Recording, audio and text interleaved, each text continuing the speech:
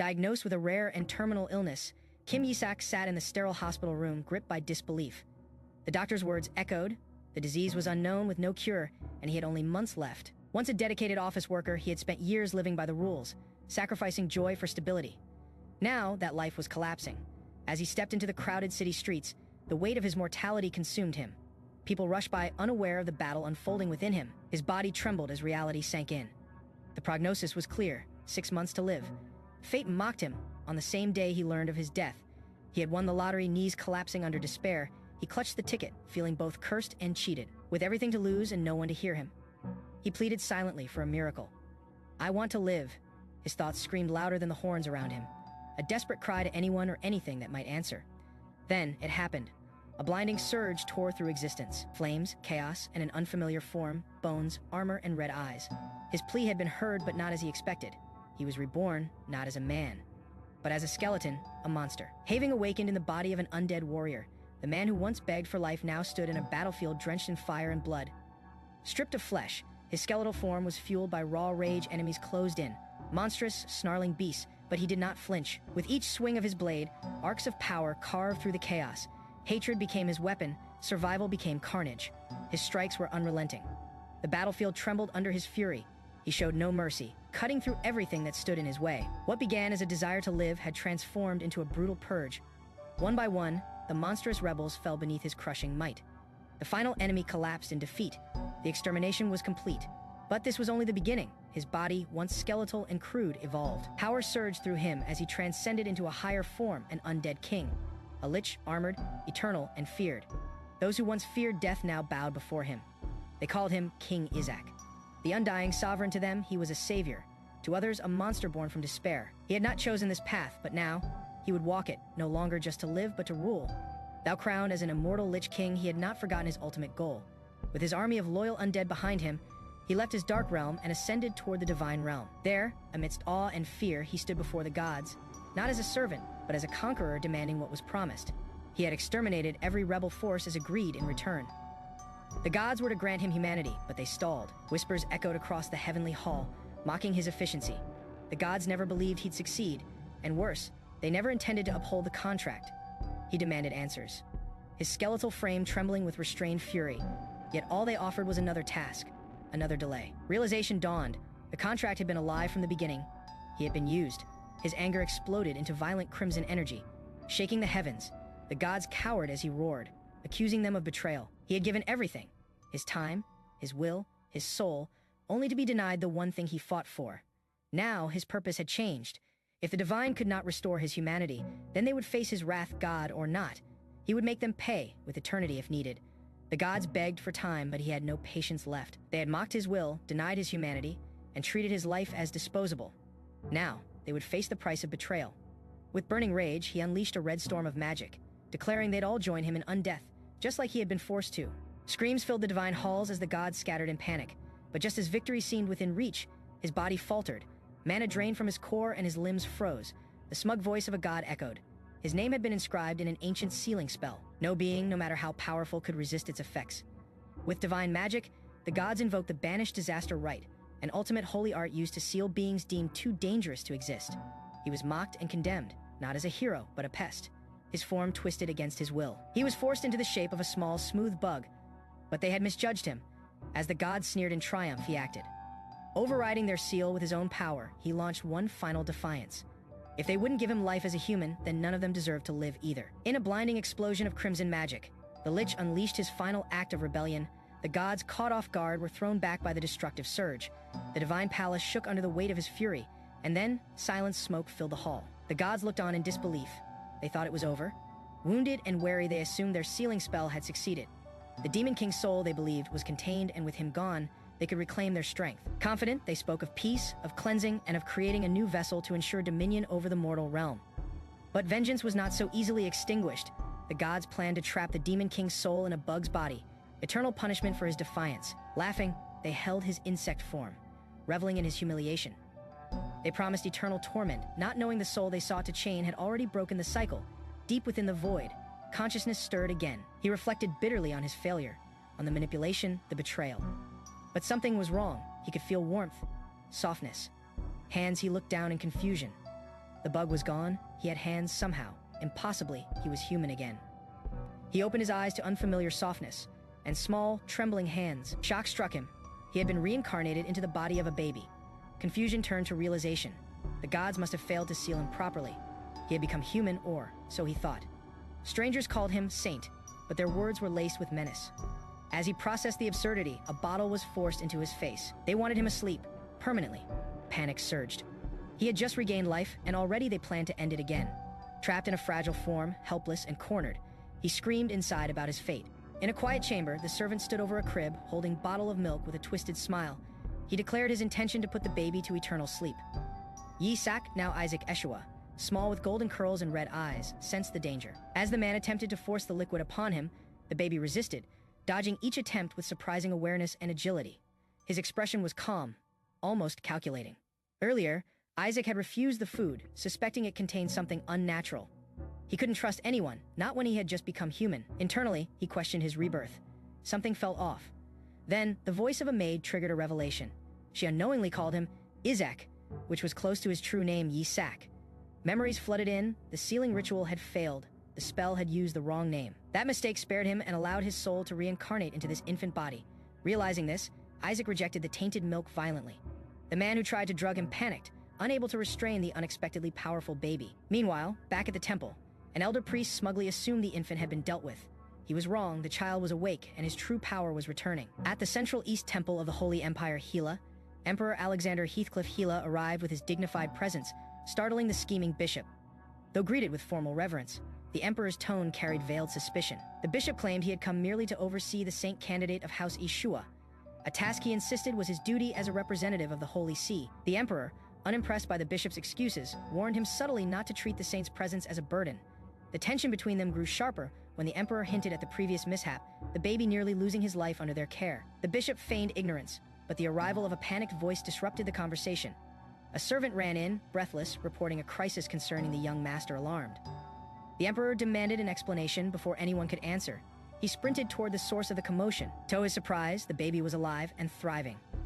Isaac cried robustly, his round belly drawing admiration. The caretakers marveled at how much he had eaten, especially the vile vegetable concoction meant to poison him. Shock spread across the bishop's face. The infant had consumed 15 bottles and still survived. The bishop's expression turned grim as he realized the truth. The liquid wasn't ordinary vegetable juice. It was holy poison, a lethal substance designed to destroy the divine energy within sacred beings. Just moments before, Isaac had sensed a strange aura. Something dark and ominous had begun seeping into his body. At first, he thought it was a trap. But as the energy flowed through him, Isaac recognized it. The poison was crafted from demonic mana, lethal to holy beings, but perfect nourishment for someone like him, the former demon king. While others would have perished, he absorbed it eagerly, feeding on the mana-infused concoction as if it were a delicacy. Each bottle only strengthened him further. Inside his crib, he demanded more with relentless cries. The caretakers, unaware of the truth, happily provided additional bottles. With every sip, Isaac's body absorbed the mana flawlessly, triggering a deeper transformation. Entering his subconscious, he began the process of forming a mana core, the very foundation for using magic. But the buildup of energy was overwhelming. As he attempted to stabilize the core, a violent surge burst forth. A chaotic explosion of mana erupted, uncontrolled and unexpected. As the mana surged wildly, Isaac stared at the core forming within him. Shock overtook him. The core wasn't one of the usual primary colors. It was glowing white, a phenomenon unheard of. But more than the color, the magnitude of energy packed into this immature core startled him. Even unfinished, the power contained inside far surpassed what anyone should possess at this stage. His expectations were shattered. The power was beyond anything he had prepared for. He began to wonder how many divine or demonic blessings had been forced into this small human frame. If nurtured properly, this body might evolve into something monstrous, far more potent than what he ever imagined. He embraced the chaos. From the depths of his soul came one absolute instinct. Survival, no matter the odds, he had to live. Within that storm of energy, his past life as the Skeleton King echoed. The unique spells and abilities he once created, they had been imprinted into this new body. The explosive awakening subsided and silence returned. The caretakers leaned in, assuming Isaac was dead. Suddenly, his hand shot up. He was not only alive, he was energized. With a smile, he demanded another bottle, a stronger one. Back in the present, the Emperor sighed in relief. Unaware of the near disaster that had unfolded, Isaac, recovering from his intense power surge, masked his thoughts with a forced, innocent smile. Internally, he feared suspicion but resolved to act clueless. However, the bishop's expression turned cold, unsettled by the child's behavior. He expected pain, vomiting, weakness, not this grinning defiance. Isaac, instead of collapsing, was smiling, laughing, even. This unnatural reaction unnerved the bishop. What kind of being could survive holy poison and still look so smug? The bishop's plan had failed, and he knew it. In the heart of the Holy Empire, a power struggle emerged over the next saint, a title granting dominion over the realm. The Holy See anticipated chaos as noble families declared their own children as saint candidates. Within this tension, leaders schemed to eliminate rivals, ensuring their bloodlines prevailed. Amid whispers and ruthless acts, one figure, Cardinal Harry Barrett, asserted that only his house had the right to produce the saint, enforcing that belief through threats and violence. Suddenly, a rumor disrupted their plans. A newborn from House Eshua, long thought dead, was alive and marked by divine signs. Panic spread among the clergy, especially those complicit in the child's expected demise. The baby's hair, shiny platinum blonde, mirrored the legendary founder of the Holy Empire. The emperor, intrigued by the resemblance, began to show interest in the infant. This development unsettled the church. The bishop, desperate to conceal the truth, requested to inspect the child. Suspicion grew as Isaac reacted with abnormal strength and awareness. Unbeknownst to all, the soul within the child was far from innocent. A former demon king now dwelled within the newborn, hidden beneath a fragile human form. The empire stood on the brink of upheaval, unaware of what had truly returned. As the investigation of the infant continued, a surge of demonic energy leaked from Isaac's body, residue from his former life as the demon king. The dark aura caught the attention of a nearby priest. Suspicious, he declared the presence of demonic energy, setting off alarm bells in the chamber. Isaac, still in his infant body, panicked internally, fearing his true identity had been exposed. The bishop, feigning innocence, suggested the child might be a false candidate carrying corrupted mana. Using this as justification, he demanded an inquisitor be summoned to verify Isaac's sanctity. Alexander, the emperor, was visibly angered by the accusation, especially given its political undertone. Hooray! Backing House Barrett revealed the Pope had already selected his own family's child as the saint, aiming to discredit Isaac. Alexander saw through the plot, realizing Harry's goal was to eliminate a rival. Harry seized Isaac in his arms and ordered the priest to retrieve an inquisitor immediately. Before the situation escalated further, Alexander intervened. He reminded the council that House Eshua, Isaac's lineage, was the empire's closest ally. As emperor, he demanded the evaluation be postponed. Hooray, forced to comply under imperial pressure, grudgingly accepted Alexander's will but hinted that the matter was far from over. Alexander learned that the Holy See intended to delay his son's investiture as crown prince until their preferred saint was recognized. Realizing this political pressure, he concluded that they were trying to control the imperial line by forcing acceptance of House Harry's saint candidate. Meanwhile, Isaac, aware of the escalating risk, internally questioned whether continuing to act as the saint candidate was worth it, given the threat of exposure. Bishop Martha proposed a public inspection of Isaac using holy exorcism rites, claiming that if the child were truly human, he would remain unharmed. Despite the risk, Isaac allowed it to proceed. During the ritual, Martha attempted a forceful purification, but the result backfired. The divine energy surged violently, injuring Martha and startling the entire assembly. Isaac, still cloaked in the body of an infant, embraced the chaos. He intensified the display of power, causing a burst of radiant light that disoriented Martha. Observers were stunned, mistaking the overwhelming force as a sign of divine blessing. Martha reeled in confusion and pain, unable to reconcile the holy energy with the suspicion of demonic influence. Even Alexander was left speechless, as the room filled with light and Isaac reveled in maintaining control over the spectacle. Isaac, still masquerading as an infant, channeled mana into a feeding bottle, strengthening it further before striking Bishop Martha once more. Maintaining a facade of innocence, he intensified his attack. The blow stunned Martha, who misinterpreted the overwhelming force as a divine sign. Confused, Martha began to sense something was wrong. As Isaac observed, he noticed a strange phenomenon. His mana use triggered traces of holy power. The coexistence of both forces puzzled him, as mana and holy energy are naturally incompatible. Realizing the anomaly likely stemmed from a white mana core, Isaac grew concerned. Meanwhile, Martha, recovering his composure, declared Isaac a heretic and demanded exorcism. Unfazed, Isaac decided to escalate the situation. With a grin, he targeted Haray's concealed arm and exposed a hidden object, a cursed relic embedded in his sleeve. The artifact was a totem, a corpse of a high-ranking demon sealed and used to absorb other demons' mana. Isaac's exposure of the totem shocked Martha, who had hidden it even from his closest allies. The revelation stirred panic. Isaac seized Martha's arm and launched him across the room with monstrous strength. As Martha crashed down, Isaac coldly declared that the bishop was merely facing the consequences of chasing the wrong enemy. Isaac unleashed a demonic wave, stunning the bishop. With a grin, he mocked their weakness, reveling in chaos. A dark surge erupted within the holy temple as a powerful shadow lich emerged from a broken seal, sending panic through the clergy. Startled priests questioned how such a creature could appear, accusing Bishop Martha of failing to guard the sacred ground. The Emperor Alexander furiously demanded answers as chaos spread. Martha blamed the incident on Isaac, who had unwittingly thrown the totem that once sealed the demon. Confused, Alexander questioned how the totem's destruction could allow such a revival. Alarms were raised. Alexander ordered all forces to protect the young lord from the unleashed demon and the seemingly complicit bishop. Soldiers moved swiftly, positioning Isaac safely, but something about the child disturbed Martha deeply. Isaac, with a hidden smirk, revealed his awareness of the situation. The Shadow Lich's rage intensified as it identified its target, not the bishop, but the saint. It roared a command to kill the saint, igniting confusion in Isaac, who believed he wasn't the target. As the paladins rushed to defend him, Isaac questioned why the creature wanted him dead, despite him saving it. He hoped the guards could protect him, but even a paladin fell quickly. The monster screamed its purpose: save the captured king. As the Shadow Lich lunged toward Isaac, the guards cried out in fear and fled. One knight clutched Isaac tightly, trying to shield him amid the chaos. Isaac realized he might need to step in directly. Carefully, he prepared to use magic in secret. His red eyes glowed with power as he channeled energy discreetly.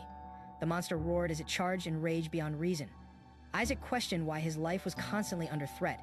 Even from beings he had revived, he responded with overwhelming magical force, declaring his disdain for the foolishness of demonkind. A surge of power erupted from his body, dark, ancient, and overwhelming, causing the Shadow Lich to panic. Golden light followed, radiating from Isaac's small form. The room was filled with divine energy that blasted the creature back. Emperor Alexander and the others stared in disbelief as Isaac's power subdued the monster. Screaming, it retreated into the shadows. The clergy praised Isaac, believing he had used holy power to expel the demon. Isaac, confused by the energy, realized he had run out of mana. Observing his glowing hands, he discovered his new body was converting mana into holy power. This revelation troubled him. He now lacked a way to store mana at all. Bishop Martha, furious and humiliated, accused Isaac of heresy, claiming the child used demonic powers to infiltrate the Holy Empire. Desperate to regain favor, he begged Emperor Alexander for permission to perform an exorcism to expose Isaac's true nature. But Alexander, already angered by the bishop's failure, interrupted coldly. He rebuked Martha for daring to slander a recognized saint candidate, and blamed him for letting a greater demon loose. Alexander's threat was clear: he would not overlook this matter, even if Martha belonged to the Holy See. Realizing the emperor's growing suspicion, Martha panicked. If Alexander dug deeper, the truth about the infiltrator might be exposed, putting the Holy See and Martha's family at risk. Resolved to act, Martha summoned a summoned beast with holy flames, deciding that killing the saint candidate was his only way out. The golden beast charged toward Isaac. Isaac remained calm, unimpressed by the attack. However, he suddenly realized he had no mana left to defend himself. Just as the beast reached him, a wave of powerful blue energy struck it midair. A silver-haired warrior appeared, radiating authority with a chilling voice. He declared protection over Isaac, challenging anyone who dared harm a direct heir of House Eshua. As blue energy surged through the hall, everyone froze at the sight of the man leading the Eshua Knights, R'lyeh Eshua, the seventh son of House Eshua. The crowd whispered in awe at the arrival of the famed Blue Faith. With a firm voice, R'lyeh commanded the execution of Bishop Martha. Shocking everyone, Isaac, still in the arms of a knight, connected the name Eshua to something faint in his memory. R'lyeh formally greeted Isaac as the young master of House Eshua, confirming Isaac's connection to the powerful family. The knights knelt in respect. R'lyeh apologized for arriving late and offered a gift, a figurine of the Skeleton King being beheaded. Confused and awkward, Isaac was then shown more gifts of the Skeleton King being burned or crushed. While the knights cooed at how cute he looked, Isaac silently panicked. Internally, the former Skeleton King, now trapped in a baby's body, wondered how he could possibly survive in a family that celebrated his past self's destruction. In the grand hall of a noble household, baby Isaac sat expressionless as servants cooed over him, misreading his blank face as joy. Though physically a child, Isaac's mind harbored the memories of a fearsome being, the once mighty Skeleton King. He internally lamented his bizarre situation and questioned how he could survive amidst such a strange family.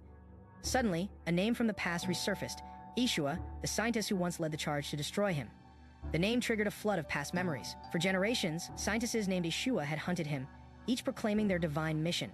It dawned on Isaac with horror that he had not only reincarnated as a saint candidate, but into the very bloodline of the scientist herself. In another part of the estate, Bishop Martha erupted with fury upon encountering Isaac. Accusing the household of heresy, he declared the child a dangerous creature and threatened to expose his identity. His outburst escalated until R'lyeh swiftly slashed his neck in defense of Isaac. As the tension settled, the household returned to their usual chaos. Despite their madness, Isaac realized the Eshua bloodline possessed formidable strength he now unwillingly shared. Survival, it seemed, required adaptation. After witnessing Isaac's involvement in silencing Bishop Martha, the knights jokingly recalled how terrifying the Blue Eshua warriors once were. Their laughter masked the realization that Isaac in his infant form had just earned unexpected respect. One knight silently acknowledged a debt to the boy. Then, Emperor Alexander appeared, declaring his intent for the imperial palace to raise Isaac. Shocking everyone present, Sir Relai hesitated, interpreting the statement as a jest, but the emperor remained firm. The Holy Empire would inevitably target the child, both openly and in secret. While Eshua's power was unquestioned, the emperor doubted that the current generation of Eshua could shield Isaac alone. He warned that even the Pope would likely oppose Isaac due to his hair color, a mark of the imperial bloodline. Suspicion deepened as Alexander speculated that the Skeleton King was pursuing Isaac, unaware that Isaac himself harbored that very soul. Relai, however, remained committed to protecting the child. He emphasized that only someone of the Eshua bloodline could raise another of their own, even if dangers like the Pope or the Skeleton King arose. Then came a chilling realization for Isaac. He wasn't just a saint candidate, he was descended from Melissa, the most fearsome scientist he ever fought. Despair loomed, the battlefield once echoed with screams as the Skeleton King unleashed unrelenting power. He never killed saintesses, not because of mercy, but because doing so returned their divine power to the gods only for a stronger replacement to appear. The cycle was endless. Among them, the scientist Melissa had come dangerously close to defeating him. Now, reincarnated as Isaac, he was tormented by the irony that Melissa was his ancestor. Rayleigh reaffirmed that the scientist existed solely to destroy the Skeleton King. Eshua, the sacred lineage that birthed her, was a proud house of divine will. While others exaggerated the Skeleton King's cruelty, Isaac internally denied killing any scientesses, though history recorded otherwise. Despite the fear surrounding Isaac's past, Riley and Alexander saw him not as a curse, but a blessing. They only asked him for one thing: to not grow into the very monster he once was. Those words pierced Isaac deeply, reminding him of the parents he never knew, and the path he couldn't escape. Emperor Alexander later revealed a hidden truth. It had been 150 years since the Skeleton King's sealing. The last scientist vanished after giving birth to Isaac. The revelation shattered him. His mother was the scientist. Despite all the chaos, Sir Relay stood firm. Eshua, led by the still-living matriarch, could protect Isaac. But for Isaac, the surprises had peaked. His mother was the saintess, and now his grandmother, the matriarch, was alive and expecting his return. Worse, the matriarch was Dame Melissa, the very scientist who nearly defeated him as the Skeleton King. Her survival terrified him. If she discovered his true identity, she'd smite him instantly. Desperate, Isaac made a bold move. He clung to Emperor Alexander, begging with exaggerated baby gestures to be taken to the imperial palace. The emperor found the act endearing, mistaking it for affection. Relai, skeptical, dismissed it as childish clinginess. Yet the tension rose. Both sides pulled at Isaac, debating whether Eshua or the palace was more suited to raise him. The child was, after all, the first male saint, uncharted territory for both factions. Isaac quietly weighed his odds. He noticed a divine light surrounding the emperor, linked to the holy relic Grutalia. That aura could be the key to shielding himself from divine detection. Seizing the moment, he agreed to go to the palace, only to suddenly radiate holy energy. Somewhere else in the dark, rumors stirred. A demon had received divine power. Bishop Martha panicked, mistaking holy power for mana, but his denial was silenced by a deadly sword, his words labeled as blasphemy. In the shadows, a hooded faction debated eliminating the child who radiated divine light.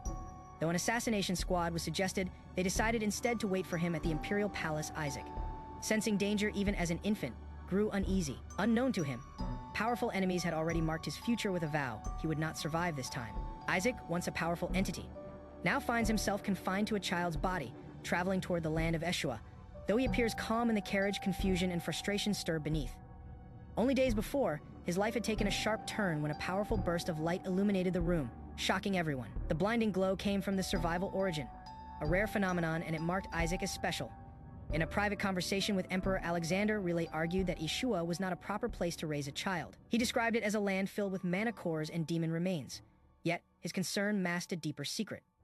The real reason for the relocation was the hidden possession of the Skeleton King's body, Isaac's former self, stored deep within Eshua. That revelation enraged Isaac, who had long sought that body to reclaim his lost power. Despite his anger, Isaac acted innocently in front of Riley, pretending to agree, even asking to go to Eshua in a playful manner. But internally, his motives were clear. This journey was not one of peace. It was a necessary step in regaining his strength. Returning to his original body meant reclaiming his place among the gods' enemies. During the journey to Eshua, Relai questioned why the Holy See continued to pursue Isaac. The answer came from a prophecy. The saint would be adopted as the son of a god and become the next pope. This revelation explained House Barrett's obsession with producing the saint, a direct path to supreme divine authority. Isaac, still unaware of the prophecy until now, was stunned. He realized his new identity placed him in the center of both divine politics and deadly power struggles. The Pope, wielder of rank 10 holy spells and rival in power to the Emperor himself, had always emerged from House Barrett. But Isaac's emergence disrupted centuries of that dominance, igniting resentment and desperate actions from rival noble houses. As they neared the duchy, Relai and his escort were blocked by unexpected guards. Refusing to allow entry, the gatekeepers triggered suspicion. Moments later, a sudden demonic ambush confirmed the betrayal. Demons appeared, aiming to kill Isaac. Amid the chaos, Isaac was shocked to hear the attackers declare allegiance to the skeleton king Isaac, his former self. The demons announced that all saints must be eliminated. Isaac was left speechless, watching his past come back to destroy his present. As demonic forces launched their attack, the defenders of Eshua struck back with overwhelming power. Bursts of blue lightning surged through the air as divine spells tore through the enemy ranks. The demons reeled in pain, cursing their opponents. But Relai, commander of Eshua's exorcists, remained unfazed. Declaring their fate sealed, he promised no mercy for those who dared provoke his domain. He rallied his soldiers, proclaiming that Eshua would destroy all evil with blades imbued in holy energy. The knights prepared to chase darkness to the very gates of hell. Relai, fierce and composed, cursed the skeleton king's selfish ambition, accusing him of sacrificing his own subordinates in the name of immortality. Enraged, the demons countered with furious loyalty, defending their fallen master's name. They revealed their true mission to ensure the revival of Lord Isaac. The battle intensified. Amid the chaos, one of Relay's knights urgently evacuated Isaac, shielding him from danger. But Isaac sensed something strange. Someone was impersonating him. As the knight placed him under a protective barrier, Isaac watched with suspicion. Left alone for a moment, Isaac realized this wasn't just about war. It was now a personal puzzle. Someone was moving under his name, and it wasn't him. Trapped inside a powerful protection barrier, Isaac realized that even demons couldn't break through. But the barrier also prevented him from escaping. With no other option, he activated the survival origin, summoning an ancient ally, the shadowy being known as Whisper. Whisper emerged, overjoyed to see his master again, despite Isaac's current form as a child. Their reunion was brief. The situation demanded action. Whisper quickly assessed the area, activating enemy detection. In his current weakened state, he scanned a 100-meter radius and identified 88 enemies, all demons, shocked. Isaac questioned their motives, realizing the scale of attack bordered on open war. Whisper, despite his cheerfully evil nature, provided clear intel. The enemy was targeting Isaac, driven by orders from the Skeleton King's loyalists. Isaac, frustrated and pressed for time, considered using all the mana he had stored in this new body to fight back, before he could act. The enemy count began dropping rapidly. Confused, Isaac asked why. The answer became clear. Rylai and the Knights of Eshua were already purging the battlefield. The demons, still unaware of Isaac's transformation, mistook the new arrival as an ally. Reinforcements joined, believing the real saint was still in their sights. With the battlefield cleared of enemies, Whisper suddenly detected a powerful presence, a Shadow Lich. As it emerged, shrouded in dark flames, it declared vengeance against anyone who dared touch its master. Isaac, still trapped inside the barrier, was startled by the overwhelming killing intent.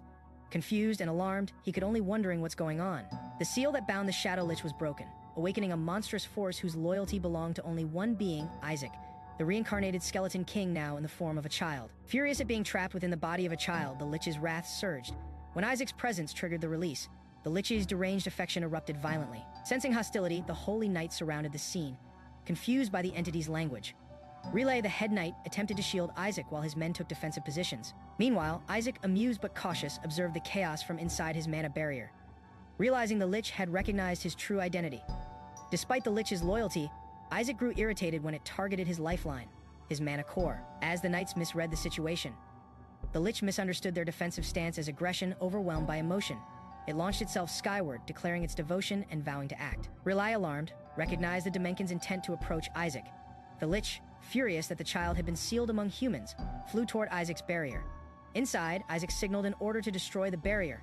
Obeying immediately, the Lich slammed down with full force. The knights could only shout in panic as the shield shattered, and Isaac grinned in satisfaction.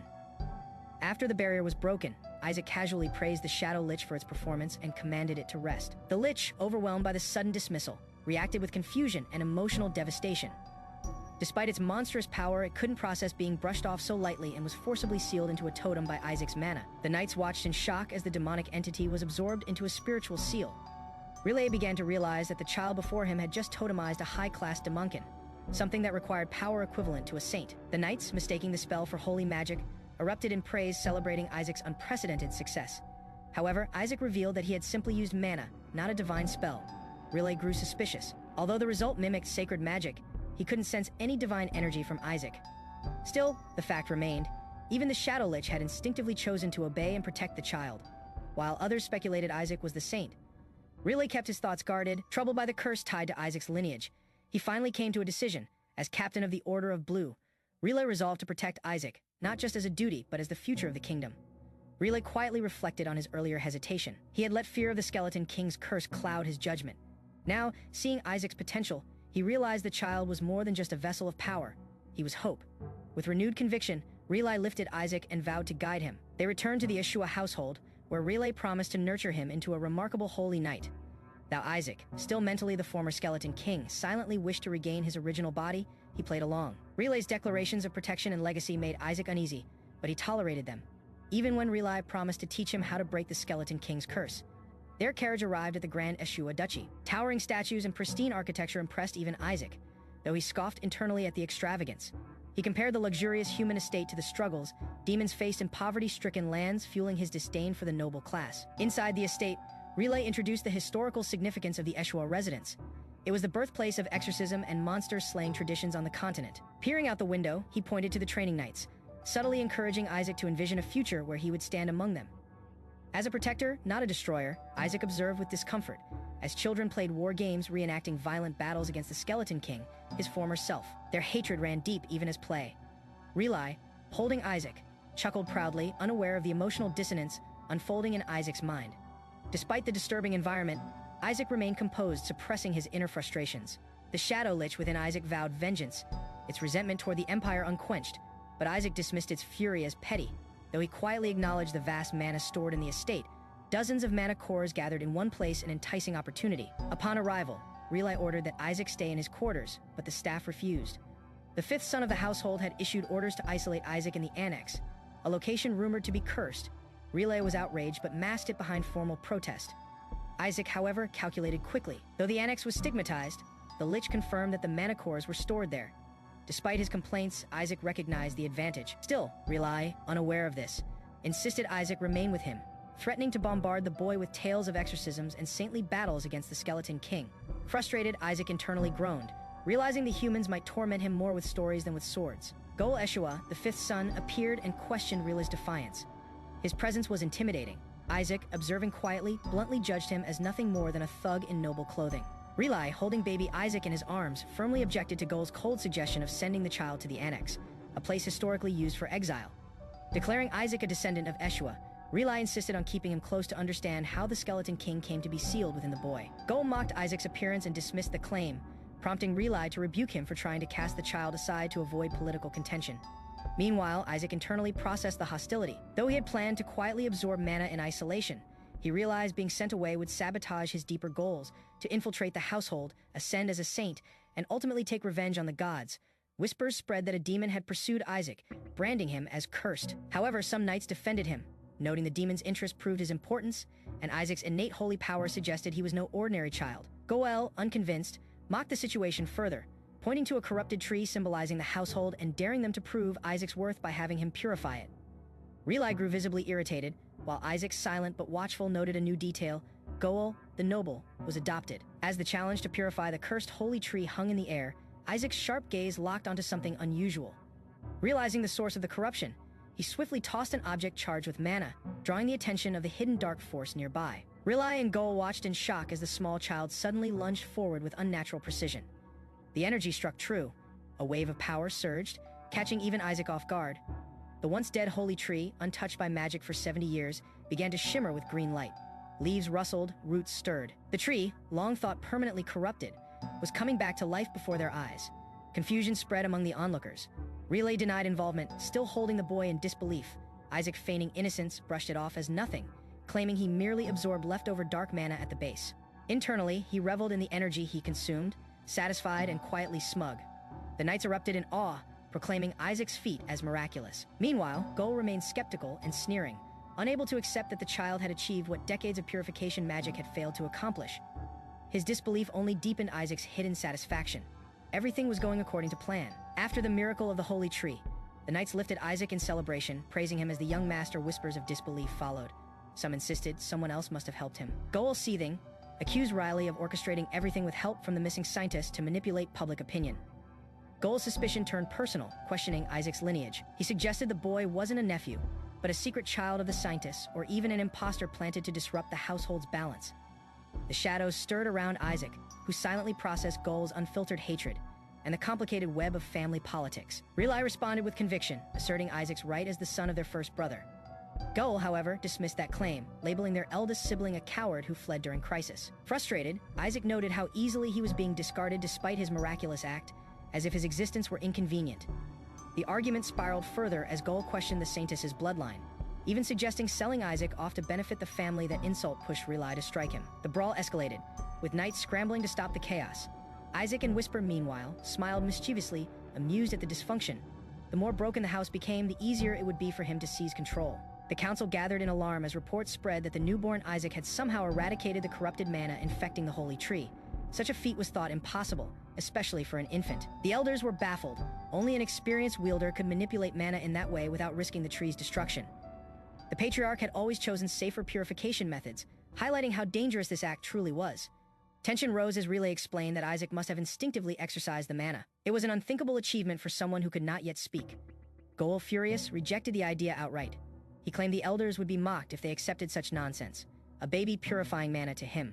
The notion was absurd. Suspicion turned into accusation. Gull questioned Isaac's lineage, doubting the child was even of noble blood.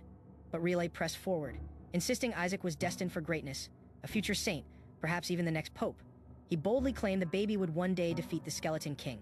This provoked outrage. The Skeleton King's name was Sacred Terror, challenged as shadowy figure demanded proof of Relay's claim.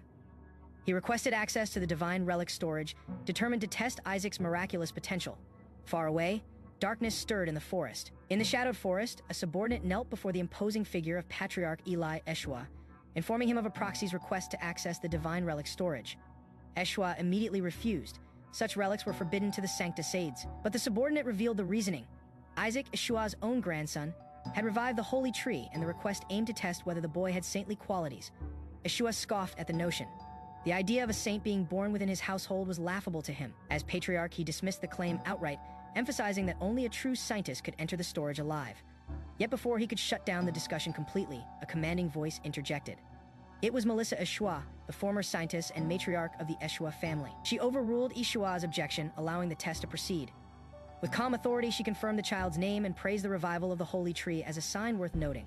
Melissa proposed a bold challenge: open the storage to all candidates. Whichever child could draw out its greatest treasure would be rewarded beyond imagination, even with the family's heirloom and secret techniques. She declared it clearly the child would be given everything. The divine relic storage, sealed long ago, housed forgotten relics and ancient techniques dating back millennia. Only children under 10, specifically scientist candidates, were allowed to enter. However, the trials were deadly. Multiple deaths had led to the facility's closure. Now reopened, it stood as a brutal test once again. Within the estate, Isaac, still in his crib, listened as a mysterious dark entity commented on the upcoming trial.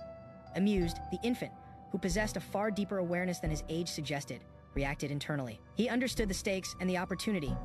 The rumors that the Skeleton King's body might be hidden inside the storage gave him a personal incentive. Isaac prepared alongside Relay. All noble households would send children, even the Pope's faction. But Isaac saw this gathering not as competition, but as perfect cover. With more children involved, he could move unnoticed and focus on his true goal, regaining his original body. Despite the encouragement from his caretakers, the reality was grim.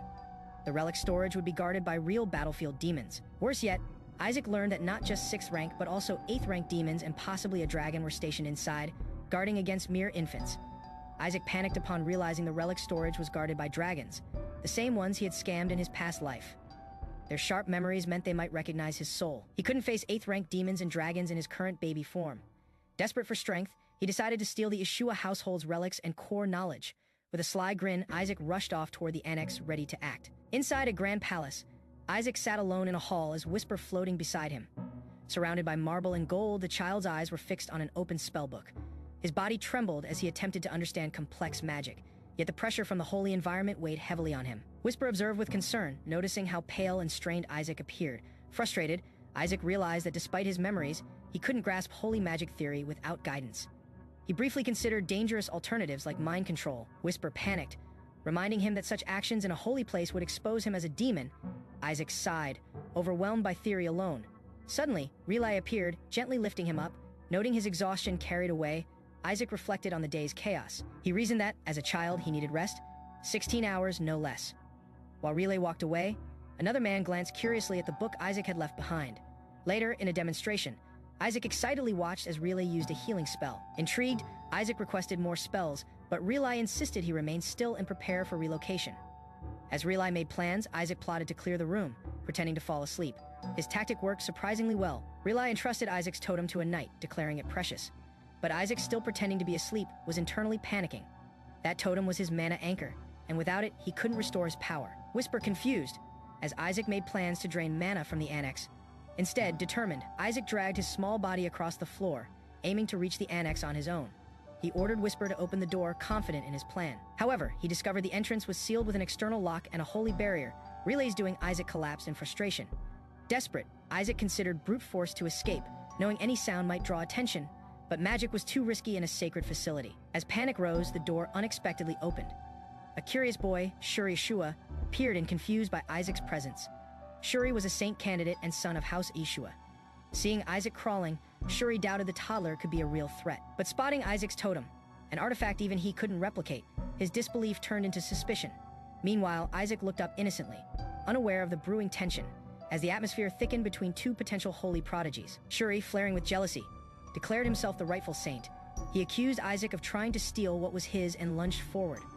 Isaac, calm despite the threat, prepared a hidden plan involving a large toy hammer. As Shuri stepped closer, Isaac smacked him squarely on the head, stunning the older boy. Using the opportunity, Isaac gleefully claimed Eshua as his transportation. Whisper watched as Isaac commandeered the situation. Shuri, bruised and confused, shouted his noble lineage. Isaac dismissed it with a sharp retort, mocking his resemblance to his unruly uncle. Then furious, he accused Shuri of preparing a holy attack earlier and resumed whacking him in rapid succession. Whisper cheered from the side, praising Isaac's precision. Isaac, still riding the momentum, demanded that Shuri serve as his escape ride. Shuri, frustrated, retaliated with a high-level defensive spell, attempting to demonstrate his superior magic. The boy proudly cast third-rank holy attack magic, Radiant Holiness. Aiming it toward Isaac, Isaac simply watched, impressed by the magical output. But instead of dodging, he remained still, absorbing the attack's power. Calmly, Isaac remarked on the meal-like quality of the spell, leaving Shuri speechless as his opponent had used his magic against him without lifting a finger. Shuri was stunned as Isaac activated a massive barrier spell far larger than anything he had seen. Isaac grinned, clearly having learned and replicated Shuri's technique just by observation. While Shuri scrambled to react, Isaac launched a series of glowing orbs mirroring the holy spell he had just absorbed. In shock, Eshua screamed, barely avoiding the attack. Whisper, watching from the sidelines, asked Isaac whether it was wise to go this far against a noble family member. Isaac, unfazed, clarified that the spell hadn't even touched Shuri. Despite this, Eshua panicked on the floor, humiliated and angry. Trying to save face, Shuri shouted insults, claiming that no matter how strong Isaac seemed, he was still just a baby. But before he could rally his confidence, Whisper took on a monstrous, wrathful form. His shadowy body expanded, eyes glowing menacingly, and he loomed over Shuri like a god of death. Whisper's voice boomed, accusing Eshua of trying to harm his master. Shuri froze in terror, tears forming in his eyes. As the oppressive aura thickened, Isaac casually interrupted the moment, not to scold Whisper, but to command him. With a devilish grin, Isaac pointed at Shuri and said, "Carry me, you asshole." Shuri Eshua, a boy born into the infamous Eshua household, held a grand ambition to one day become a saint and rise as pope. Under the moonlit sky, he wandered, consumed by his dream to escape his cursed lineage and gain divine recognition. However, that quiet night took a sudden turn. Shuri wasn't alone. He brought Isaac on his back, dragging him away by force. Despite his status and pride, Shuri was helpless against the determined infant. His protests were ignored as Isaac babbled excitedly and steered him toward the estate's annex building. Shuri's annoyance turned to fear when Isaac's aura twisted into something dark and monstrous. The child emanated an overwhelming presence, one not human. Black energy surged, paralyzing Shuri. The toddler, seemingly possessed or hiding a terrifying identity, threatened him in an ancient tone. Panic took hold. Shuri realized this was no ordinary child. He abandoned all pride and focused on survival. As Isaac rode him like a mount through the gardens, shouting directions, Shuri staggered forward. Eventually, they reached their eerie destination, the Eshua family's second annex. Its haunted reputation was infamous. Seeing it under the moonlight, Shuri froze in dread. Isaac cheered. Shuri nearly cried. Shuri stood trembling before the second annex, cursed and long abandoned. Isaac, however, remained unfazed, even amused. Shuri panicked, knowing several people had died there. Entry was strictly forbidden by the patriarch himself. Yet Isaac seemed drawn to the place, his eyes gleaming unnaturally as Whisper noted the thick concentration of mana surrounding the building. Despite Shuri's desperate protests, Isaac forced him inside. Whisper's dark presence taunted him, overpowering his will. As they crossed the threshold, Shuri nearly collapsed under the oppressive aura. The annex was in ruins, its halls twisted with magical seals and barriers. Isaac observed it all with calm interest, carried comfortably on Shuri's back. As Shuri tried to retreat, he noticed portraits along the wall, images of former patriarchs. His curiosity sparked, but before he could process it, the air changed. An icy wind swirled. Isaac muttered something cryptic about succession, mocking Shuri's ambitions. Then, without warning, the air exploded with a flash of light. Shuri's smug remark about becoming the next patriarch was cut short as a magical force hurled him backward. Glass shattered, pain and shock overtook him as he realized something inside the annex had awakened. The magical barrier around the portrait wall shattered violently, sending Shuri tumbling across the room. Screaming about disturbing the ancestors, he panicked as spiritual energy surged in all directions. Meanwhile, Isaac, completely unfazed, casually noted the success the seal had broken.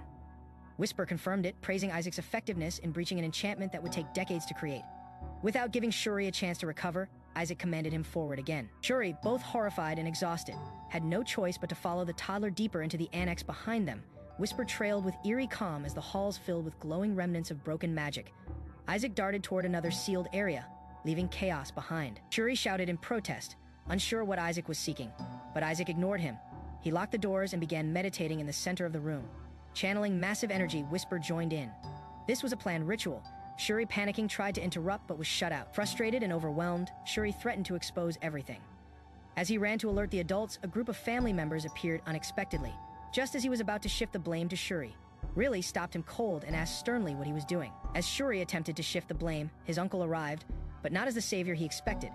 Instead, the man exploded with anger, scolding Shuri for violating a direct family order by entering the forbidden annex. Worse, he accused Shuri of recklessly dragging Isaac, a fragile toddler, into danger. Confused and cornered, Shuri stammered, realizing how bad it looked. The adults ignored his protests. They assumed Shuri was the instigator, especially after finding holy magic traces in Isaac's room. Whispers of his supposed cruelty spread quickly, though he tried to defend himself. Saying Isaac had gone involuntarily, his words fell on deaf ears. They rushed to the sealed room. When they finally forced the door open, they found Isaac curled up on the floor, crying. The adults comforted him, believing he'd been traumatized by Shuri's recklessness. One of them sternly told Shuri he should be ashamed, but as Isaac was embraced, his expression shifted. With a mischievous glint in his eye, he subtly thanked Shuri, not for saving him, but for being his meal. Whisper's influence lingered. Shuri, trembling in realization, was the only one who saw the truth, and no one believed him. Isaac quietly absorbed immense mana, far beyond expectation. Now empowered, he grinned. Ready to execute a hidden plan, Isaac, a peculiar infant with immense power, spent his time immersed in magical texts when two attendants arrived to introduce a new assistant. The assistant, a silly Larsh, a holy knight of the Eshua household, was assigned to aid Isaac, much to his confusion. Her sudden appearance stirred suspicion in Isaac, especially as memories of a previous incident surfaced. He questioned whether her presence was punishment disguised as assistance. Without hesitation, Asili knelt and pledged lifelong service. Isaac, unimpressed and irritated, dismissed her instantly with a loud, commanding cry. Asili, however, was undeterred and oddly fascinated by the infant's stern demeanor. She requested permission to pinch his cheek, overwhelmed by his cuteness. Isaac, already exasperated, silently questioned the sanity of everyone around him. Then Relay, the silver-haired lord, stepped forward with a gift from Isaac's uncle. It was a mysterious ring presented in a modest box. Isaac and his dark aura spirit mocked the item's plainness, assuming it was cheap. However, Asili recognized it immediately. The scientist's heirloom relay confirmed its authenticity, saying it was retrieved from the council specifically for Isaac. Isaac's eyes widened. The ring was indeed real, shifting his perception of the household, at least for a moment.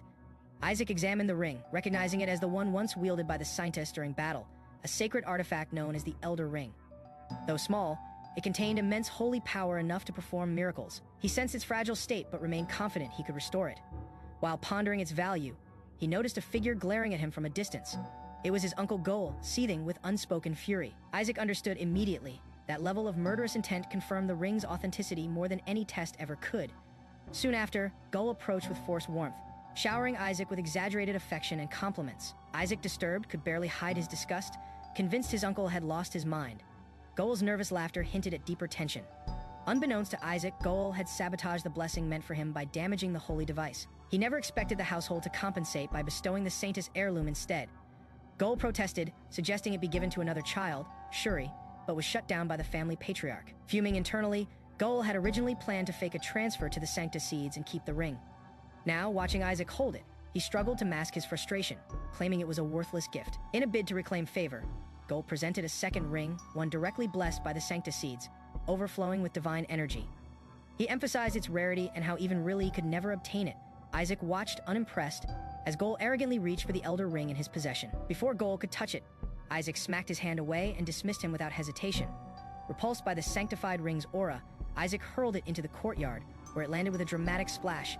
Gol, panicking, chased after it, falling into the water. Riley, meanwhile, ordered his attendants to recover the ring, realizing that Isaac had rejected something immensely valuable. The Elder Ring, flawed yet chosen, had triumphed. Isaac, amused, grinned confidently. Though Whisper, his ominous spirit companion, warned about the ring's danger, Isaac assured him he had hidden it using weight magic. No one would retrieve it, at least not until dawn. Whisper praised Isaac's refusal to accept holy filth, only to be surprised when Isaac revealed a plan to sell the ring later for profit. Elsewhere, Gol fumed in his chambers. Furious and humiliated, he underestimated Isaac's power and intelligence, convinced the infant couldn't use the ring anyway. His resentment deepened. The following day, the Eshua estate was filled with an overwhelming crowd. Over 100 saint candidates, along with nobles and emissaries from various regions, had arrived. Watching from the window, Riley expressed quiet astonishment at the turnout. The scale of participation was unlike anything seen before. Asili held Isaac while Whisper hovered nearby. She explained that even nations beyond the Empire had sent candidates. Isaac found it absurd, questioning if the gods had simply tossed blessings around at random. Whisper agreed, hinting that divine carelessness was nothing new. Riley, deep in thought, suspected this gathering was a trap, but the guests were too focused on prestige to question it. Suddenly, Count Simon Age, Riley's old friend and head of a powerful merchant union, made a dramatic entrance, laughing and greeting everyone. His loud, mocking tone drew attention as he joked about the Eshua boys' participation. He hinted that a major gamble had been placed by the Eshua matriarch, enough to attract the attention of even the Pope's family. Isaac raised an eyebrow in surprise, but others dismissed the idea as nonsense. The Pope's kin wouldn't visit such a humble estate. Yet, before the debate could continue, a commanding figure entered. Silence fell. The unexpected had arrived. Gasps rippled through the hall as Bishop Harry Barrett made an unannounced appearance. His presence shocked even Riley and Simon. Known for his cold cruelty, Harry mocked the Eshua household for hosting the event, insinuating that only a miraculous display from the infant could salvage their dignity. Harry's true interest was in seeing Eshua's child, a mere infant claiming to be a saint candidate. Yet he expressed disappointment when Isaac didn't immediately appear, thinly veiling his contempt behind a mocking prayer for their success. Privately, Riley's mind raced. The sudden spike in saint candidates from 25 to 148 raised suspicion. It felt orchestrated by the Sanctiseeds to create chaos. With everyone pushing their child forward, the competition would turn vicious. Some might even attempt to eliminate rivals under the guise of testing. If Isaac were thrown into that turmoil, he could become a target. Holding back his growing anxiety, Riley glanced at the child in Asili's arms in this storm of politics and ambition. Isaac, despite his powers, would be in danger. The boy named Isaac was born into the prestigious house of Eshua, a lineage known for its beauty and noble bloodline. Despite their striking appearance and status, Eshua-born boys were considered useless by many. Yet, to those chasing superior genetics or political gain, especially those wishing to undermine the scientist's house, they were nothing short of desirable targets. Isaac, a young child, became the focus of such schemes. His background made him a tempting prey in the eyes of rivals. Determined to disgrace him, conspirators plotted to humiliate him publicly. They poisoned his drinks and encouraged others to mock him, hoping to make him collapse in front of everyone. Their aim was to prove that the Eshua child could never rise to the status of a saint. However, their plan backfired. Isaac drank the tainted water without hesitation, showing no sign of weakness. Instead of faltering, he laughed and demanded more. His reaction confused and frightened the other children. They began questioning if they had used the wrong poison.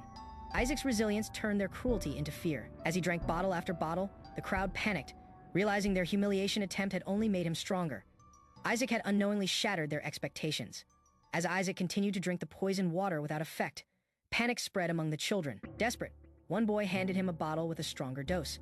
Holy poison, expecting it to end the spectacle. But Isaac remained unscathed, demanding more. The others watched in disbelief, terrified of his resilience. Some began to wonder if Isaac was intentionally seeking the poisoned bottles. Whispers spread that perhaps he possessed a highly trained holy power, strong enough to resist even divine toxins. To some, it looked like he was sacrificing himself for others, ensuring no one else would be harmed by the tainted drinks. The tension shifted when Kaina Barrett appeared. His presence shocked Shuri, a prominent figure. Kaina was the direct grandson of the papal house and considered the eternal favorite to become the next saint. His unexpected presence unsettled the crowd, including Shuri, who realized this wasn't an ordinary trial anymore. Kaina assessed the scene with calculating eyes. Though he held the upper hand politically, doubts surfaced. He questioned whether someone from the Barrett bloodline could even possess Isaac's rare pure hair color. It suggested divine lineage, one that didn't align with the Barrett family's history. Something didn't add up, and Kaina was keenly aware of it. Kaina Barrett asserted his authority, declaring the scientist's treasury as rightful property of the papal house. He boldly claimed his role as heir and dismissed any objection, citing his lineage and holy rank. His radiant power overwhelmed the room, a level of energy surpassing even senior bishops. Despite this, Kaina looked down on Isaac. He assumed the child's poison immunity was luck or divine protection, not skill. Speaking with condescension, he offered to heal Isaac, clearly using the moment to show off his superior abilities in front of others. But Isaac saw through him, realizing he was being used. He waited for the right moment, then suddenly struck. With a splash, he disrupted Kaina's power in an instant. The golden holy aura vanished. Shock rippled through the spectators. Kaina's power hadn't just flickered, it disappeared. Doubts filled Kaina's mind. Was Isaac, this supposedly useless Eshua child, stronger than him? As Isaac sat casually, the room went silent. Even Kaina, previously smug and confident, now stared in disbelief. Isaac's unexpected display shattered assumptions. In Kaina's eyes, the Eshua boy was no longer a joke. He was a real threat. The balance of power had shifted, and the papal heir was the first to realize it. Kaina, humiliated by Isaac's earlier defiance, tried to reassert control. But when he moved closer, Isaac retaliated with a flying bottle, stopped only by Shuri's intervention. Shuri shielded Isaac, earning ridicule from others who questioned his boldness in standing against the papal heir. Kaina masked his frustration, calling Isaac's actions childish and wishing the Eshua kids luck. With mocking arrogance, he declared that the greatest treasure in the scientist's treasury belonged to him anyway. But Isaac was far from finished. The tension spiked when someone mentioned the body of the Skeleton King. Suddenly, Isaac lashed out, furious and confused. Shuri, caught off guard, confessed that their matriarch claimed the person who retrieved the Skeleton King's body would receive a special technique. Isaac was stunned, realizing he was being used as a vessel for someone else's gain. He panicked. The imagery of the Skeleton King's corpse wrapped in red ribbons overwhelmed him. Angrily, he demanded to know what twisted games were being played with his body. Isaac, reborn in the body of a small child, sat silently among a group of noble children in front of a grand gate. Though outwardly quiet, his mind wandered to his former self, the Skeleton King, a powerful being who had cultivated mana for centuries. The memory of that strength burned vividly as he assessed his current weak form. Now surrounded by other children eager for glory, Isaac considered how to reclaim his power. As the group awaited instructions, he calculated how to escape their notice. Although the situation was far from ideal, he concluded that knocking out anyone in his way might be the fastest solution. When the elder gathered the children for a ceremonial tour, Isaac grew impatient. As the old man launched into a long-winded history lesson about saintesses and holy places, Isaac slipped away, uninterested in lectures. Crawling off unnoticed, he prepared to act. Shuri tried to stop him, but Isaac dashed forward with a new divine technique he had secretly mastered. The elder cried out in panic as Isaac entered a restricted zone, triggering alarms and magical defenses. Chaos erupted as traps activated, guards moved in, and others chased after the defiant boy who'd broken sacred protocol. At the Eshua family mansion, the grand ballroom buzzed with tension. Noble guests and officials watched intently as a magical viewing portal connected them to the ongoing trial inside the holy treasury. Relai, the head of the household, sat composed beside his maid Asili, both silently observing the progress. A summoner provided live updates through a projection linked to his creature. The first chamber had already been breached, and several candidates had entered. Among them, Aemon Regis held third place, drawing cheers from his father shortly after. Shuri Eshua reached second place to the proud, albeit surprised, shouts of his own parent. Then came the shock. The child Isaac Eshua had overtaken all others and was leading the charge. Relay's expression shifted, surprised at the announcement. Meanwhile, inside the treasury, Isaac sped forward recklessly, ignoring warnings. An elder cried out in vain, trying to stop him before he could trigger more traps. But it was too late. Explosions of magical energy filled the halls. Children screamed, sprinted, and panicked. Isaac's intrusion had activated numerous defenses, plunging the chamber into chaos. Other participants scrambled to escape the chain reactions now spreading through the corridors, blaming him for making the already dangerous trial far worse. Isaac barreled ahead, ignoring everyone's cries as he mistakenly entered the side path to the second chamber. This act triggered the second layer of traps in the treasury. Whisper, the shadowy entity bound to him, praised Isaac's recklessness. Having leveled up from the chaos, Isaac, realizing the mistake, immediately ordered Whisper to retrieve Shuri. Whisper obeyed, snatching the startled boy mid-run as Shuri flew through the air. Other children spotted him and questioned how he was flying, mistaking it for Eshua family magic. Shuri, completely helpless, yelled that he was being dragged against his will. Whisper crashed him down beside Isaac, frustrated and bruised. Shuri scolded Isaac for his lunacy. He explained that although they had passed the first chamber, the second was far deadlier. It was built to instill fear and teach scientists restraint. Isaac, unimpressed, simply brushed off the warning. When asked what to do, Shuri explained, never attack the enemies inside. Survive by avoiding confrontation until they vanish in 3 minutes. Any violence would trigger death traps. Isaac questioned the logic but acknowledged the rule reluctantly. Though he mocked the idea as cliché, the reality that others had died there gave him just enough pause to take it seriously. Isaac entered the second chamber with confidence, thinking 3 minutes of patience would be easy. The room, however, was far from ordinary. It welcomed him with an eerie calm bathed in golden light and whispers of warnings. Urging him to remain tranquil alone, he sat still, waiting, as instructed. Meanwhile, a group of latecomers arrived. Among them was Kaina, a sharp and calculating boy. His companions worried about their standing, but Kaina dismissed it. He preferred to let others suffer the dangers first. He reminded them that a high-ranked demon guarded the gate and assumed the ones who went ahead had likely failed. However, to their surprise, a radiant light burst through the gate. The trial had already begun back inside. Isaac focused hard on not reacting. The voices around him echoed the mantra, "Patience leads to the light." As a serene figure emerged before him, Isaac remained frozen until the figure made a sudden move. Instinctively, he retaliated with a strike, breaking the very rule he was told never to violate.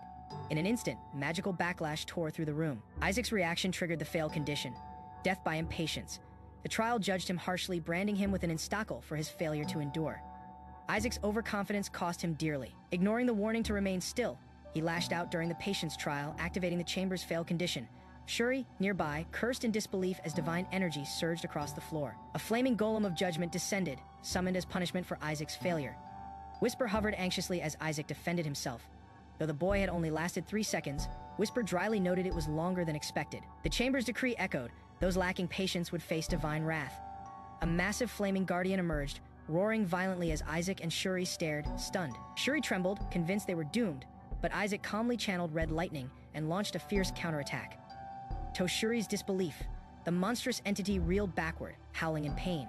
Isaac had not only survived but wounded it. The earth quaked from the blow, and as dust settled, Shuri looked at Isaac with wide, trembling eyes. He panically inside. Isaac stood before a towering golem, its body made of stone and powered by dark magic. Despite its intimidating presence, he recognized it instantly. It was not a creation of the current empire, but of his own subordinate from a previous life as the Skeleton King.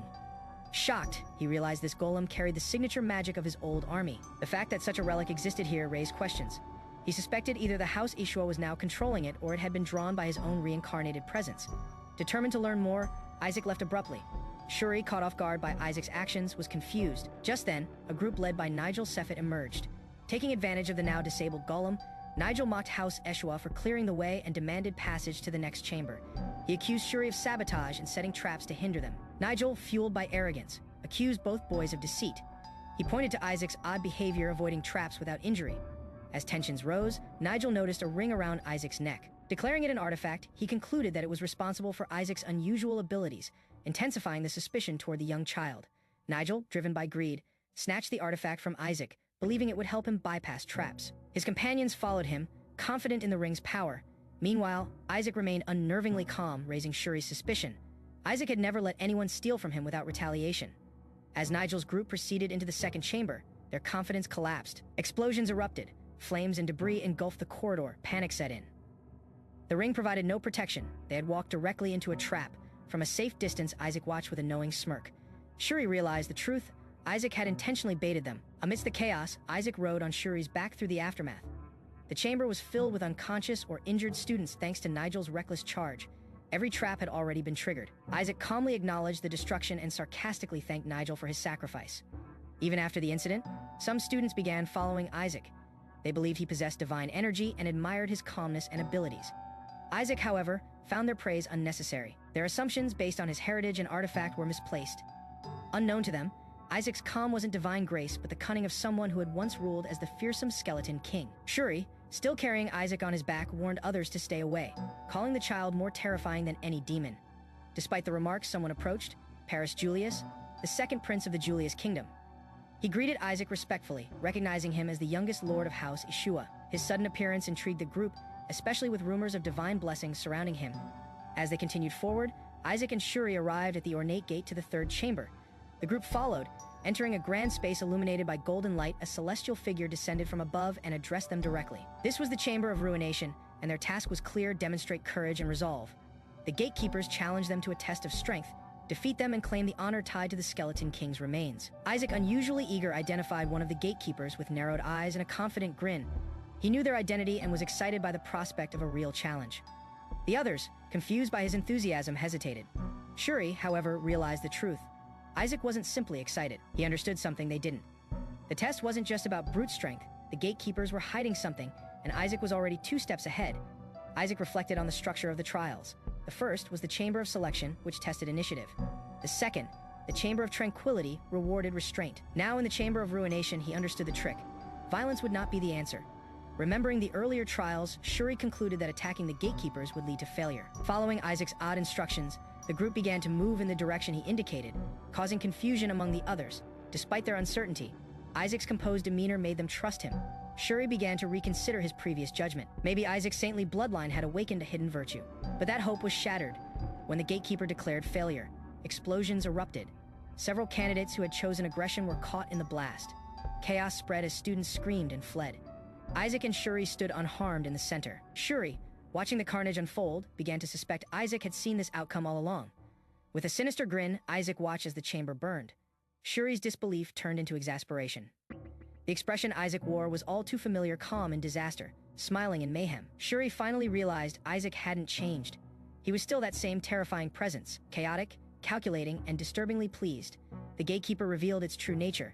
Puppets of demon magic, Isaac laughed maniacally. Shuri realized they were doomed. As chaos erupted inside the burning cavern, explosions lit the ground and scattered debris filled the air. In the midst of this, Isaac and his group disappeared without a trace, leaving their enemies bewildered. What had just been a visible presence vanished completely, thanks to a powerful rank 6 holy art, invisibility, granted as an emergency safeguard from their uncle. Shuri, carrying Isaac, stayed hidden with Paris as enemies frantically searched. The holy spell had activated just in time. Isaac quietly handed Paris a ring, recognizing that he needs for strength amid the mounting danger. Paris accepted it, pondering whether his struggles came from unfamiliarity with fighting demons. He promised not to forget the favor and decided to report everything to the king. Just then, a demonic scream echoed through the cavern.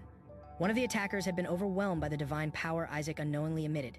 Even the enemy recognized Isaac's unmatched holy energy. Shuri, watching the strange display, questioned where his uncle had found such a monster-like child. Elsewhere, the remaining allies regrouped. Under pressure, one of them initiated a holy barrier while others prepared to strike.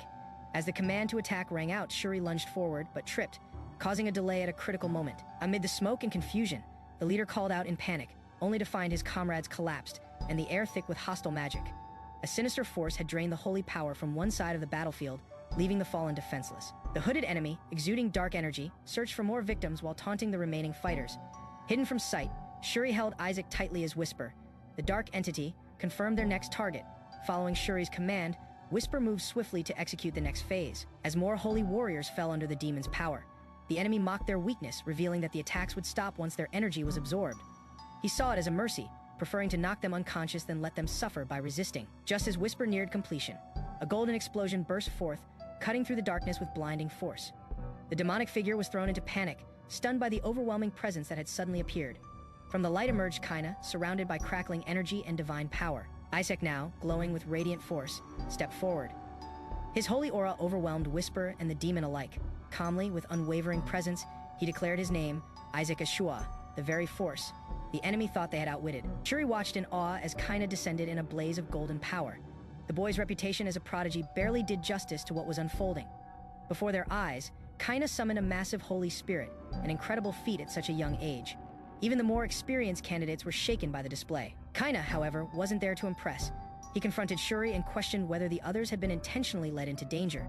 His sharp tone accused Shuri of using them as bait.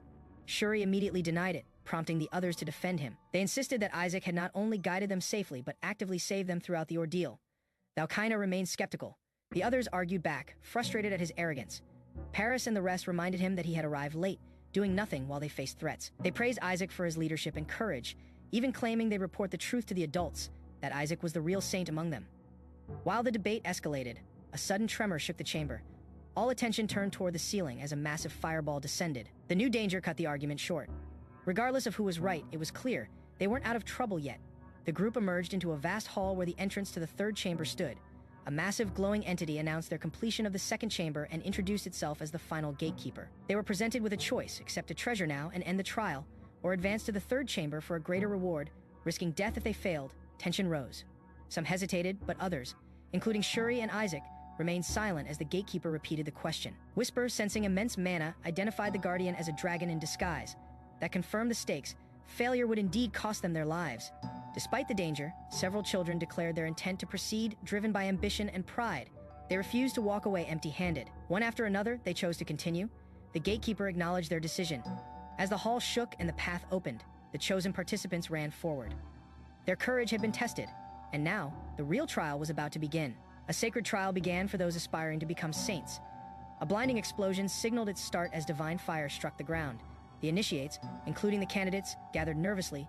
To be chosen, one had to pass multiple trials, the last of which required worshiping God. The group arrived at a towering statue of a cardinal. It was the next stage, only those who showed piety before the statue could advance. The task seemed simple: kneel and pray. Some felt it was suspiciously easy for a trial Isaac, however, recognized the cardinal's face. It was the same divine figure responsible for tormenting him in a past life. His hatred surged, making obedience unbearable. Shuri, unsure but faithful, stepped forward and knelt before the statue, reciting words of worship. The statue glowed subtly and acknowledged his devotion, allowing him to proceed. Isaac, meanwhile, hesitated, though the task seemed simple. His anger and pride boiled over. Shuri encouraged Isaac, but he refused with visible contempt. When others tried to push him to comply, he fought back, unwilling to kneel before the one he despised most. His rebellion left everyone stunned, as he rejected the test, refusing to yield even under divine pressure. After Isaac resisted the ritual, Kaina stepped forward to demonstrate the proper form of prayer. With calm grace, he approached the statue and performed the exact gestures taught by the Holy See. His movements were precise, and divine light shimmered faintly around him as he declared his devotion to the supreme God. His confidence and flawless posture impressed the onlookers. Inspired by Kaina, the other children rushed to imitate him, kneeling in front of the statue and echoing the words of worship. The others joined in, eager not to fall behind. However, when one boy hesitated, unsure of what to say, Kaina scolded him for acting as if he had given up. The boy quickly recovered and joined the others, avoiding judgment. Amidst the ceremony, all eyes turned to Isaac once again. The statue itself questioned his refusal to kneel. Isaac, sitting stubbornly on the floor, made no attempt to hide his disdain. His boldness confused the others, who whispered about his lack of faith and speculated if his status as a saint candidate was in danger. Even the statue judged him disrespectful, but Isaac didn't yield. Instead, he openly challenged the ritual, his defiance sparking a dark reaction from the idol. The statue's divine aura darkened, declaring death to any who disrespected it. Isaac, trembling yet defiant, clenched his fists and challenged the decree. Instead of backing down, he vowed to destroy the statue itself. As destructive energy surged from his small form, the room erupted in flames. Just when it seemed like disaster would strike, the statue unexpectedly praised him, confused. Isaac paused only to be told he had passed the trial. He, who hadn't prayed at all, was now the only one permitted to move to the third chamber. The others protested in disbelief. Kaina, who had demonstrated the correct ritual, couldn't understand how Isaac succeeded without worship. But the statue clarified true faith wasn't shown through blind obedience. The children had knelt before a statue, not before God. The statue revealed that faith wasn't about gestures or form, but conviction. Isaac alone had refused to bow to a false idol, even under the threat of death. That resistance, born from clarity, not arrogance, was the proof of genuine faith. The others stood silent, realizing the test had been a deception. Shuri had seen the truth they missed. Faith must not be directed at symbols, but at what lies beyond them.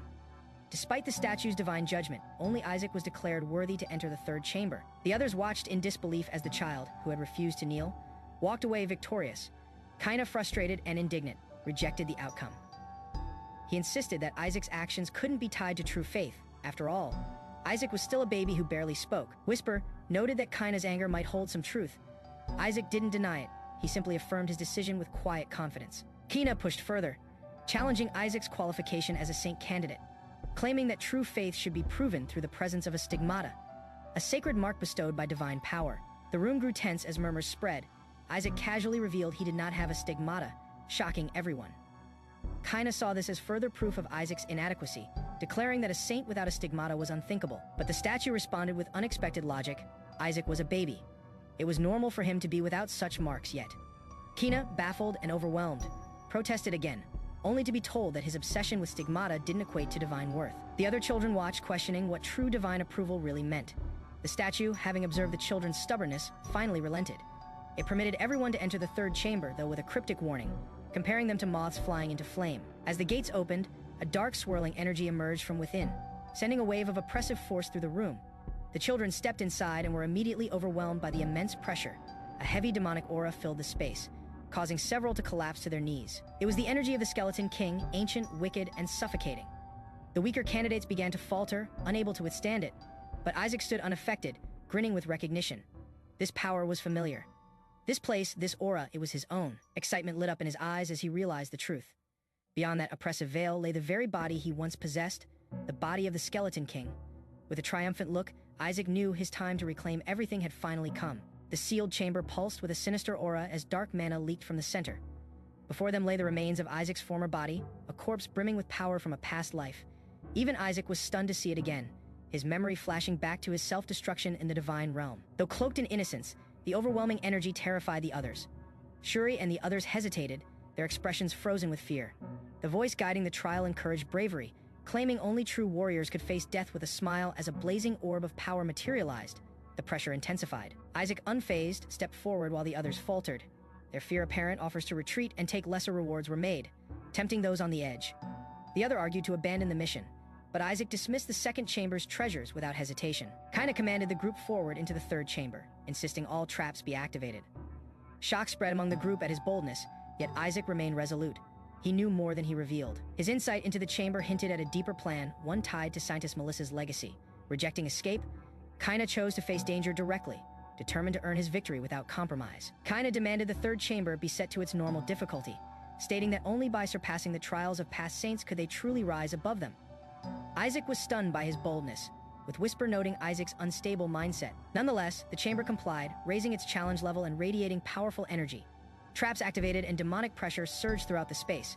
Chaos erupted, some panic blaming Isaac for dragging them into danger. As they fled, a violent trap triggered, forcing the group to scramble for safety. Inside, the space resembled the demon realm. Isaac and Whisper led the way until a towering pedestal came into view. On it, a skeletal hand radiated immense mana. Whisper recognized it immediately, a part of Isaac's former body. The others were overwhelmed by its power, stunned that a single thumb could emit such dark energy. As Isaac admired his preserved remains, Shuri grew alarmed. The hand began to pulse violently. It wasn't just a fragment, it was triggering something greater. A demonic entity manifested from the replica body, howling as it emerged. Panic spread. Shuri and others realized the second chamber's gatekeeper hadn't been the only guardian. Isaac, undisturbed, reminded them he was the one who removed all the safety measures. The demonic guardian roared in fury, enraged that the intruders dared approach the Skeleton King's remains. Its massive form surged forward, its voice filled with rage. A child, shaken and overwhelmed, blamed Kaina for the chaos, demanding to know his next move. But Kaina remained composed, promising he would ensure that everyone would leave with a treasure. With calm confidence, Kaina revealed that the demon before them was one of the 14 elite demons, personal subordinates of the Skeleton King. This particular one had once been captured by the Papal House, but Isaac had prepared for such a situation. He had studied the holy arts in advance and was ready. As the demon lunged, Kaina invoked a powerful incantation. A radiant force burst forth, commanding the demon to kneel. The overwhelming light, recognized as sacred energy by the others, shocked everyone. The demon stumbled, forced to submit under the divine pressure. Kaina grinned. The spell had worked. He now only needed the Skeleton King's remains, but the demon's voice suddenly changed. Its tone grew serious. It questioned Isaac directly, asking if he was the one who coveted its master's body. Elsewhere, outside the treasury, panic spread as news broke that the third chamber's demon had been unsealed. The demon inside the third chamber was recognized as one of the 14 elite. Powerful beings once personally trained by the Skeleton King realized the danger. With the monitoring elders missing, the children were left unprotected, and everyone feared the worst. As the entrance to the treasury emitted a blinding light, some rushed to halt the ritual, thinking they were too late, but something unexpected occurred. The light grew stronger, signaling not collapse, but resolution. Observers were stunned when the oppressive demonic aura suddenly vanished. One revealed that he can't sense the demon's presence anymore. Had the children actually defeated the elite demon Hooray? Watching closely, speculated that Kaina was behind the feat, known to be of the Pope's bloodline. Kaina had been a promising saint candidate. Others quickly agreed. All signs pointed to him. Even Relai, though hesitant, acknowledged the possibility. Outside, nobles and clergy congratulated the high-ranking man in gold. "Congratulations, Your Eminence," they said, referring to Hire. They praised Kaina as the most favored among the saint candidates. Hare, smiling knowingly, accepted the praise, but his calculating gaze suggested he had deeper motives yet to unfold. Hare gloated over the Skeleton King's corpse, convinced it would solidify the Papal House's control. Just as he declared victory, the children began to emerge. Relai, filled with worry, silently pleaded for Isaac and Shuri's safety, watching the treasury's dark entrance as two faint silhouettes slowly stepped into view. A large group of students emerged from a magical gate nestled within the forest. Among them were those who had completed their trial, many bruised but not seriously harmed. Observers noted the injuries with relief. However, concern quickly shifted toward the group that had entered the third chamber as they were still missing. The atmosphere turned tense as instructors and guardians anxiously awaited their return. Relay remained alert. Moments later, a shout announced the final group's emergence. Shuri and Eamon stumbled out, tired, dirty, and visibly shaken. They had barely made it. Relief swept through the crowd as their guardians ran toward them. Shuri collapsed into the arms of his father, while Eamon was quickly surrounded and checked for injuries. But a troubling question soon arose. One child was still missing. Relay's expression hardened as he noticed Isaac wasn't among the returnees.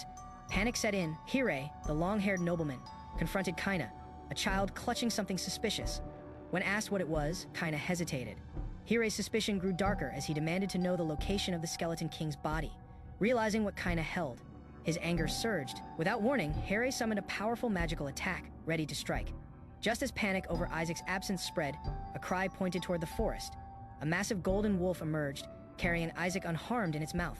The sight stunned everyone. Relay stepped forward, urgently trying to halt the creature, but it moved swiftly across the field. The golden beast was no ordinary animal. It was the young holy dragon said to guard the royal treasury. Recognizing the sacred aura, Relay confirmed it was indeed a dragon in wolf form. The beast's presence was overwhelming, yet it showed no hostility. It calmly delivered Isaac, who appeared completely unharmed and unusually cheerful. To the shock of onlookers, Isaac was found holding and suckling on a dark object. The elders paled. That object was unmistakable. It was the body of the Skeleton King. Isaac, in innocent ignorance, had been chewing on it. The revelation confirmed that the child had retrieved the relic everyone had feared lost. Cries of disbelief and frustration erupted as one elder questioned why such an item was even in the child's hands. Attention then turned sharply toward Kaina. Hirei demanded to know if Kaina had given the Skeleton King's remains to Isaac. Kaina hesitated, and Hirei admitted that while the plan lacked brilliance, it had still worked. As tensions rose, Relay attempted to de-escalate by appealing to Hirei's pride. But Hirei dismissed such courtesy. He reminded everyone that it was Isaac, the child who successfully retrieved the Skeleton King's body, an act no one else had accomplished. Hirei called out the others for their ignorance. But Kaina, feeling pressure, trembled under his gaze. Suddenly, a chilling presence erupted. Kaina turned pale as a dark demonic entity materialized before them. The Skeleton King's residual will. Its appearance shocked everyone. Kaina was struck with fear as the holy arts failed to restrain it. The creature roared in rage, condemning the priests and demanding death for disturbing the remains. Inside the memory or vision, chaos unfolded. Children stood frozen as the demonic figure attacked. Kaina, though, overwhelmed, summoned a defense barrier. A wave of blue holy energy flared, shielding the children just in time. It shocked the observers. Blue holy arts were rare, and they came from the most divine lineage. Then from the center of the storm, Isaac charged forward. Despite his small stature, he hurled himself at the monster, enraged. With a burst of divine energy and furious words, he delivered a powerful blow, shattering the dark entity into pieces. The golden dragon's presence confirmed the truth. Isaac had indeed brought back the Skeleton King's remains. Doubt lingered only briefly, as no one dared question a dragon's honesty. But this revelation shifted attention back to Kaina. Relay demanded an explanation for why Kaina had broken the seal that bound the Skeleton King's elite demons. The dragon casually revealed that Kaina had requested the seal's removal. Witnesses added that Kaina had deliberately activated all traps in the third chamber, endangering everyone. Accusations intensified. Parents of injured children demanded accountability, horrified that someone from a noble house could act so recklessly. Despite the tension, others recognized Isaac's strength. The boy from the Eshua house had not only survived the chamber but defeated what Kaina unleashed. The admiration was clear.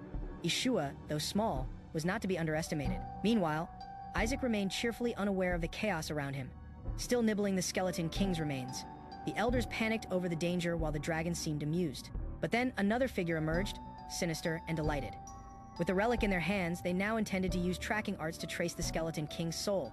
Isaac realized with a chill, this was why they wanted his body back so badly. The elders, consumed by a desire for vengeance, surrounded Isaac and demanded the relic. Their expressions twisted with ambition as they spoke of using tracking arts to hunt the Skeleton King's soul. Alarmed, the golden dragon intervened. It seized Isaac and escaped into the sky, watching from above.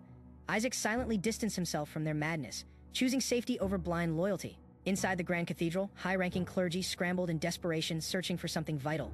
The priest, visibly tense, questioned his subordinate, who confirmed their failure. They could not locate the target. Meanwhile, several figures tried to extract something forcefully through ritual, but their efforts yielded nothing. Seated calmly nearby, Isaac observed the chaos. Whisper hovered at his side as the boy remarked internally that no matter how hard they searched, it wouldn't emerge. Isaac's attention shifted. While chaos erupted, His concern turned toward a prior incident within the treasury. A surge of blue mana exploded before him. A shadowy beast charged, only to be halted by the overwhelming magical force. Recognizing the power, Isaac realized it resembled someone he once knew. The energy confirmed his suspicion. The creature, previously loyal to a great master, sensed its presence again. It had believed the master perished, but now felt certain of their return. With reverence, the beast disappeared, leaving Isaac frustrated, wanting answers. Afterward, Isaac reflected on claims that the papal house had detained the beast. He noted he would investigate later. Suddenly, Relai panicked over Isaac's digestion, demanding a bowel movement. Amidst this absurd scene, Isaac promised to one day destroy the family for its madness. Isaac was deep in thought, calculating the time he had left. Melissa, known for her terrifying presence, was supposedly still away on a pilgrimage with the patriarch. Confident he had more time, he focused on absorbing mana before her return. But his calm was shattered when a servant arrived and called for Relai, announcing the matriarch's summons. The suddenness of the call alarmed everyone. Relai and Isaac both panicked. Melissa never returned early from pilgrimages. Assuming he was the cause, Isaac grew anxious. He hadn't fully absorbed the mana, and her wrath could be fatal. In his mind, the worst scenario loomed. Melissa would cut his stomach open. But relief swept through the room as gifts unexpectedly arrived. Not Melissa herself. Golden offerings filled the space. Stunning the clergy, the gifts were revealed to be tributes meant for Isaac. Despite the fear, Relai realized the matriarch hadn't returned yet. The summoning was merely a ruse to scare them. A message had arrived indicating Melissa was on her way back. Meanwhile, the papal house sent their own tribute, though the elders showed little respect. The official emissary from the papal house finally appeared, offering compensation and goodwill. Specifically, a gift said to aid young Lord Isaac. Gasps filled the hall as a grand golden medal was revealed. The Triple Crown, a symbol known across the empire. Isaac was confused, but Whisper immediately recognized it as a sacred emblem tied to the Pope himself. The elders questioned the messenger, stunned that such a rare honor would be given to a mere child. The emissary clarified. The medal was a direct gift from the Pope, but he had been instructed to hand it specifically to Relai, Isaac's uncle, not Isaac. Isaac found the gesture insulting. If the medal was meant for him, why was it passed through someone else? The elders' suspicion deepened when they realized what the gesture implied. In Eshua's tradition, medals like these were only granted posthumously. By giving it to a family member, the implication was clear the recipient was considered dead. The explanation given was that Isaac was simply too young. However, the ribbon attached told a darker story. The elders identified the ribbon as one awarded to fallen heroes.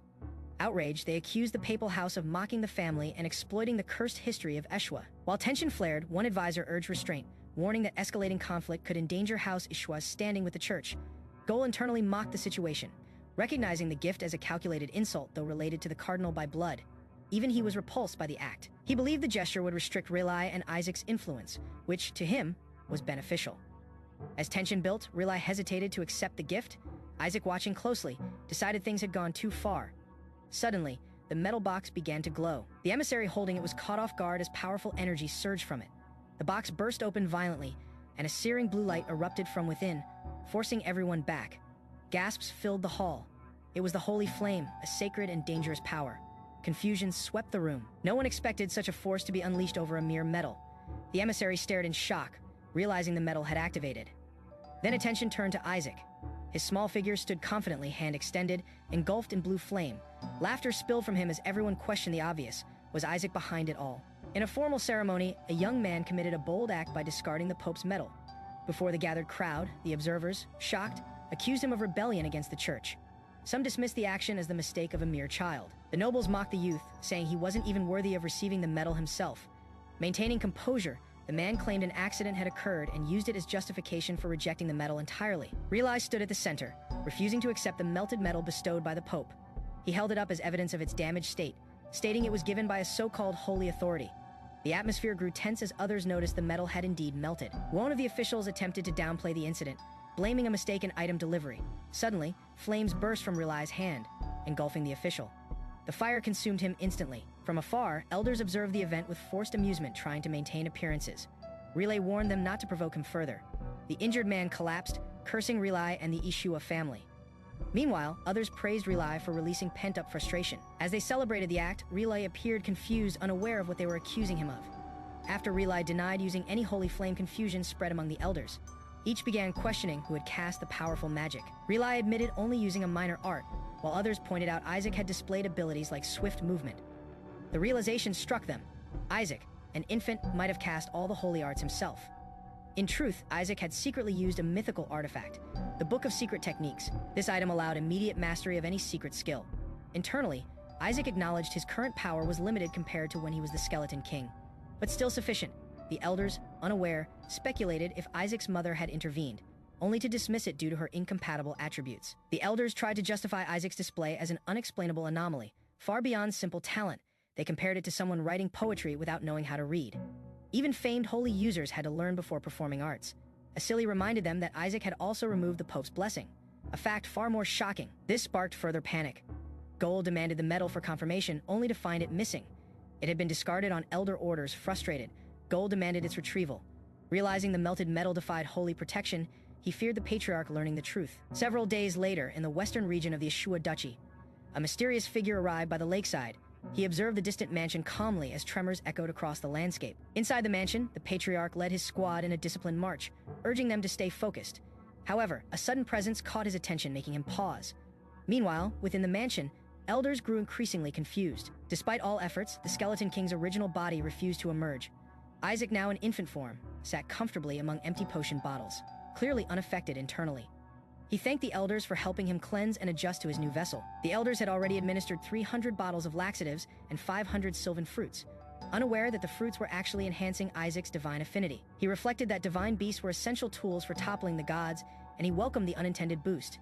Just as Isaac contemplated Eshua's own divine beast, the mansion trembled violently. The ground split open, and a massive creature erupted from beneath, the divine beast of House Eshua, Terembloom.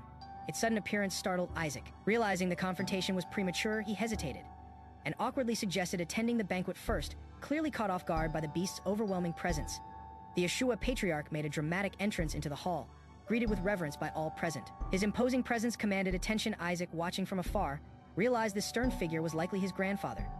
While the room showed respect, Isaac sensed danger. Suddenly, the Patriarch Eli approached with intent. Despite Relay's plea to wait, the older man moved as if ready to dissect Isaac. Isaac, trying to remain calm, reassured his uncle, even as the Patriarch abruptly ordered Isaac to be burned. Alarmed, Isaac questioned if his instincts had failed him. The declaration shocked everyone, especially Relay, who pleaded for reason. The absurdity escalated as others debated alternative methods. Goal even suggested slicing Isaac open. The infant, overwhelmed, tried to rationalize the madness around him as more family members jumped in.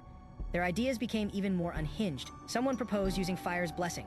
Others argued it would help extract the Skeleton King's remnants. Isaac, visibly exhausted by the lunacy, witnessed his uncle then recommend drowning him instead. Goal, however, coldly rejected the idea, declaring that sacred resources shouldn't be wasted on a baby he deemed talentless. Isaac, fuming internally, concluded the entire household was utterly insane and possibly beyond saving. Goal insisted Shuri deserved the blessing, denying Isaac's achievements and dismissing the Holy Dragon's testimony. As tensions rose, he claimed there was no proof, but the Patriarch calmly revealed the scorched metal, undeniable evidence of Isaac's power, leaving everyone stunned and speechless. In the Holy Empire, power flowed from a single divine channel. The Pope threw his hands past the blessed gold, an artifact imbued with the authority of God. None dared touch it, not even the strongest of warriors. But Isaac, once the fearsome Skeleton King, now reborn into the body of a child, effortlessly held it in his grasp. He marveled at the strength of his new form, realizing he might now be even more powerful than in his previous life. Word of his feat spread quickly. At the Elysian estate, nobles and knights were astonished. Isaac casually claimed he found the sacred emblem at the lake's bottom. His control over fire, strong enough to burn the Pope's mark, became proof of Eshula's rising influence. Relay, a knight, declared Isaac their best hope against the Pope's lineage.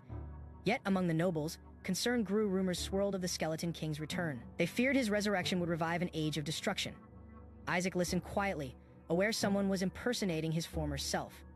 It didn't bother him, yet, suddenly, panic erupted. Rilla reported a cursed attack on the Eshula mansion, blaming the Skeleton King. Isaac suspected the curse explained his stunted growth but dismissed it until rage boiled. Someone was using his old name. That impersonator would pay. The elders of House Eshula began to debate Isaac's fate. The Patriarch Eli, observing Isaac's red eyes, concluded he was under the curse. Fire and water magic were deemed insufficient for his protection. In a decisive move, Eli declared that he would bestow upon Isaac a holy spirit. This shocked the onlookers, especially Isaac, who knew such spirits were rare divine entities, granted only through sacred ceremony. The Holy Spirit of Phoenix, radiant and overwhelming, descended, a symbol of divine power few had ever seen. It was the spirit that could elevate a person beyond the reach of even the Pope. Isaac, inwardly amused, saw it as an unexpected boon. With this power, he believed he could someday challenge the gods themselves. Yet Gull, a senior member of the family objected furiously. He accused Isaac of bringing danger by provoking the Pope's family. His protest was cut short by Ila's stern rebuke. Ila reminded him of his failure to act when Eshua was humiliated. He condemned Goal's passivity and his attempt to strip Isaac of dignity. In front of the household, Ila declared Isaac's actions noble. The youngest had defended the family's pride. With firm resolve, he announced Eshua would bless Isaac officially and without hesitation. Days passed, and within the grand halls of House Eshua, preparations for Isaac's Holy Spirit selection were underway. Ilati, calculating yet cautious, clarified that the Spirit would not be given freely. Instead, Isaac would be tested. Fire and water, drawn from the sacred temples, held immense power but carried risks. Exposure without proper control could disable Isaac permanently or block him from advancing. Beyond the fourth priestly rank, Eli laid 3 beads before Isaac, each representing a path, fire, water, or the coveted Holy Spirit. Isaac was told to choose. The atmosphere grew tense as Goal silently hoped the boy would choose the white bead, the Holy Spirit, with eyes steady. Isaac reached forward. To everyone's shock, he picked the red bead. Fire laughter followed, mocking his choice, assuming he had thrown away his chance. But Isaac remained calm. A moment later, fire surged from the bead with force that shocked all present. The power erupted with divine heat, crackling through the room like an inferno. Gasps rang out as priests and nobles recognized the flame. It wasn't ordinary, it was sacred. Someone shouted in disbelief. It was the temple's flame, the very fire only priests of the highest rank could summon. Isaac had chosen and mastered it. Isaac activated the fire bead. Flames burst into the hall, coalescing into a divine form. A majestic figure emerged, undeniably a Holy Spirit bathed in sacred fire. Gasps echoed through the room as nobles shielded their eyes from the heat. The Spirit's overwhelming presence left no doubt. It wasn't just any flame, it was alive. Goal and the priests panicked. They hadn't expected a spirit of this rank to manifest so violently. The fire spirit stepped forward, radiating authority and fury. It wasn't merely a summoned entity. It was a spirit king, a being far beyond typical holy spirits. Its voice roared through the room, furious at being drawn into the mortal realm. Eli remained calm, watching with narrowed eyes. He revealed that he had placed a trap among the beads, testing whether Isaac could choose correctly. Despite Eshua's foundation in water, Isaac had melted sacred gold with fire. That insight led him to make the right choice. But the spirit's rage was real. It hadn't been summoned willingly, and now it lashed out at those around it. Chaos spread. Priests scrambled to cast holy defenses. Gel accused Eli of summoning a force too great. Eli responded firmly he hadn't summoned it. Isaac had awakened it himself. Amidst the swirling blaze, Eli's eyes sharpened with realization. He pointed at Isaac with a smirk. This little one wasn't ordinary. A fiery explosion rocked the hall as Isaac unintentionally summoned a powerful Holy Spirit, though he had infused only a small amount of holy power. The result far exceeded expectations. A royal rank spirit materialized, cloaked in anti-demonic flames. The spirit's presence immediately overwhelmed the room, stunning both allies and enemies. Isaac, confused and annoyed, struggled to comprehend the outcome. Whispers speculated that a more focused effort could have summoned something even greater. Meanwhile, the summoned spirit wreaked havoc, effortlessly incinerating enemies with sacred fire that transformed mana into divine energy. Though immensely useful, Isaac realized the spirit's divine origin clashed with his identity. As a former demon king reincarnated, he couldn't risk aligning too closely with forces tied to the heavens. The spirit, independent and fiery, showed disdain for the humans around her. Even the gods had rejected her, calling her uncontrollable. Patriarch Eli, shocked by her presence, tried to deflect responsibility, but she quickly discovered that Isaac was the true summoner.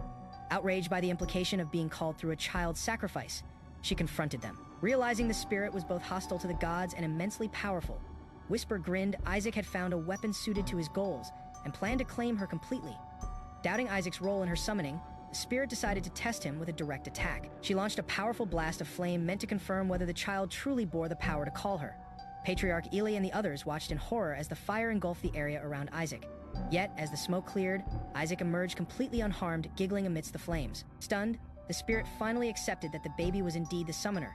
Whisper confirmed it smugly, while Eli demanded that she form a contract or face consequences. Scoffing at the threat, the spirit mocked the idea of punishment and instead declared her intent to destroy House Eshua.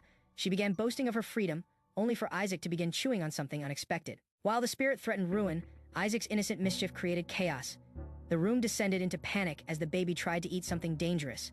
Ili and the priest scrambled, yelling for him to stop. The spirit, now both amused and irritated, questioned everyone's sanity for leaving such power in the hands of a reckless child, frustrated and overwhelmed. She decided to retreat for now, but Isaac, still smiling, bit into the teleportation spell she tried to use, disrupting it. Mid-cast, as the spirit attempted to teleport away, confident in her escape, Isaac's unexpected interference disrupted her spell. Instead of vanishing, she found herself inexplicably anchored in place. Everyone stared in stunned silence while Isaac sat calmly among them, still sucking on the object he had snatched, a severed thumb belonging to the Skeleton King. Whisper noted the growing disturbance, and Ile realized the dark mana inside the relic had taken effect. The spirit, confused and trembling, couldn't activate her powers. Her hand was visibly corrupted, and the dark mana weakened her severely. She began to break out in hives, a reaction unique to holy spirits when exposed to darkness. Isaac's casual act of swallowing the relic turned the tables entirely.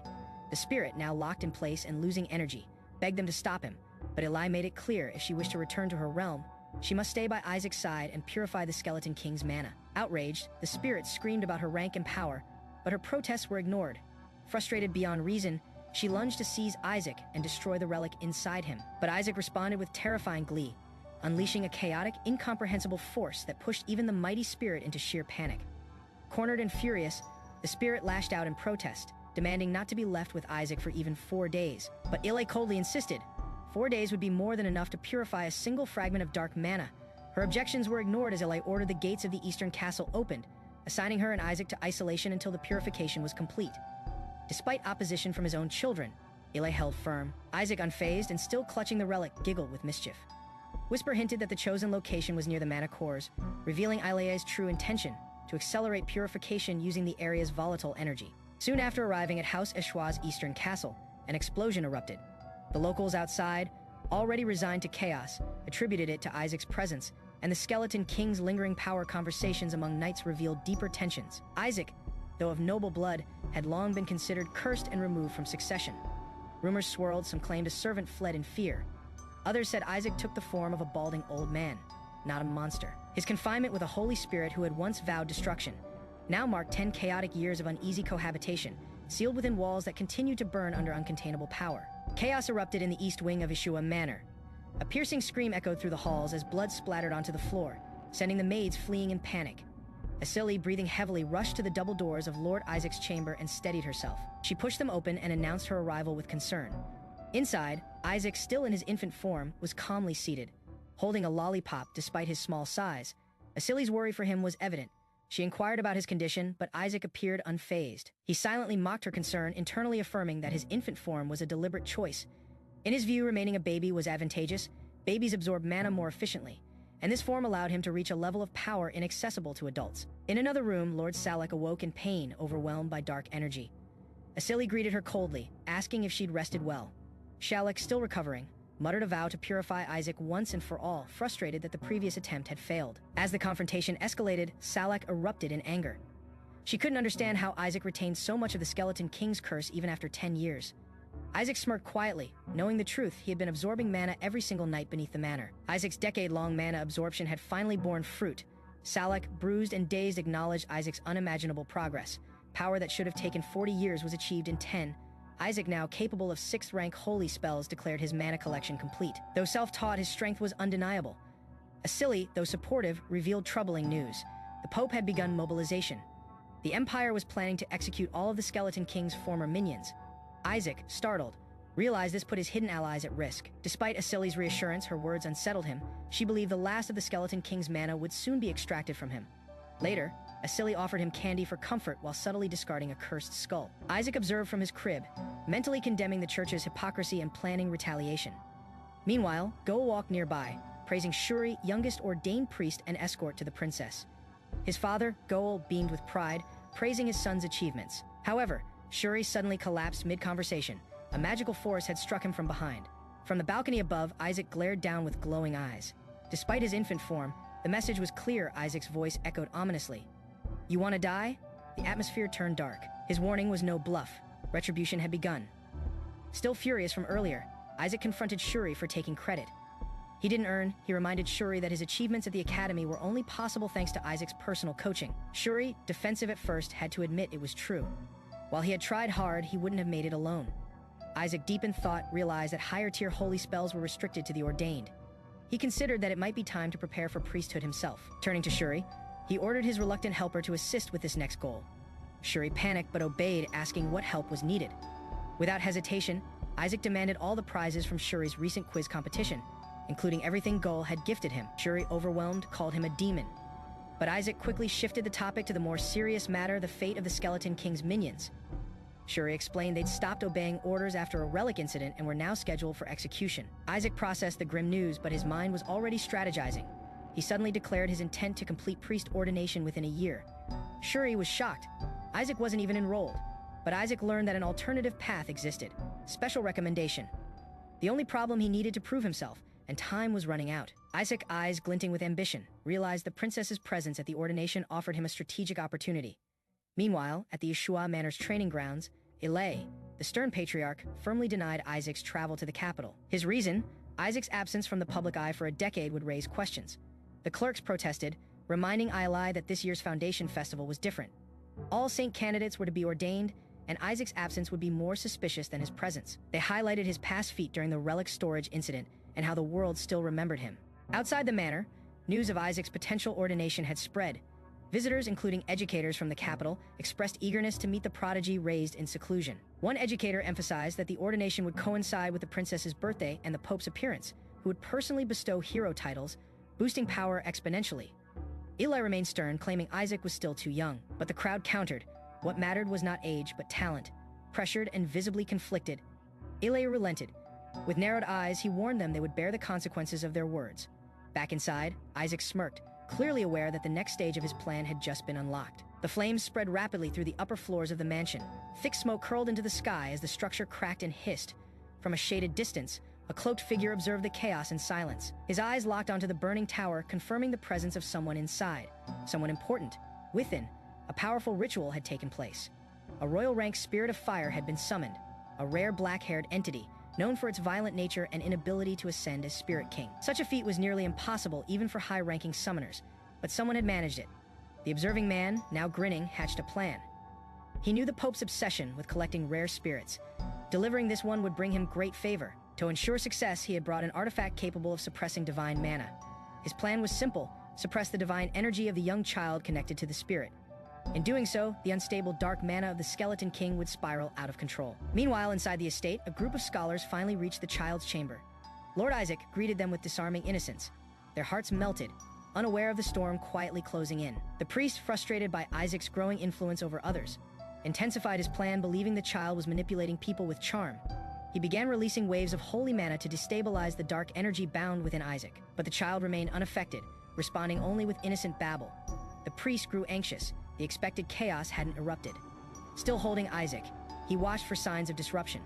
Suddenly, the royal rank fire spirit began reacting. Though invisible to others, it communicated with the child directly, demanding action, but Isaac remained calm. The priest's efforts escalated and his mana filled the room, provoking the spirit. Sensing weakness, the spirit manifested in anger.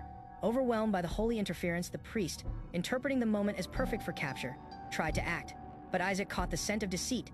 Something in the priest's aura was wrong. His expression hardened, then chaos broke loose. The spirit began screaming, writhing violently. A blinding aura of red and black mana flooded the space. Scholars panicked. Observers questioned if the Skeleton King's mana had gone rogue. While others trembled, the priest smiled with cruel resolve in the midst of the uproar. He launched his final move, an attempt to smuggle the berserk spirit away unnoticed. The priest, cornered by failure and desperation, unleashed a powerful spell, Agonizing Cleaver. A torrent of fire shot toward the spirit in a violent arc, but rather than subduing it, the attack enraged the entity further. The fire spirit roared to life, bursting with raw power, and its form ignited fully. Towering over the hall, the spirit, now berserk, rampaged across the floor. Flames engulfed the area, and the priest stood in shock, unable to control the destruction. Amid the chaos, baby Isaac remained calm, unaffected by the inferno. His expression turned serious. Without warning, he released a wave of energy. Hearing their names called, the onlookers rushed toward Isaac in panic, but it was already too late. The room darkened with surging mana, and Isaac, now glowing, began absorbing the chaotic energy. Shocked scholars observed the impossible. The infant was stabilizing the berserk spirit's power within moments. The wild mana receded. Isaac raised his hand and sealed the energy, leaving stunned witnesses in awe. The child then turned toward the still enraged spirit and, with divine authority, commanded it to stop. The flames turned to calm azure light. The observers murmured in disbelief, "Azure divinity." Peace returned, and Isaac stood victorious in silence. With the chaos subdued, Lord Salak, the royal rank spirit, regained her composure. Surprised by the suppression of her berserk state, she looked around, stunned by Isaac's azure divinity. The scholars and aides were awestruck. Not only had Isaac calmed the Skeleton King's dark mana, but he had also tamed a rampaging spirit with divine energy. The fire spirit, now fully aware, realized something was wrong. Her body cracked as lingering restraints vanished. Isaac's influence had returned her clarity. Those nearby called it a miracle. Relay and Asili gathered around the crib, tearfully hailing Isaac's powers. Yet amid the celebration, Isaac buried his face in his hand, silently annoyed that they only noticed he had spoken. Meanwhile, the treacherous priest staggered to his knees. Dazed, Salak descended and confronted him directly.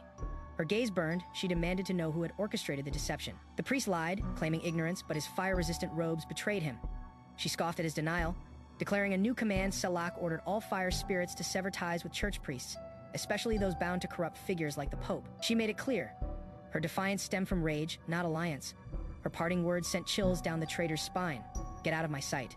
As the fallen priest lay unconscious, Lord Salak acknowledged Isaac's divine intervention. Though their contract had been severed, she vowed to stay by his side in gratitude. Meanwhile, church officials, shocked by Isaac's power, plotted to ordain him. Isaac, amused by their desperation, smirked darkly. Everything was going exactly as he planned. The news from the Sancta Sades arrived swiftly. Isaac's ordination had been officially approved. Ilya reviewed the sealed documents with narrowed eyes, noting the unexpected speed of the process. Relay, standing nearby, speculated whether Isaac's heroics at the academy had influenced the decision. Ilya corrected him. Isaac had earned recommendation not for military feats, but for saving a royal-ranked spirit and act beyond reproach. Before allowing ordination, Ilya had quietly tested Isaac's knowledge. Astonishingly, Isaac achieved a perfect score across all 1,600 questions, an academic feat virtually unheard of. Even Eli was left speechless by the results. Though Isaac's physical recovery and intellect were impressive, his abrasive personality raised concerns. To proceed, Ilya initiated the final trial, a holy spell compelling truthful answers. As the test questions were reviewed, unease settled in. To the question about his household, Isaac declared plans to conquer it. Asked about future intentions as a priest, he responded, bite off the heads of the gods. The final question, his dream as a priest, was answered with a chilling promise. I'm going to destroy this country. Ilya and Relay exchanged anxious glances. If such thoughts surfaced after ordination, Isaac wouldn't be honored. He'd be executed for heresy. After reading Isaac's disturbing test responses, Ilya made a swift decision. Until Isaac was properly guided, the ordination would be postponed.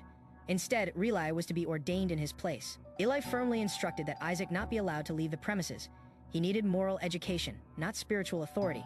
But Isaac had other plans. Late at night, Whisper asked if he had reached a decision. Isaac, resolute as ever, answered without hesitation. Moments later, the boy hurled a sack over his shoulder and climbed out the window with gleeful defiance.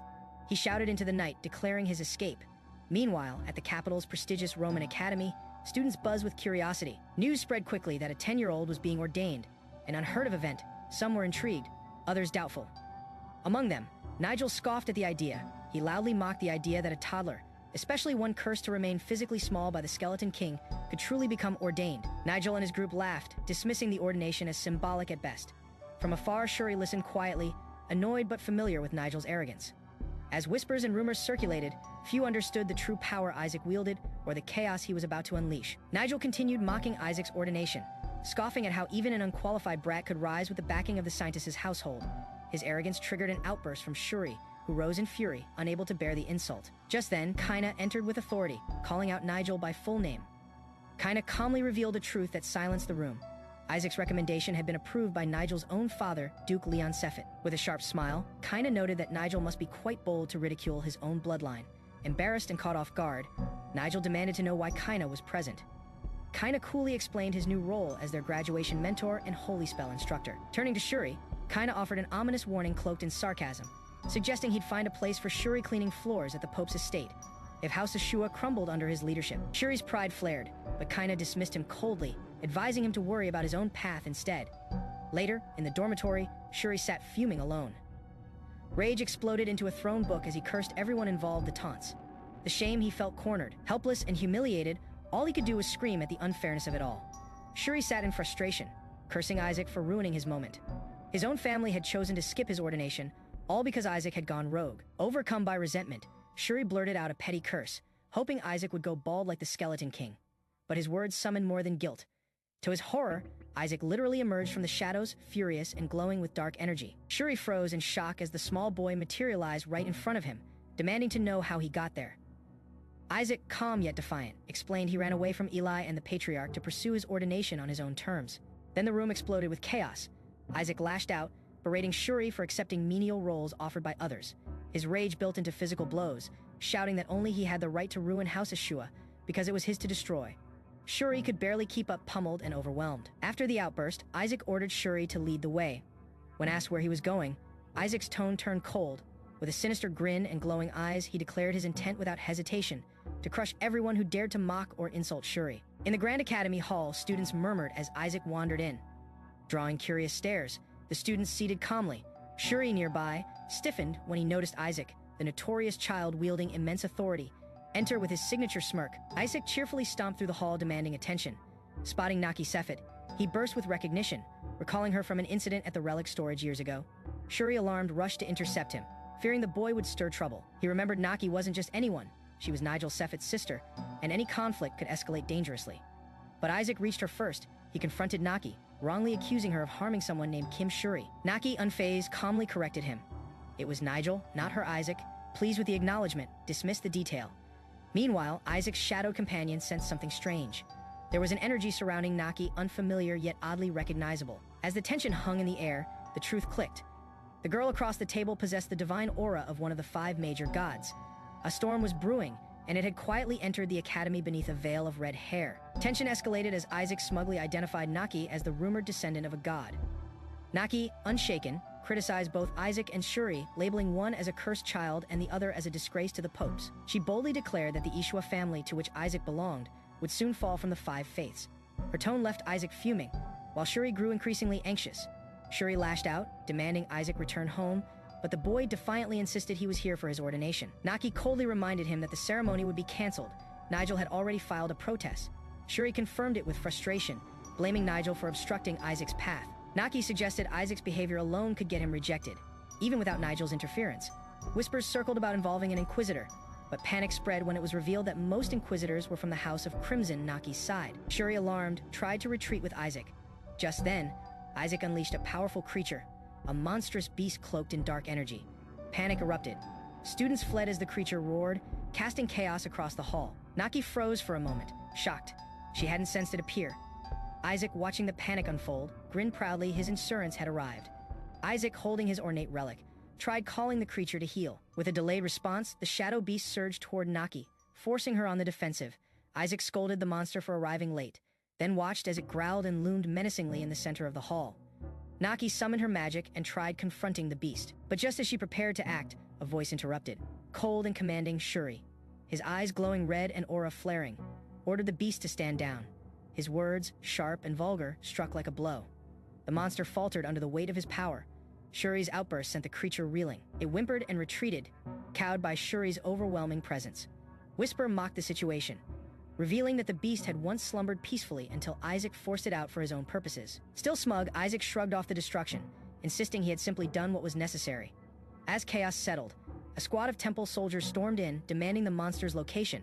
Students pointed in random directions to mislead them. Naki was checked by the lead inquisitor, who confirmed her safety. Shuri, meanwhile, broke into a nervous sweat, face to face with a real inquisitor. As Shuri and Isaac attempted to flee, the inquisitor halted them, stating that no one could leave until the incident was fully investigated. Shuri panicked, trying to feign ignorance, but the tension thickened. Naki stepped forward, demanding that they not interfere, declaring that Isaac had saved her during the chaos. Isaac, cradled in Shuri's arms, was confused by Naki's sudden praise. Naki, flustered and blushing, awkwardly apologized for her earlier words, still trying to preserve her pride. She claimed she wasn't particularly thankful. Isaac remained speechless as whispers spread among the students, many realizing he had earned a recommendation by saving lives. From afar, Princess Charlotte Alec Hella observed, recognizing Isaac as the child her brother once mentioned. Meanwhile, at Eshua Manor, a heated conversation unfolded in Alei's office. The Cardinal of Azure stubbornly rejected the request for Isaac's ordination. He insisted that Isaac would remain within the estate, away from the world until he matured. When warned that such isolation would worsen Isaac's behavior, Alei coldly retorted, Isaac already had problems. Despite concerns about the Pope's reaction, Alei remained unmoved, firmly believing his approach was the only way to contain the boy's volatile nature. Eli gritted his teeth upon hearing the report. Someone spotted a silver-haired child roaming the academy. That could only mean one thing: Isaac had escaped. Slamming his desk, he shouted for Relay. The moment his son appeared, Ilay ordered an immediate departure for the capital. No explanations. Despite Relay's protest that even the fastest travel would take a week, Ilay was unfazed. With 23 hours and 48 minutes left, he declared that they would run the entire way by the next morning. The capital buzzed with tension. Inside the priest's dressing room, Shuri desperately knocked on the door, urging Isaac to hurry. Isaac was struggling to put on the ceremonial robe meant for grown priests, Not toddler Shuri, on edge, begged him to give up, overwhelmed by the thought of public embarrassment. As the moment dragged on, Shuri began losing hope, only to be shocked by the sudden appearance of a transformed Isaac, no longer childish. Isaac had somehow taken on an older form. The panic in Shuri's face said it all. Something unimaginable had just happened before the ceremony began. His voice calm, his expression composed. He looked directly at Shuri and asked him to hurry up. The final day of the Foundation Day festival unfolded in the Grand Ordination Banquet Hall. Nobles and clergy filled the space, seated along two long banquet tables, their attention fixed forward. As the atmosphere brimmed with anticipation, a young attendant stood and called for everyone to rise. In that moment, footsteps echoed across the hall. 4 high-ranking nobles made their entrance, each representing one of the 5 major houses. Their arrival signaled the beginning of the formal proceedings. Applause broke out as they took their places, drawing the attention of all in attendance. Gol, a confident young noble dressed in ceremonial garb, followed shortly after. With a proud smile, he declared himself the future patriarch of House Eshua and the next cardinal of Azure. His sudden presence sparked whispers. Moments later, Relay, clearly out of breath. He had run the entire way, urgently searching for his brother Isaac and Shuri. Before further questions could be asked, the hall turned its attention to the arrival of His Holiness, Pope Giulio Barrett. With commanding presence, the Pope advanced toward the altar, offering blessings. As the crowd knelt and echoed his words, the ceremony entered its most sacred phase. As the hall quieted, the guests were instructed to be seated for the ordination. Relay, still alert, noted Isaac's absence with unease. Just as the ceremony prepared to begin and names were called, Patriarch Eli quietly sipped his wine, relieved until the name Isaac Eshua echoed through the hall. Shock rippled across his face. Isaac's name was called again. Patriarch Eli, irritated, scolded the announcer for summoning someone who wasn't present. But suddenly, a calm voice confirmed his presence. Isaac had arrived. Relay nearly dropped his glass in disbelief. Gol, too, was stunned as Isaac walked through the aisle in full priest robes, accompanied by whispers and astonished glances. Isaac's appearance was nothing short of miraculous. Once an infant, he now stood tall, composed, and radiant.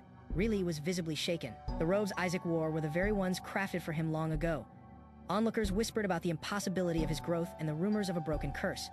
Murmurs of awe filled the hall, some in admiration, others in disbelief. Nigel, overwhelmed, shouted in confusion, unable to process Isaac's transformation.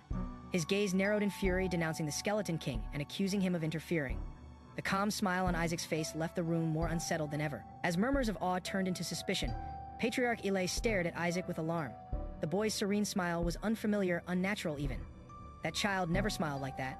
Panic gripped Patriarch Eli as he questioned whether Isaac had been possessed. Meanwhile, Kaina observed with quiet astonishment, daring to hope the family's ancient curse had ended. Others in the hall whispered too. Isaac appeared more like a blessed saint than a cursed child. His presence challenged years of belief. Isaac slowly approached the Pope, who sat enthroned at the altar. The boy's mind raced. The Pope looked ancient but exuded immense power, far more than a frail elder should.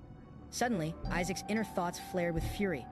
Rage consumed him as he imagined killing the Pope where he stood. His body tensed, energy surged, and tension spread. Patriarch Eli, sensing danger, shouted for Isaac to be stopped. The hall descended into chaos. Relay accidentally knocked over his drink, shouting about a cockroach to mask the growing threat. Amid the confusion, Isaac simmered, knowing the others were interfering. The ceremony pressed on. Next, Shuri was called forward, but Isaac's glare remained fixed on the Pope. His thoughts clear, they were trying to stop him, and he wouldn't allow it, following the chaotic tension. The next phase of the ordination commenced, the offering of respect to God and the divine selection of patron deities. Attendants guided Isaac and others forward, as murmurs swirled among the audience, which God would descend upon Isaac Eshua. From above, Eli and others watched anxiously. They expected the patron saint of Azure to appear. Relay hoped desperately for a benevolent sign, dreading the possibility of a darker force. All eyes were on Isaac as the bowl of holy water was brought forward. Isaac approached with calm steps, but his questions startled the attendants. As the ceremonial drop fell into the bowl, the water erupted with a radiant blue blaze. Gasps filled the hall. Spectators, including Gol, assumed it confirmed a blessing from the Azure Saint. Gol declared it proof of his son's worth, but another reaction followed. A young priest screamed in surprise as he was flung backward. Isaac remained still, yet internal thoughts revealed discontent. The god that appeared, supposedly the god of light, was familiar but not welcome. It was the miserly god of pure heart. Even as the others celebrated the divine choice, Isaac's resentment boiled quietly to him. It didn't matter who came, he had his own agenda. Isaac completed the ritual, an unexpected force erupted from the holy water. Dark energy surged, stunning the Pope. A monstrous aura formed behind Isaac, its shape unmistakable. Gas filled the hall as a red-eyed skeletal figure appeared. The terrified onlookers realized the impossible truth. The Skeleton King had returned. A dark energy burst open within the hall. signaling the arrival of a powerful being. Panic erupted among the knights and nobles as a towering figure cloaked in black armor emerged. The infamous Skeleton King, recognizing the threat, chaos broke out. Isaac, a noble boy with latent divine power, stood frozen as the aura shook the entire area. Relay charged forward, his magic-imbued fist aimed at Isaac. As Relay attacked, his intentions became clear. He wasn't an ally. He was using this moment to strike the Holy Empire from within. Declaring vengeance, he set his sights on dismantling everything tied to the gods. Starting with Isaac, however, instead of fear, confusion settled in. Isaac sensed something familiar. The dark figure mimicked his old self, raising questions about identity and betrayal. The illusion broke when Isaac's allies responded. A fiery explosion interrupted the fight as a red-haired man and an elder spellcaster struck the skeletal imposter. But the battle escalated as the blue-haired stranger retaliated with raw force, conjuring energy in both hands. Yelling for civilians to retreat, he launched a devastating magical assault, a spell powerful enough to tear through the encroaching darkness and reveal deeper truths yet to come. Relay Man unleashed a powerful burst of azure energy, targeting the skeletal enemy with immense magical force. The Skeleton King, although momentarily staggered, remained unfazed, aware of his opponent's identity as the Patriarch of Azure. He calmly reminded him that a curse was limiting his full power. With condescension, the Skeleton King suggested he should remain still, unable to fight back effectively. Ignoring the warning, the blue-haired mage pressed forward. Though hesitant due to the potential destruction, he had no choice. Realizing the Skeleton King wouldn't stop talking, he activated a complex magical array, shaking the floor beneath them. His spell crackled as he advanced, determined to end the threat. In response, the Skeleton King seized Isaac and used him as a hostage. Threatening to kill the boy, he attempted to break the resolve of his enemy. Isaac struggled, visibly terrified, but the mage remained cold. Rather than retreat, he escalated the situation. To everyone's shock, he summoned a massive magical vortex, even with Isaac within reach. Confident, he declared a saint like Isaac wouldn't die from this. As the spell detonated, the building trembled, screams echoed, rubble fell, and light exploded outward. The Skeleton King was finally struck head-on. The explosion shook the cathedral, shattering walls and tearing through the air with blue energy. Debris rained from above as everyone tried to recover from the impact. Confusion settled in as onlookers wondered whether the Skeleton King had been destroyed. Some believed the ancient threat, dormant for decades, had truly returned and had now been struck down. From the rubble, Isaac struggled to rise, bruised but alive.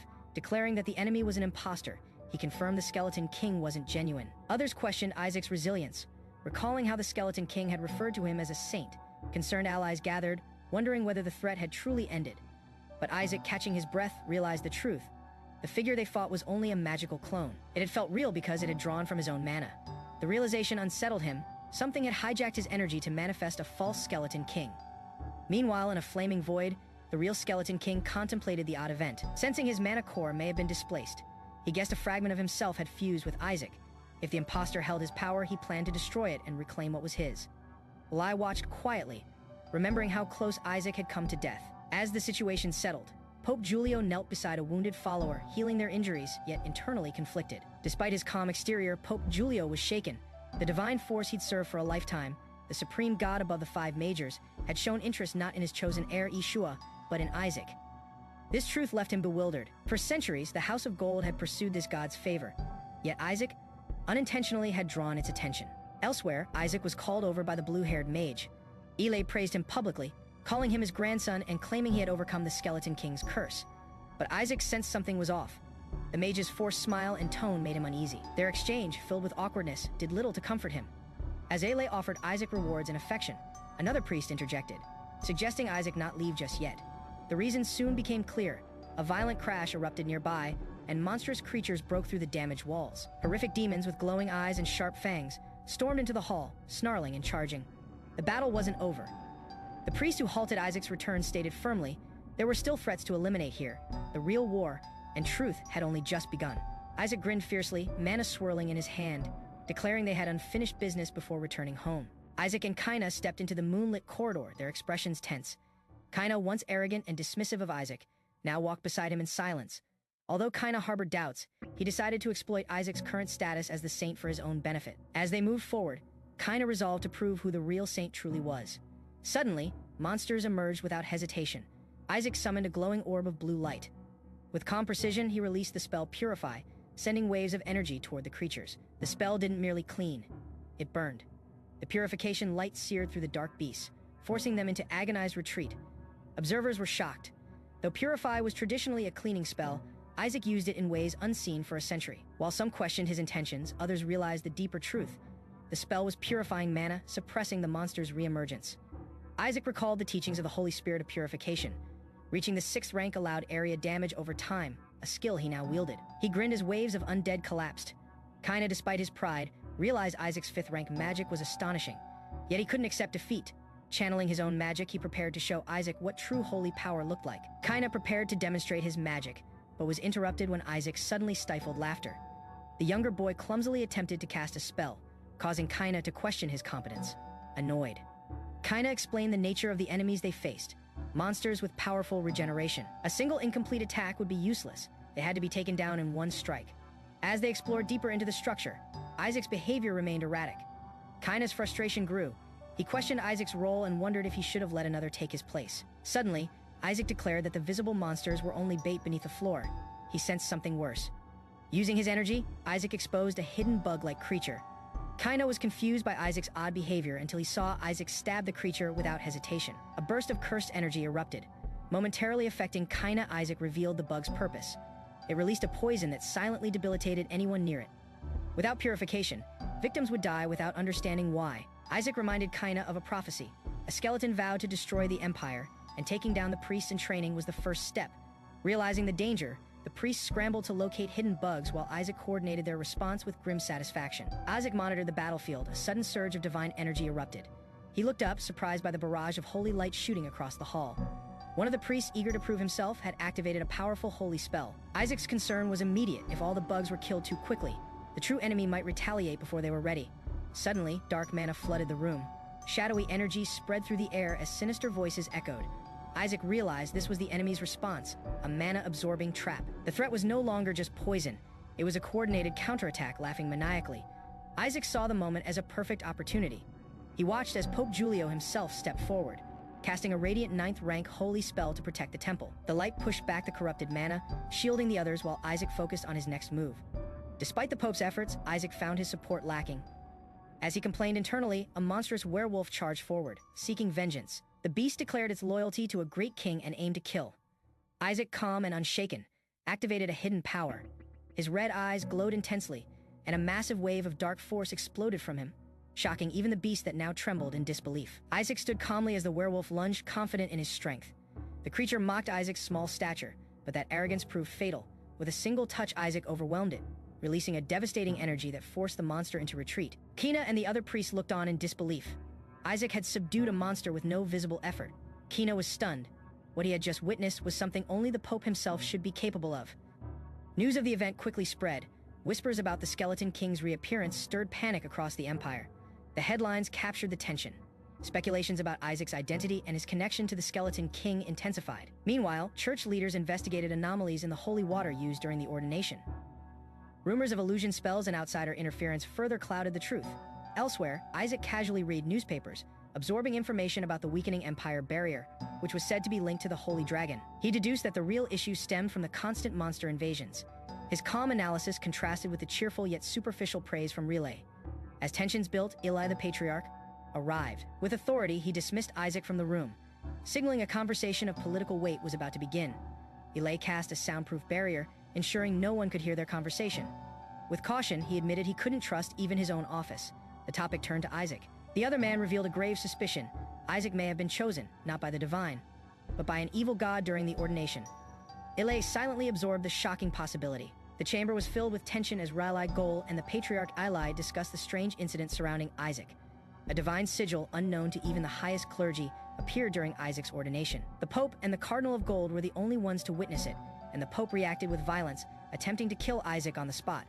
This alarming act led the three to suspect that Isaac might have chosen a forbidden god, or worse, one affiliated with the House of Gold. Ili considered the possibility that Isaac didn't serve an evil god, but one claimed by the House of Gold itself. Such a transgression would explain the Pope's outrage. The House of Eshua interfering in Gold's domain was enough to provoke religious uproar. Ile reasoned that perhaps Isaac had chosen a god even the Gold House had no access to.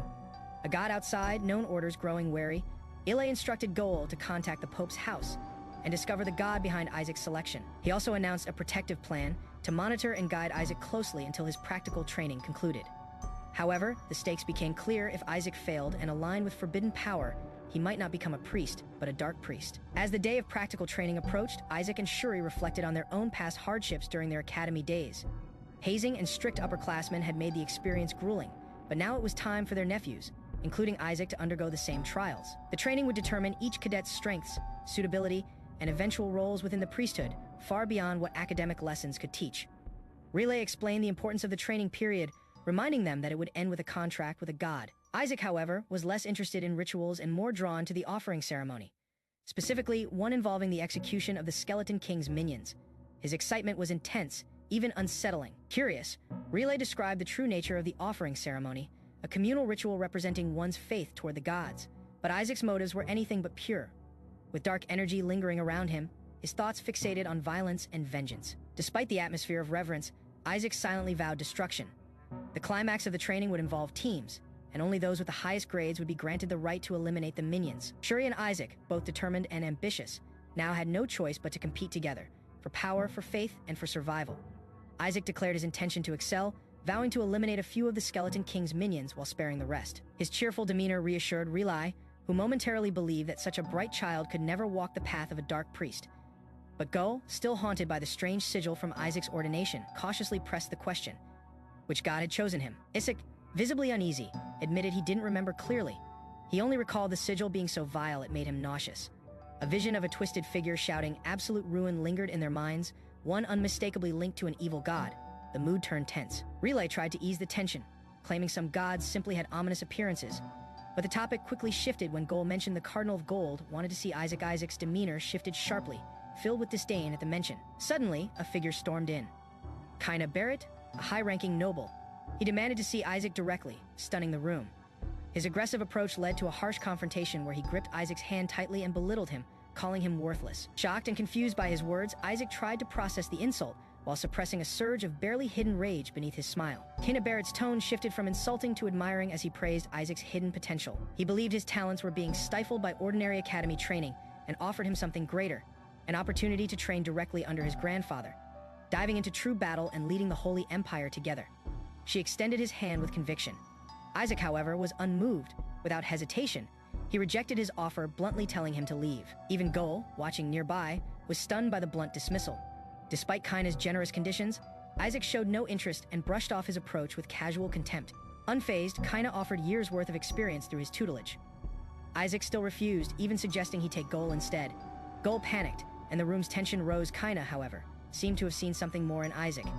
His power to scare away monsters, possibly through an ability he hadn't shared. Isaac suspected his true goal was to learn from him, which only fueled his annoyance. Kaina's persistence backfired. Isaac again rejected him, this time mocking his grandfather, which pushed Kaina to the edge. He lunged, but before things escalated further, Relay intervened, pulling him out of harm's way as the room descended into chaos. Relay quickly removed Isaac from Kaina's reach, refusing to let him influence the boy. Despite Kaina's protests, he warned that his presence was corrupting. Furious, Kaina accused them of ruining his plans. Isaac, gagged and twitching with rage, hid his fury behind clenched teeth. Swearing vengeance on the Eshua family under his breath, darkness swirled around him.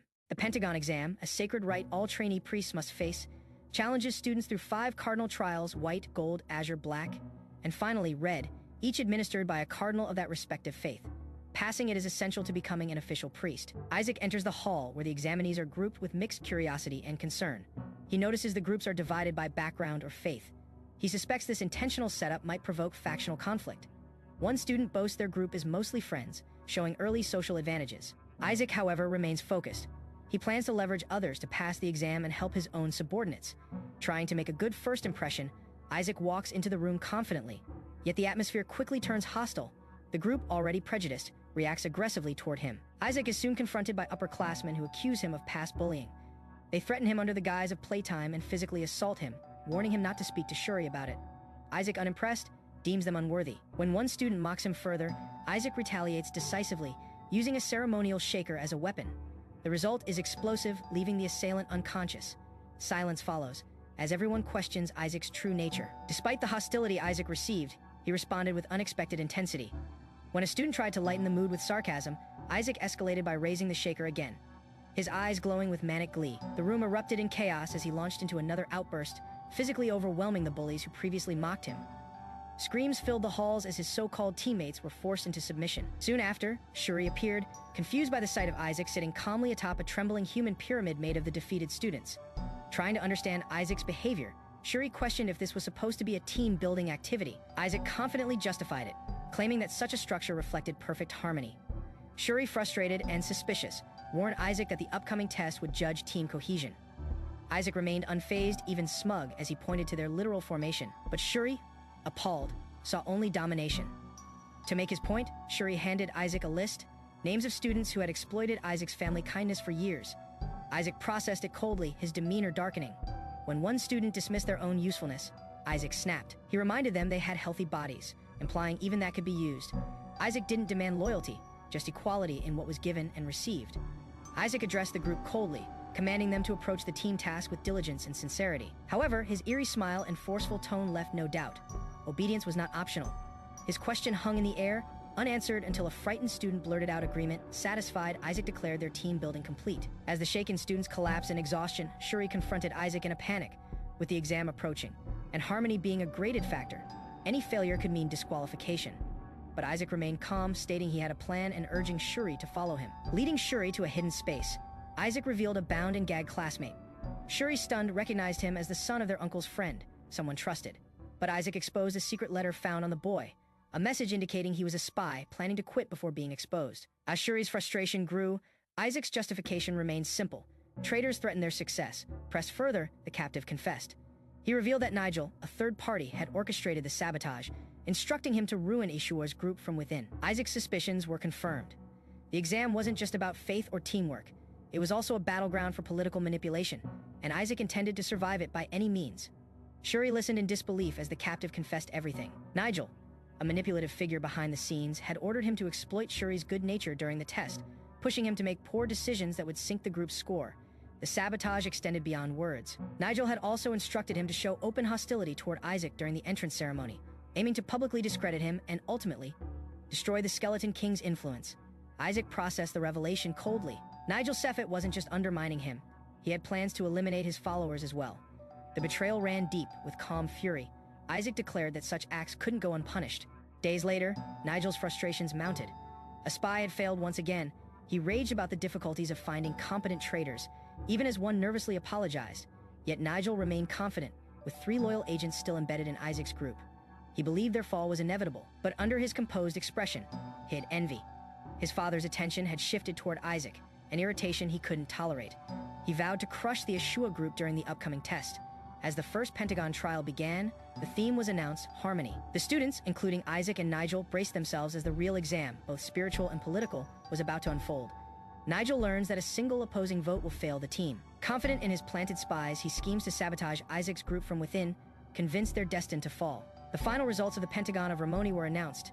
The instructor revealed that the Azure team, against expectations, had all unanimously voted to remain as a unit. Nigel, visibly surprised, realized they had passed the trial, an achievement that validated their growth as a team. Among the group, Isaac burst with excitement, immediately rushing off with Shuri trailing behind, demanding explanations. As they ran, Shuri questioned how Isaac had managed to sway everyone's vote.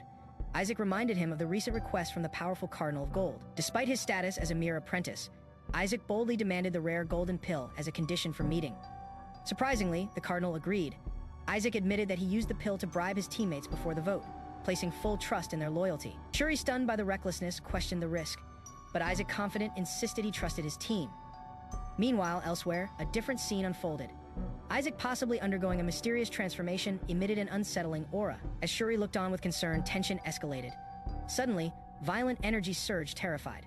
Cries rang out, pleading voices of teammates who claimed they fulfilled every request, now powerless before the uncontrollable force awakening in their midst. As the effects of Isaac's golden pill began to kick in, his teammates writhed on the floor, clutching their stomachs and begging for the antidote.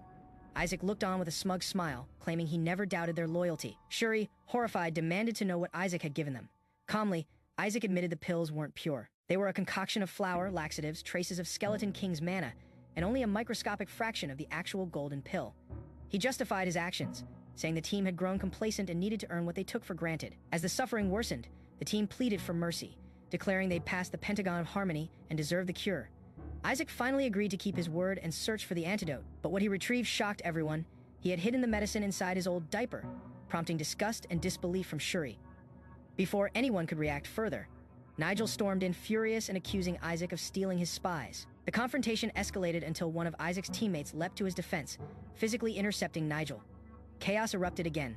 Nigel, unmoved, coldly declared that in desperate times, people save themselves, not others, and Isaac was no exception. Isaac's cold glare intensified as he faced Nigel, declaring that everything was meaningless before death. His aura began to shift into something truly unnatural. Nigel, usually unfazed, stepped back, eyes wide with disbelief. The twisted energy surrounding Isaac was no longer human. It was monstrous. Something primal stirred, and Nigel questioned if the being before him could even be called a person anymore. Elsewhere, in the grand office of the Sanctus Sades, the high-ranking Cardinal Here waited impatiently. A messenger finally arrived, only to deliver a startling message. Isaac refused to attend, even after receiving the highly coveted golden pill. Shocked and furious, Here slammed the table, demanding to know why. The messenger nervously relayed Isaac's words, "Send a larger piece of gold next time." Here's fury erupted. Dark energy pulsed from his body as he commanded his underlings to use every resource available to bring Isaac to him. Meanwhile, Nigel, still recovering from the earlier confrontation, paced in frustration. Though enraged, he admitted Isaac's tricks had yielded some useful intel. According to his informants, Isaac possessed something that made him immune to the Inquisitor's interference. Determined to uncover this mystery, Nigel resolved if he couldn't beat Isaac by force, he'd unravel his secrets. Nigel confronted a group of students loitering near the dorms.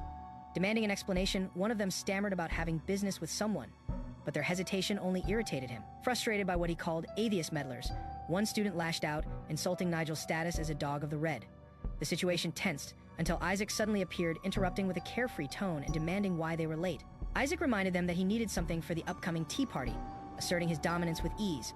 The others, cornered, nervously claimed they were still preparing the item he requested. As they made excuses, Nigel handed down a divine order team-building exercises required snacks. Due today, flames erupted around his fists as he cast a powerful holy spell, Repentance Hell, scorching the group in a burst of divine fury. Turning to Isaac, Nigel cooled slightly and said they had business to discuss. With a sly smile, he asked if Isaac wanted to take a test of faith. Alarmed, Shuri warned it could lead to catastrophe. Isaac's powers were too unstable. Suddenly, a voice echoed.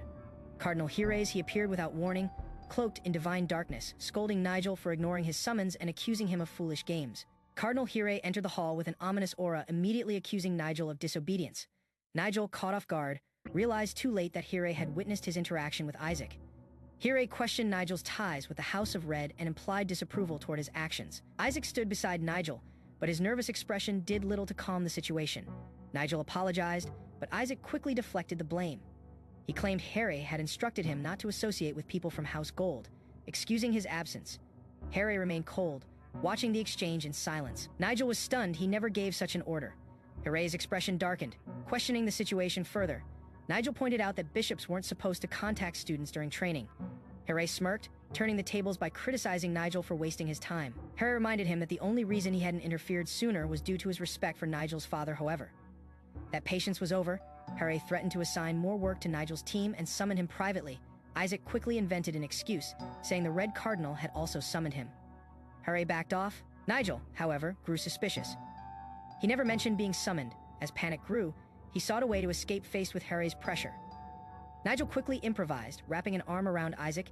He claimed that he had actually come to summon Isaac and would take him away immediately. Here, momentarily confused, didn't object and allowed them to leave, stating that prior engagements couldn't be helped. Relieved, Nigel turned away until Here coldly reminded him that he had still caused trouble for the House of Gold. Here warned that punishment would follow. Starting the next day, Nigel would be given additional duties. Panic struck Nigel as he imagined scrubbing floors endlessly. He tried rationalizing that assigning Isaac to menial work would be fine, but Isaac had already disappeared, slipping away under the excuse of needing sleep to grow taller. 3 days later, Nigel found himself trapped in an endless cleaning cycle, scrubbing from dawn to nightfall. He cursed Isaac and another student, Eshua, under his breath. The workload was unreasonable, and his teammates blamed him for their poor performance. Even his father remained indifferent. Determined to end his suffering, Nigel realized he had to find the mysterious boy and present him to his father. He concluded the boy should at least show up for prayer. With that in mind, Nigel decided to ambush him in the prayer room. 6 hours later, Nigel remained on stakeout near the prayer hall, exhausted and agitated. Just as he was about to catch sight of Isaac, his teammates dragged him away, scolding him for slacking. Despite his protests, he was forced to leave. However, Isaac appeared at the last moment, cheerful and mischievous. He ambushed Nigel, causing chaos and laughter as Nigel panicked and was dragged off. Watching the scene, Shuri remarked that Isaac clearly enjoyed messing with people. As the group walked through the corridor, Isaac explained that forming ties with the Cardinal of Red was actually more advantageous. He revealed the internal ranking system, ranging from king to skeleton, and warned that angering a cardinal could drop a student to the lowest rank. Nigel finally grasped the danger even being associated with poor performance could lead to exile. The discussion took a personal turn. Shuri revealed that Nigel's father had stolen his mother from Cardinal Barrett, breaking a previous engagement. This revelation shocked Nigel. It explained Barrett's deep resentment toward him. Shuri advised forming a connection with the Red Cardinal to protect himself and possibly negotiate a deal to avoid penalties. Isaac considered the plan until a bloody, monstrous hand suddenly appeared and grabbed him mid-thought. Shuri looked around, confused after Isaac vanished without warning. He called out, but there was no response. Meanwhile, Hirei, reading in solitude, was interrupted by a knock at the door. He permitted entry only to be blasted by a fiery explosion as Isaac burst in, accusing him of attempting a kidnapping. Isaac mocked Hirei's formality, pointing out the contradiction between his politeness and his violent actions. Hirei called him a brat, but Isaac remained unfazed. Calmly, Hirei stated he had something important to say. While Isaac suspected he was summoned due to being ignored, Hirei stunned him by declaring his intent to adopt Isaac as a son of House Gold. Isaac was taken aback when Cardinal Hirei unexpectedly proposed adopting him into the powerful House of Gold. The idea seemed absurd. Was this a trick to keep Eshua in check? Suspicion flared in Isaac's mind, especially since it came without clear motive. Hirei, calm and calculated, clarified there was no trickery, but Isaac couldn't trust it that easily. He considered the strange timing. Perhaps it was due to the Skeleton King calling him a saint earlier. While he wasn't interested in their intentions, he wasn't going to accept such an offer without leverage. Boldly, Isaac asked what benefits he'd gain.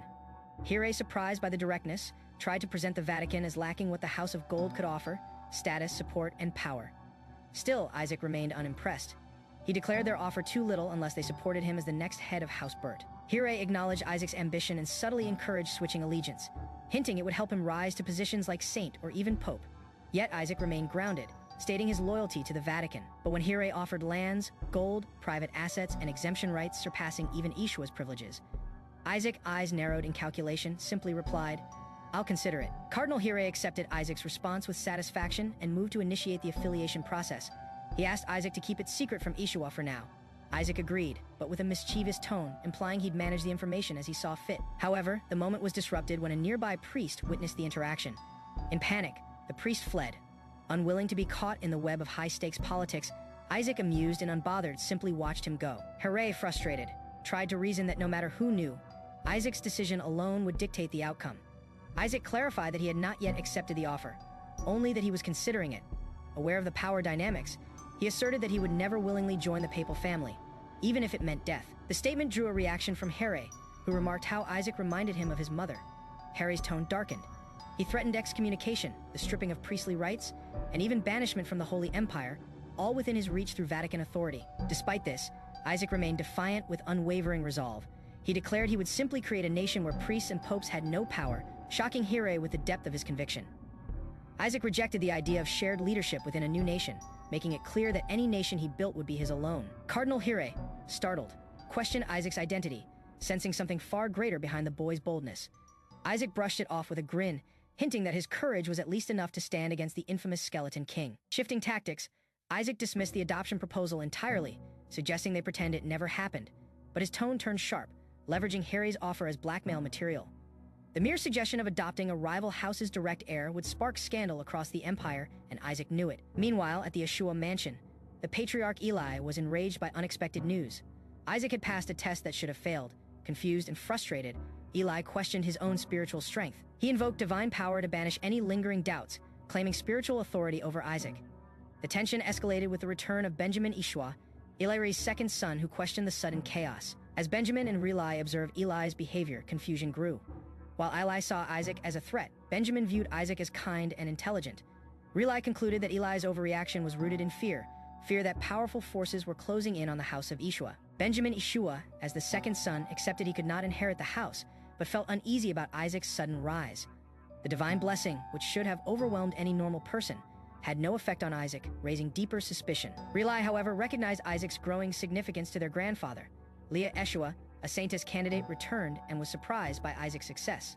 The family began to realize the Vatican's unusual interest in Isaac could threaten their internal balance. Isaac's potential seemed undeniable. He had become too exceptional to ignore. When a strange letter appeared, Riley questioned its origin. The seal was unfamiliar. With hesitation, Eli revealed its source. It came from their fourth brother, igniting fresh curiosity and concern across the Eshua household. The letter revealed shocking words from Noel, one of the distant brothers. He had written to the patriarch, bluntly questioning when he would step down and pass on leadership, suggesting his death was imminent. The letter stirred tension among the family, especially as it reflected deep familial discord. Eli, the patriarch, responded by redirecting the succession conversation. He dismissed Noel entirely and suggested that if Isaac was unfit, then Reli should be the next patriarch.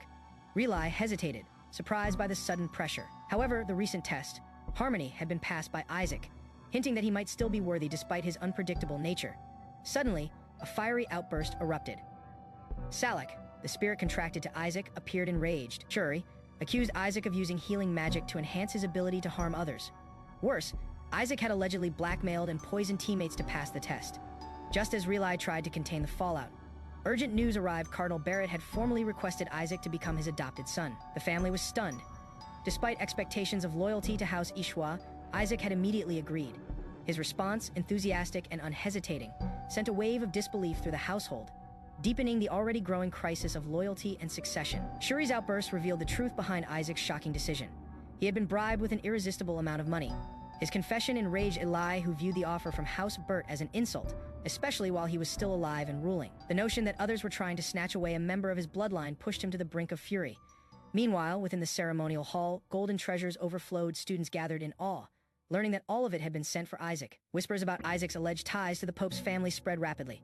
Isaac, smirking, confirmed that the fortune was both compensation and a bribe to keep silent. However, as he examined the extravagant display, Isaac spotted something confusing: a banner and a messenger sent by the patriarch.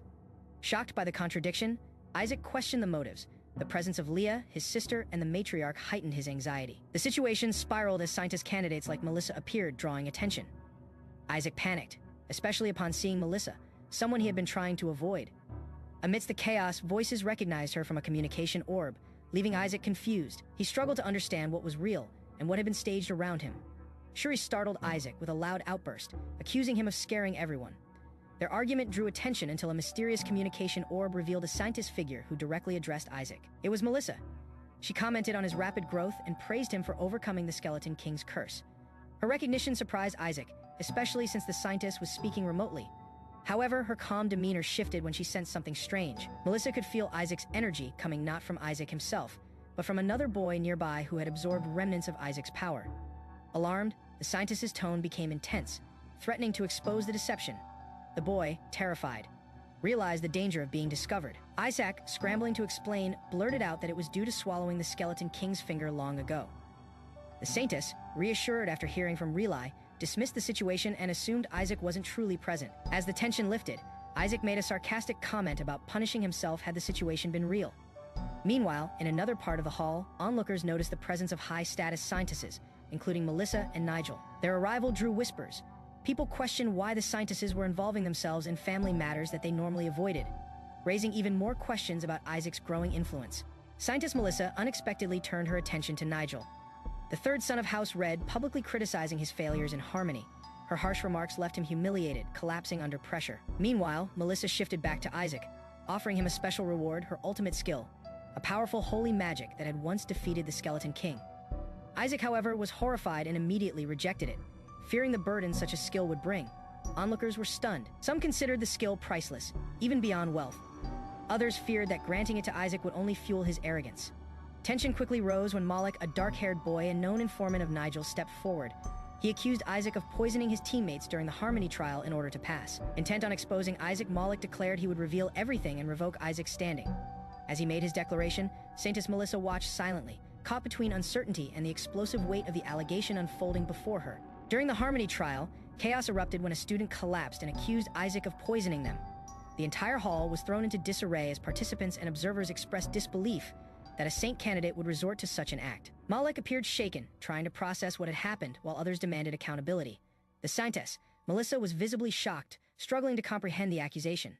As tension built, Nigel mocked the situation, encouraging punishment for Isaac. Malik called out to Isaac, but the situation took a turn when Melissa dismissed poison as an ineffective method for mental training. She revealed that Isaac had done worse, inflicting physical beatings on the participants.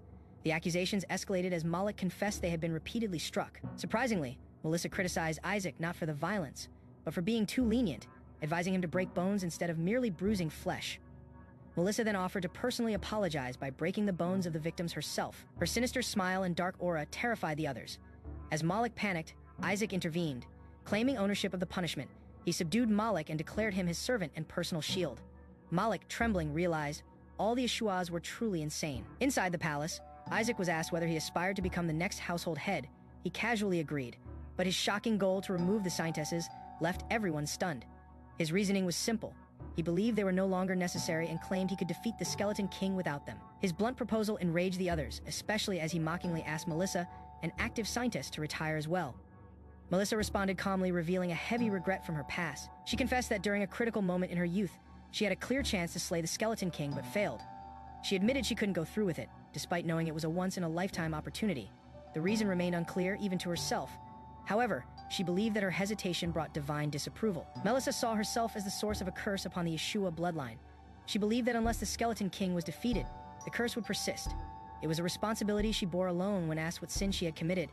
Leah didn't answer directly, but her solemn expression revealed deep remorse. Watching Melissa in silence, Leah sensed that her reasons for sparing the Skeleton King went far beyond what anyone else could understand.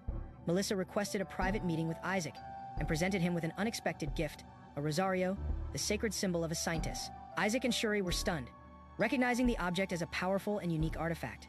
Isaac, though outwardly composed, was internally confused by Melissa's gesture.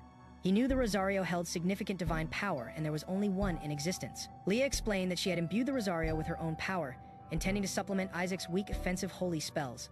She instructed him to use it to channel divine energy when needed, especially during the remaining trials. Before departing, she added that she would visit him again in the future to teach him how to defeat the Skeleton King. Frustrated by her condescension, Isaac lashed out verbally once she left, hiding his confusion with mock anger. As Leah's counterpart also prepared to leave, she confronted Isaac with a direct question. Whether he had a mana core caught off guard, Isaac panicked, suspecting she had discovered his secret internally. Isaac debated whether he'd need to silence her, but before he acted, Leah clarified that she was referring to the core stored in the outer building. Relieved, Isaac quickly agreed, masking his inner alarm with nervous laughter. Isaac suddenly remembered that the sealed mana core he had hidden was still within him. Alarmed, he realized that Melissa's rosario might be capable of breaking the seal, something even he had failed to do.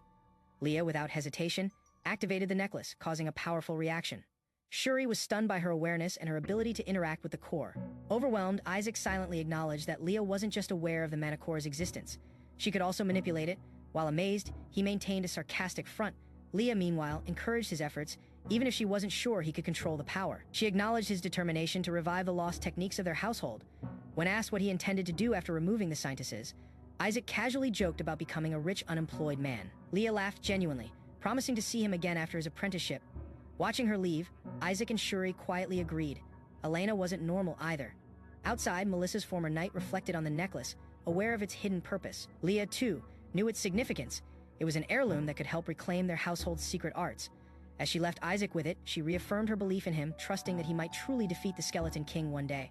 Rain fell heavily over the palace as Gol arrived under somber skies inside. He was greeted politely, though tension lingered beneath the formalities.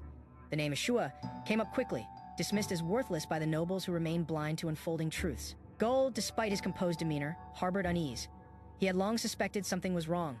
Gol reflected on the strange circumstances surrounding Isaac's ordination. A member of the clergy had been found dead in the forest shortly after, suggesting foul play. The death wasn't coincidence, it was cleanup. Someone had made sure there were no witnesses. Confusion deepened when he learned the House of Gold intended to adopt Isaac, a move so unthinkable it bordered on madness. Gol's instincts screamed caution. Even with his noble connections, he knew that digging deeper could cost him his life. He retreated to his chambers, ordering privacy under the pretense of rest. Yet his mind refused to quiet. The thought that he might have grown too close to Eshua haunted him. Despite the betrayal of handing over Eshua's rights, he felt nothing but emptiness within the confines of that cold house. Later that night, Gol searched forbidden archives when he found Isaac's god mark. Horror dawned. Everything was wrong. Gol's worst suspicions were confirmed. The divine mark chosen by Isaac did not belong to an ordinary god, but to the greatest one of all. The revelation sent waves of dread through him. The involvement of the Pope's house, the deaths, the adoption, all of it made sense. Now, this wasn't just political, it was existential. The survival of the Empire was at stake. Meanwhile, Isaac, now aware of his limitations, turned to the only solution available, breaking the binding orb. With Whisper at his side, he reviewed the coins needed to secure the forbidden weapon. The true challenge wasn't the orb. It was the anti-demonic stone created from it, capable of nullifying all forms of energy, even holy and arcane. a deadly tool but the only means to defeat higher demons. Undeterred, Isaac prepared the mana core. As flames engulfed it, he initiated the process to absorb its power. The release began slowly, then burst forth violently. Whisper encouraged him, and Isaac laughed as the surge overwhelmed him. Dark mana flooded the room. The sheer volume exceeded his expectations. With widened eyes and trembling hands, he realized his strength had spiked. Now, with this power, he could cast higher-level spells freely. The room swelled with a vortex of chaotic energy as Isaac's body absorbed the unstable mana. He laughed wildly, lost in the intoxication of raw power. Whisper, overwhelmed, could only watch. But the triumph was short-lived. Isaac's laughter died as he looked at his hand, now reduced to a skeletal form. Panic set in. The transformation wasn't just symbolic. It was a physical return of the very curse he had once sealed. The curse of the Skeleton King, the one that made him a demon lord in another life. Whisper confirmed it. The reversal of life and death had awakened again. Isaac's rapidly increasing mana had shattered the balance holding the curse at bay. Though alarmed, Isaac understood the situation. His body was blessed and not easily overtaken, but the curse had grown more potent. To suppress it, he needed to boost his holy powers. Whisper proposed draining mana from others, but Isaac dismissed it as reckless. If exposed, he'd face execution. Instead, he devised a plan to exploit the Empire's upcoming heretical test, a dangerous trial known to trigger rapid holy mana growth. Until then, he would seal away his cursed hand. With a dark grin, he accepted the risk. Survival now meant playing both demon and saint. Just as Isaac struggled to hide his skeletal hand, Shuri barged into the room, catching him off guard. Isaac's heart raced. His secret was exposed. Shuri, startled by Isaac's laughter and evasive behavior, quickly grew suspicious. When he demanded to see Isaac's arm, the truth was revealed. Bone instead of flesh. Shuri screamed in shock, unable to comprehend what he was seeing. Whisper urged Isaac to erase Shuri's memory, but Isaac hesitated. Using memory magic on another human would raise dangerous questions. Meanwhile, Shuri's panic morphed into mockery, assuming Isaac's rotten body explained his questionable morals. But to Isaac's surprise, Shuri didn't run. He misunderstood it as a birth defect, linking it to a family curse that afflicts all Eshua men. Shuri remembered tales of a cursed ancestor with similar flaws and tried to reassure Isaac. He even suggested seeking help from their grandfather. Isaac froze. That would expose everything, including his identity as the former Skeleton King. He couldn't allow that. Instead, Isaac begged Shuri to keep quiet, claiming he didn't want to worry their family. Shuri, still clueless about the deeper truth, accepted. For now, the secret was safe, but Isaac knew the next misstep could unravel everything he'd fought to control. Isaac reassured Shuri that he wouldn't die easily and hinted at a plan for survival. Moved, Shuri offered help. Seizing the moment, Isaac smirked darkly and gave his condition. Shuri must deliver something to the Cardinal of Red. Whatever Isaac's path was, it now demanded Shuri's unwitting involvement. 20 days after their training began, chaos erupted inside the Academy Hall. Several priest trainees were seen trembling, visibly traumatized. One complained of a bomb planted in the bathroom, another of poison gas in his pillow, while a third mentioned cyanide in his food. All of it pointed to Isaac, who watched calmly, believing his harsh methods were merely personalized training. The group confronted him with a paper listing bizarre objectives, like dying from demons or falling off cliffs. Isaac claimed these were serious goals. Without hesitation, he dumped sandbags before them and instructed them to wear them after finishing their meal. Confused and frustrated, the trainees objected, reminding Isaac they were priests, not knights, but Isaac insisted they needed physical readiness for the next test. He mistakenly believed the next test was the physical Pentagon of Red, which focused on physical endurance. In reality, it was supposed to be the Pentagon of Gold, a mental challenge. Realizing his error, Isaac doubled down. He commanded everyone to run 50 laps, then corrected himself. It was actually 100. With a terrifying grin, he warned them that failure meant death. The trainees screamed in despair as Isaac yelled for them to start running. Tension built up as the priest trainees argued about the necessity of pushing themselves. One insisted that only 2 kings were required to pass, hoping the next test would be easier. But Isaac corrected them. 5 kings were needed, shocking everyone. The group panicked, realizing that not all tests offered chances to earn king titles. Only the white, azure, and black pentagons had potential. Red and gold didn't reward kingship. Despite the chaos, a new update arrived. The next test was indeed the Pentagon of Red. The trainees groaned in despair, known for its brutal one-on-one combat. The red test wasn't suited for priests, but before they could dwell on the disaster, an eerie figure appeared, declaring that training must begin immediately. Days later, the Imperial Training Center roared with excitement. A massive arena awaited, and the trainees stood frozen. Nigel, a member of the Red House, grumbled about how Isaac had manipulated the test format.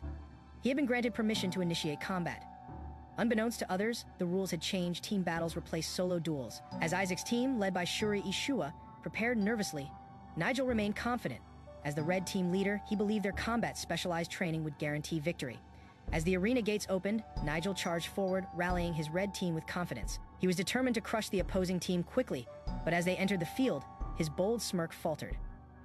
Among the Azure team stood a surprising figure, Kaina Barrett, a powerful trainee known for his exceptional strength. The Cardinal of Red, Leon Seffet, watched with interest from the stands. Isaac had cleverly substituted Kaina into the match, claiming his original team member had fallen ill.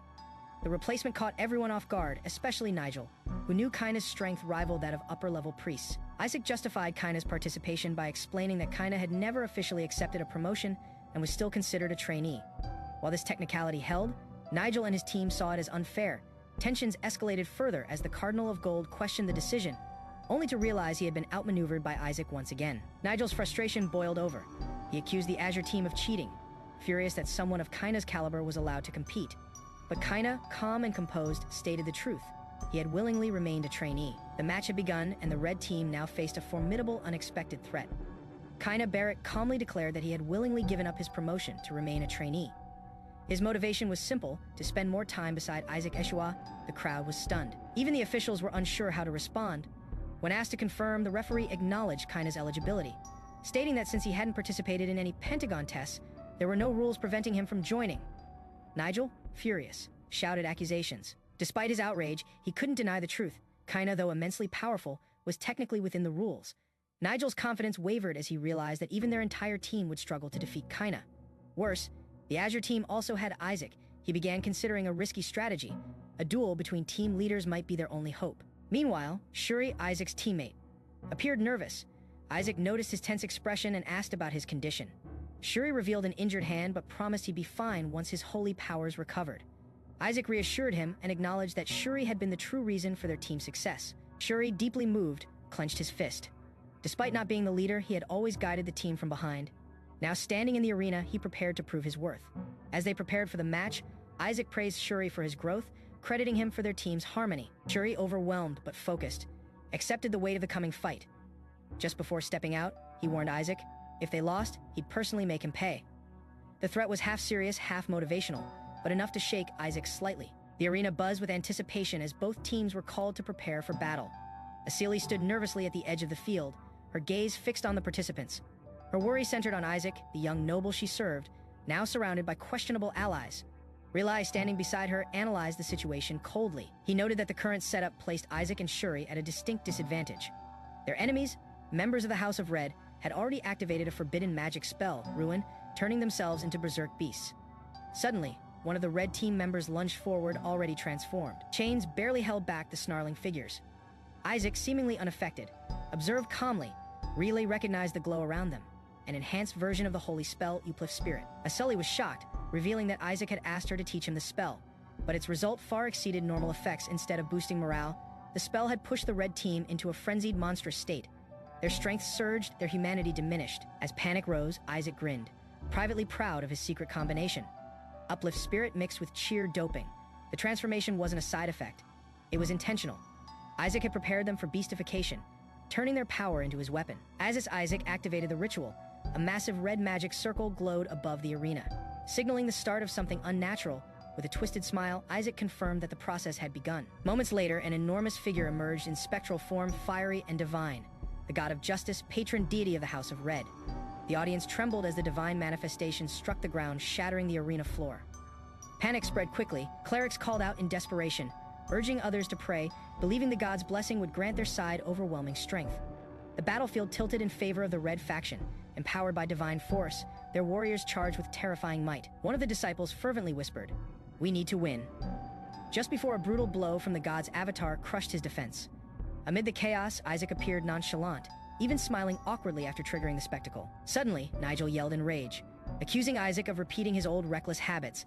As fists flew, Isaac deflected Nigel's assault casually, but the damage was done. The statue of the god of Red lay shattered, its head destroyed.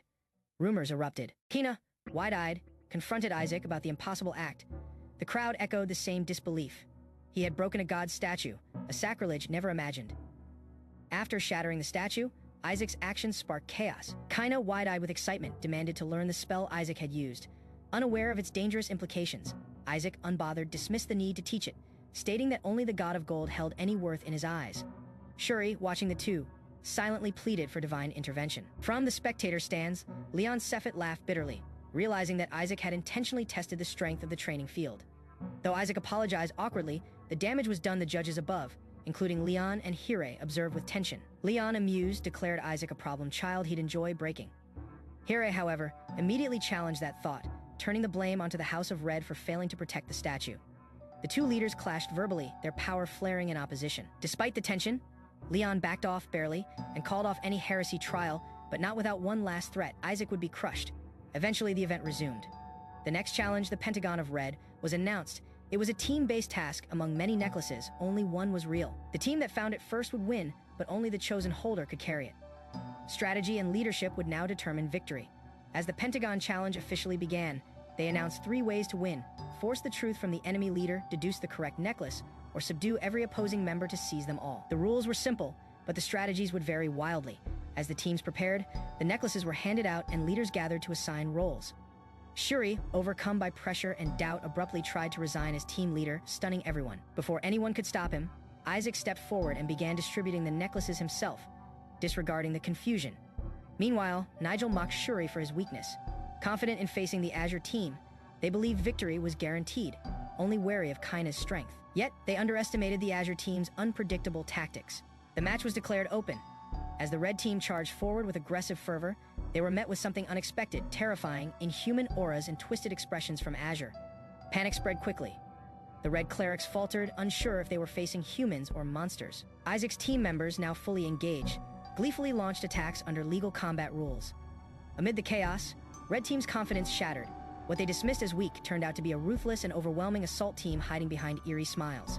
Fueled by frenzy, Isaac unleashed his weapon, a brutal chain flail, scattering the Red team in one devastating sweep. Demanding their leader, he tore through their formation with no hesitation.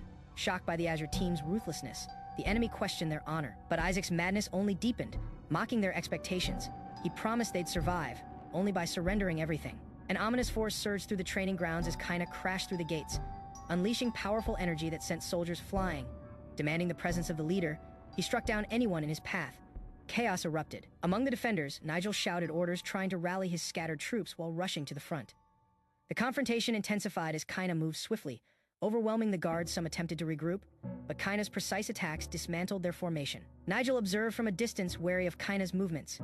As he closed in, he realized the assault wasn't straightforward. Kaina had launched a decoy maneuver. However, Nigel was quick to respond. He analyzed the diversion and saw through the deception, confidently intercepting Kaina's true move. Just as Kaina initiated a cloning spell to gain ground, Nigel recognized the tactic and issued the command to capture him. Kaina's clone was instantly countered by a powerful holy spell. Bright light enveloped the area, temporarily halting Kaina's momentum. Yet, he pushed forward, breaking through the spell's grip. In a final act of aggression, Nigel personally led the charge, lunging toward the escaping Kaina with fierce determination. His command echoed, this time more serious, ordering everyone to seize the intruder before he vanished again. Nigel's forces surged forward under his command, determined to seize Kaina's allies. The enemy units, now empowered by a beastification spell, charged ahead with new ferocity. Despite the transformation, Nigel remained calm, aware that their strength had only increased marginally. Spotting Shuri amidst the chaos, he locked onto his target. In a swift, brutal move, Nigel prepared to unleash a deadly holy spell, aiming directly at Shuri. The spell crackled with violent energy, threatening to tear limbs apart. Relay instinctively shielded Shuri, but the spell's power was overwhelming. The danger escalated fast, prompting Nigel to press the attack without hesitation. Shuri panicked but was steadied by Relay's voice. Relay had anticipated Nigel's challenge and crafted a plan. He knew Nigel would try to isolate them into a duel. Relay's calm strategy shifted the momentum. He believed victory was possible if Shuri followed his lead.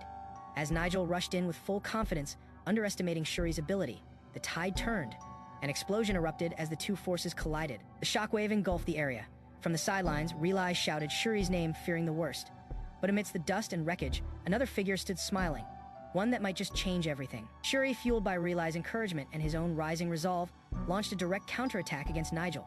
Catching him off guard, Shuri forcefully grappled Nigel and slammed both of them into the ground with explosive force. The crowd watched in disbelief as the impact shook the arena. Despite the intense exchange, Shuri rose determined. A realization dawned on him. Azure techniques were not banned on humans because they targeted demons. It was because humans simply couldn't endure them. And yet, Shuri had survived it. Exhausted and bruised, Shuri and Nigel stood their ground, panting heavily. Relay and Asili, watching from the sidelines, Relay tried to hold back his concern, but Shuri's fierce spirit pushed him forward.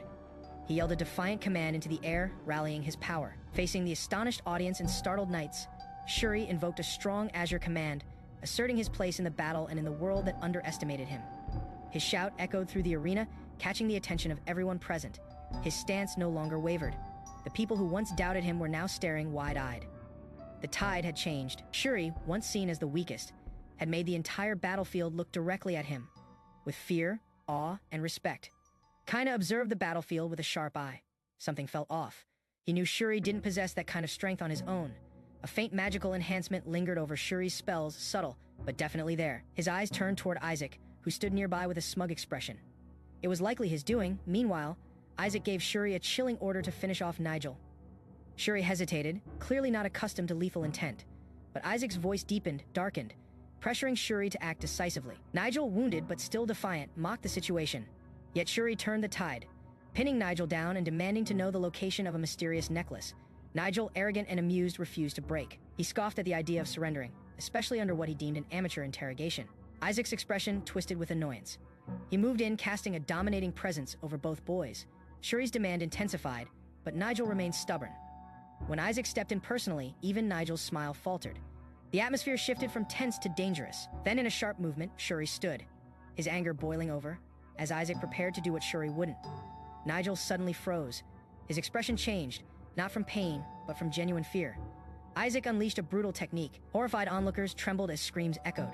Shuri realized the cruelty hidden behind Azure's radiant power. As tension gripped the arena, Nigel's scream pierced the air, overwhelmed by a surge of power. Isaac, calm yet cold, reminded him that the truth had been demanded and ignored. Shuri attempted a desperate charge, but Kaina, unshaken, denied him the chance. With a subtle motion, he activated a holy spell, an area of effect paralysis. A brilliant burst of golden light engulfed the space, freezing multiple attackers in place and forcing them into submission. Amid the chaos, Nigel realized something unsettling. They had willingly fallen into the trap. The enemy knew the exact location of the necklace. He panicked, suspecting a deeper plan, one he had completely overlooked in the center. Isaac stood composed, watching it all unfold. His smirk revealed that everything had gone according to his intentions. Others finally pieced it together. Isaac's entire performance had been orchestrated to make Nigel expose himself, but Isaac corrected them. They all already knew where the necklace was. A captured soldier then retrieved it without resistance. With the Elder Ring in hand, a relic capable of absorbing holiness, Isaac prepared for the next phase.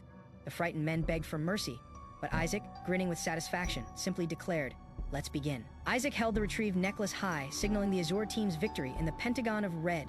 Cheers erupted from the crowd as the defeated opponents lay scattered. The crowd marveled at the sudden comeback, while Shuri celebrated the success with unfiltered enthusiasm. Meanwhile, Isaac's performance caught the attention of influential onlookers, including the Holy Helen Empire's crown prince, Chablis Alfriek Hel. Recognizing the brilliance of Isaac and Shuri, Chablis requested that they be gifted official priest uniforms to honor their victory and prepare them for the upcoming Pentagon of Gold. The proposal was well received, seen as a gesture worthy of royal tradition. Chablis further insisted on delivering the uniforms himself, a suggestion that raised eyebrows due to his status and schedule. Behind his pleasant demeanor, however, the prince delivered a quiet warning to his uncle. Isaac's path was becoming dangerous. A veiled threat followed. It might be wise to prevent Isaac from participating further. As a final blow, Chablis whispered the true danger. The Pope was actively trying to eliminate Isaac. Unaware of the ominous discussions, Isaac regrouped with Shuri and Relay. As their next steps loomed, a new layer of political intrigue began to surround the young prodigy. Following the announcement of royal rewards, Relay expressed formal gratitude to Crown Prince Chablis. Despite the earlier tension, he accepted the prince's presence and offer with caution. Meanwhile, Shuri remained confused, but Relay reassured him Isaac in his own way would be just fine. Isaac grinned smugly, seemingly unconcerned with the political undercurrents surrounding him. Back in their dormitory, the team celebrated their unexpected recognition.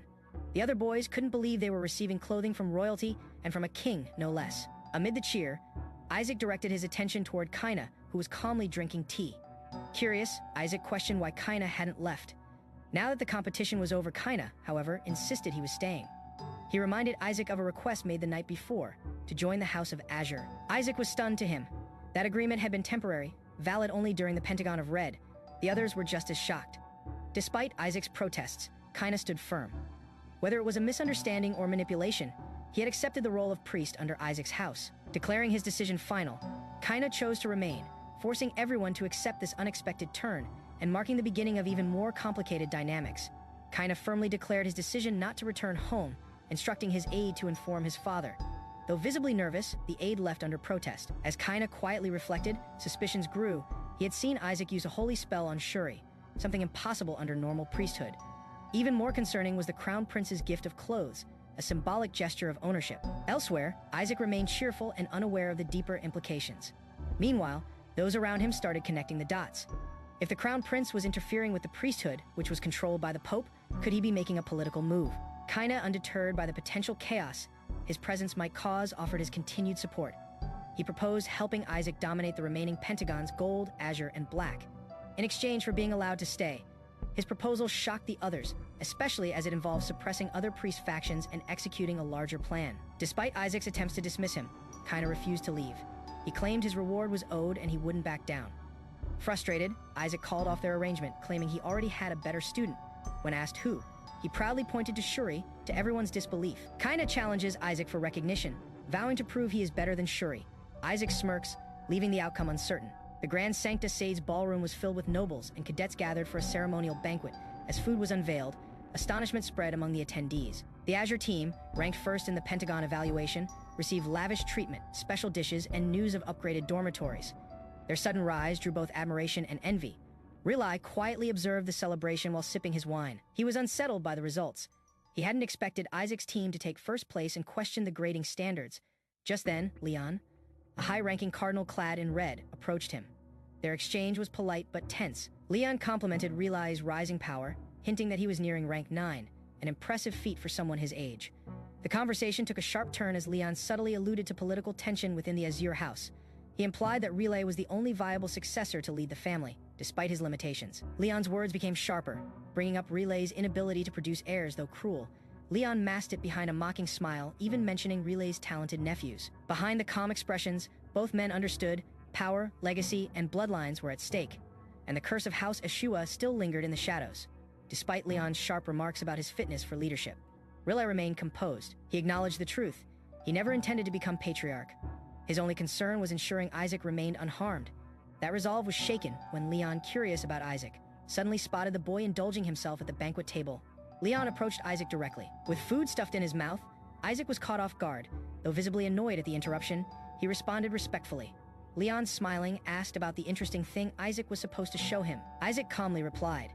It was the moment he decisively defeated Leon's own son in a recent match. The declaration stirred surprise across the ballroom. Isaac didn't hold back his confidence and sarcastically asked if Leon enjoyed watching his son's defeat. Meanwhile, murmurs of concern spread among onlookers. Isaac's boldness had drawn attention from the House of Crimson, known for hunting down traces of the Skeleton King.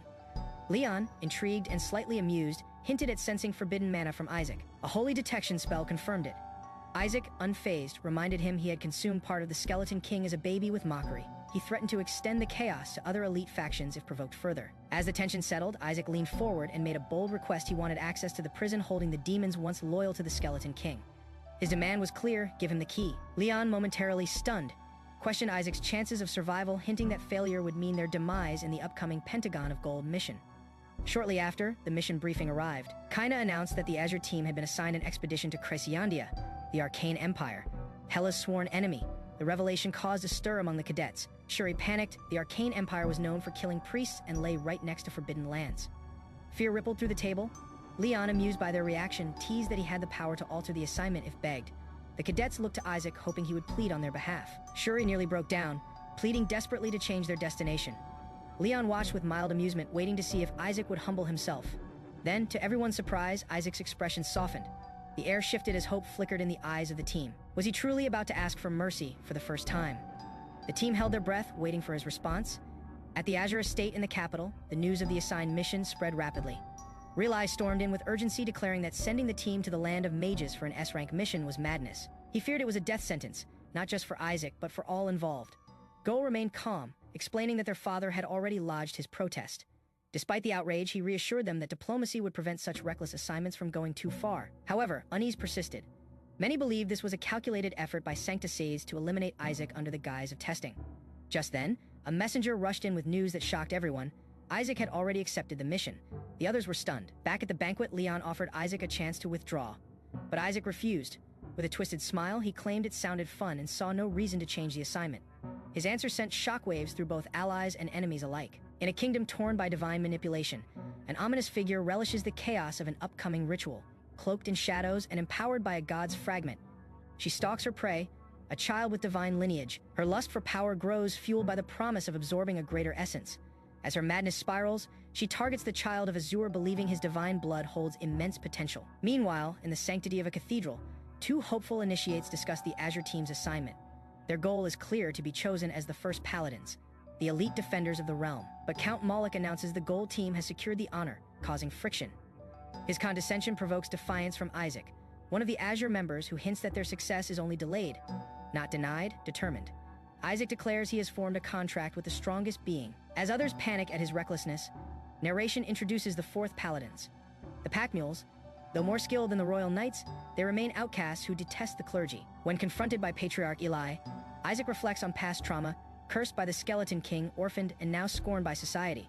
But beneath his smile, vengeance quietly burns. Haunted by humiliation and driven by obsession, Isaac declares his mission: to destroy the false Skeleton King. Fueled by rage and determination, he claims to wield the real Skeleton King's power for righteous revenge. Though others fear he's lost his mind, Isaac remains focused. Facing Patriarch Eli, Isaac speaks of duty and legacy. He refuses a life of quiet survival, choosing instead to restore honor, even if it demands sacrifice. His boldness earns him a rare acknowledgement. He is finally seen as one of their own later. Patriarch Eli entrusts Isaac with a final condition: succeed or fail, just return alive with his team. If he does, he will be declared successor. Isaac quietly accepts, his resolve firm. Several days after leaving the capital, Isaac and his group reach the town's outskirts to rendezvous with the knights, exhausted and anxious. Shuri and the other cadets followed closely, fearing the threats ahead. Determined to survive, they braced themselves for the unknown dangers. Meanwhile, Whisper reported findings on a demon from 14 years ago. The demon associated with the Western Army was not among the elite 14 demons, but was still dangerous. Known for her brutality, she had already slain many young cadets. Isaac was displeased to learn that someone had broken the combat rules he had secretly established. Intent on punishment, Isaac advanced with his group, despite Whisper warning him that he hadn't fully recovered his strength. Unbeknownst to them, the demon lurked nearby, watching from the shadows. She soon spotted them and locked eyes on Isaac. Her chilling voice echoed as she called out to him directly. Back at the Imperial Castle, Crown Prince Chablis Hela received news that Isaac had chosen the Packmule Paladins instead of the elite knights. While his aide questioned Isaac's judgment, Chablis suspected otherwise. He revealed that the knight commander sent previously was half-spirit, making him vulnerable to demons, a flaw Isaac likely saw through. At Imperial Castle, the revelation that Sir Cylon was a half-spirit startled the aide.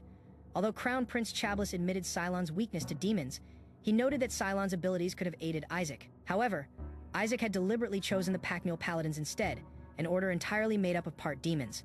This choice piqued Chablis's interest, especially since the Paladins were known for their uncontrollable behavior. The Packmule Paladins, notorious for once sacrificing clerics to Demunkin, waited at the rendezvous point.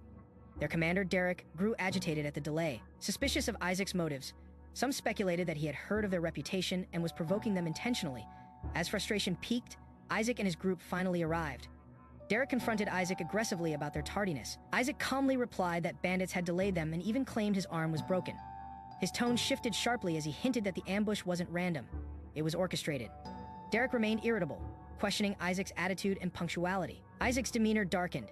He dismissed Derek's complaints with veiled insults, provoking confusion and discomfort among his own group. Shuri, watching nearby, grew nervous as tensions rose. Isaac's actions clearly unsettled everyone, and it was unclear whether this alliance would hold or collapse entirely. Derek, frustrated by the delay and Isaac's attitude, announced that there was no reason to stay and prepared to leave. But Isaac questioned the logic. If they intended to leave, why wait for 5 hours? He pointed out their suspicious behavior and noted that the Paladins were over-equipped for a simple escort mission. Isaac quickly deduced their hidden intent. The Paladins were using his group as bait to lure out missing comrades. Derek, visibly agitated, reacted defensively. When Isaac threatened to walk away, Derek exploded in anger, believing that someone, likely a rival faction, had told Isaac the truth about their operation. Shuri, now fully aware of the manipulation, realized they were being used to disrupt the Paladins' mission. However, their group was still needed to access Craigsandia. In desperation, Derek lunged, determined to force cooperation even through violence. As tensions escalated, Isaac calmly ordered Derek to stand down. Derek hesitated but was overwhelmed by Isaac's aura. His demonic instincts responded to Isaac's commanding presence, compelling him to obey. Whisper confirmed it. Isaac's blood carried enough demonic power to dominate them. Isaac had chosen the pack mules for this exact reason. They would follow strength, and he had it in abundance. Isaac gave the order to move out. Though hesitant after the earlier clash, his team followed. Shuri was bewildered. After such provocation, how could they cooperate with the Packmule Paladins? Isaac, unfazed, explained that both sides needed each other for now. He was confident they would follow. Derek confirmed their shared goals: rescue the kidnapped and eliminate the demons responsible. Isaac, with a wry smile, stated that he didn't mind helping if their interests aligned. Derek, now suspicious, realized Isaac had likely chosen them because he already knew about their missing comrades. Isaac didn't deny it. As the team questioned Isaac's intentions, he brushed off their worries. When someone warned that demons couldn't be trusted, Isaac pushed back. His calm, layered tone revealed deeper insight. He hinted at knowing why Demunkin were kept at the bottom of society. Suddenly, one of the paladins transformed violently, attacking his own. Chaos erupted. The eruption of demonic energy shocked everyone. One cadet panicked, demanding they turn against the pack mules, but Isaac stepped in decisively, knocking the attacker back and demanding composure. He criticized them for being too soft, emphasizing that emotional instability would only worsen things in the field. The pack mule paladins struggled with unstable transformations near Crazylandia. Surprisingly, Isaac's mere presence and a single strike forced one of them back into human form. While they praised his strength, Isaac smugly accepted it. In truth, he had intentionally triggered the change, delighting in his hidden control over the Demunkin's instincts. As Isaac and Whisper neared the corrupted zone of Crazylandia, a strange energy unsettled them both. The influence of the Dark Land stirred something in Whisper, causing a rare and swift reversion to human form. Isaac, unfazed, took credit with smug confidence, unaware of the true cause. But a sudden surge of malevolent energy erupted around him. He had triggered something deeper. Before the group could depart, Isaac noticed a bird nestled in his cloak, playing dead. Suspicious, he poked it, and the act wore thin. Whisper quickly discerned that the bird was no ordinary creature. It had intelligence and a mission. As Isaac questioned it, the bird cursed its fate and muttered about the Blood Lord's cruel orders. Isaac suspected a demonic origin and pressed harder. A magical barrier had been erected. Whisper confirmed the bird was a messenger from one of his former subordinates, the Blood Lord. The sparrow, under pressure, finally confessed. A female demon king named Ash had disrupted Isaac's ordination, smuggled arcane devices, and deployed assassins. She had grown powerful enough to pierce the Holy Empire's divine barrier. Learning this, Isaac scowled, furious at the cowardly Blood Lord who feared Ash yet dared to send a warning. The sparrow, now agitated, reluctantly revealed a critical secret. The Blood Lord believed the current Skeleton King was a fake. That reckless claim had led to his capture. Whisper scoffed at the Blood Lord's ignorance, while Isaac considered the implications. The bird warned him, Ash the Demon King was likely waiting to ambush him, aware he carried a fragment of the original Skeleton King's power. Isaac dismissed the threat with a sharp glare and commanded the sparrow to return with his message. As the bird flew off, Shuri arrived, relieved to find him. Praising Isaac for ordering food for the group, Shuri smiled, only for Isaac to reply in confusion. He had done no such thing. A mysterious woman emerged, bearing a basket. She claimed the food was prepared in service of the priests. Isaac, puzzled, observed her too perfect timing. She was no ordinary servant. Later, while the others rested, Isaac became increasingly demanding. He criticized the food, water, even the utensils. His attitude turned cruel, berating the servants over trivial flaws. The others watched silently. Discomfort growing. Whisper said nothing, while Isaac's commands grew harsher, yet, despite the fear and humiliation, the servants obeyed. Even Shuri hesitated. Something in Isaac had shifted. Isaac, still fuming, decided it was time to deal with the bothersome paladins. He subtly signaled the suspicious woman to offer them food. She approached them politely, insisting it was prepared for their health. The paladins, loyal only to their duty, refused. Her smile sharpened, masked intent behind feigned concern. Then suddenly she snapped, forcing them to eat with alarming aggression. Isaac, watching coldly, questioned her sincerity. When she wouldn't eat the food herself, he challenged her. If it wasn't poisoned, why not take a bite? Her reaction was telling behind her smile. Resentment bubbled, but Shuri intervened. As Isaac's accusations escalated, some priests stood to defend the woman, claiming they'd eat the food themselves to prove her innocence. Moments later, they collapsed, poisoned, panic spread. Whisper detected it first, a poison designed to convert holy mana into dark mana. Isaac's alarm shifted to curiosity. If this parasite could invert divine energy, it could become a tool, a farm of dark mana within the Holy Empire. The idea thrilled him. As the woman laughed maniacally, Isaac joined her. What began as a threat now sparked opportunity. The corrupted energy spread among the priests, their pain marking the start of a darker scheme. The woman, holding the antidote, mocked Isaac, calling him powerless. She demanded he follow her if he wanted to save the poisoned priests. Her threat was clear: obedience in exchange for lives. Isaac didn't flinch. When she turned, ready to retreat, he struck first. A single punch sent her flying, leaving her stunned and enraged. The woman tried to regroup, but Isaac charged again, slamming her into the ground. The paladins attempted to follow, offering their support, but Isaac rejected them. He chose to go alone, calculating that leaving them behind preserved a future source of dark mana conversion. He ran with speed and purpose, the paladins watching in awe. Whisper observed quietly. Isaac's mind, however, was set not just on rescue, but harvest. Each priest poison was now a dark mana generator, and he had no intention of wasting that advantage. Under moonlight, Isaac reached the clearing where the woman waited. She laughed, mocking him for coming unguarded. She called him a fool. Unaware of the power he held, Isaac's expression tightened. Her arrogance blinded her. As she gloated about consuming humans, she failed to realize whom she was dealing with. Isaac unleashed overwhelming dark mana, his voice commanding the woman to kneel. Shadows surged behind him, forming a spectral skeleton with glowing eyes. Paralyzed by fear, she staggered. Her confidence shattered as the cursed energy gripped her. This was no ordinary priest. The battlefield trembled as a dark aura surged from the small boy, Isaac. His overwhelming mana shocked the horned woman, who recognized the unmistakable presence of the fallen king's power. Confused and horrified, she concluded the boy must have consumed a fragment of the king's body. Desperation gripped her. If the king's essence truly lived within Isaac, then extracting it could bring resurrection. Driven by madness and loyalty, she launched a violent assault, determined to rip the king's power from the child and liberate her master. Yet Isaac remained calm. As her attack clashed with the mystical energies around him, his presence split the air, light and shadow erupting in a chaotic storm. Another observer looked on in fear, overwhelmed by the display of raw force. In retaliation, a shadowy figure rose from Isaac's side. He countered the assault with explosive magic, overpowering the woman and silencing her rage. Isaac's flames engulfed the night, asserting his terrifying authority. Whisper praised the ingenious fusion of holy and dark mana. Isaac, unfazed, pondered the god's intent behind his rebirth. The woman, broken and trembling, knelt in submission. Her reverence returned, not to the king she remembered, but to the new one standing before her. After subduing the demon, Isaac declined the offered antidote, showing no fear of poison. Instead, he issued a command: bring the missing paladins within a minute. Calm but calculating, Isaac expressed that the rescued prisoners alone weren't enough. He needed clear proof of victory. As the demon woman trembled before him, Isaac clarified his intent. He needed undeniable evidence that he had defeated a demon. 2 days later, in a peaceful city setting, Shuri sat at a table with Derek, both worried about Isaac's absence. Though reassured by a tracker placed on Isaac, Shuri remained restless. Formal search parties had already been sent multiple times, and traces of blood at a suspected site only worsened his concerns. Derek tried to calm him, reminding him that Isaac wasn't someone who would fall easily. Suddenly, Isaac returned, calm, composed, and very much alive. He dropped a blood-stained sack on the table, declaring it held the antidote. Shuri's relief turned into horror as he looked inside and saw something grotesque. Isaac, ever collected, told him to keep it safe. As the sack revealed what seemed to be a severed demon head, Shuri screamed in shock while Isaac casually confirmed back. At the headquarters, Isaac calmly declared that the head he brought was the kidnappers, and the key to scoring perfectly in their assignment. The others stared in disbelief. When asked about the missing paladins, Isaac casually explained he'd hidden them nearby because they were heavy. Urging the others to retrieve them, the news of the rescued paladins quickly spread.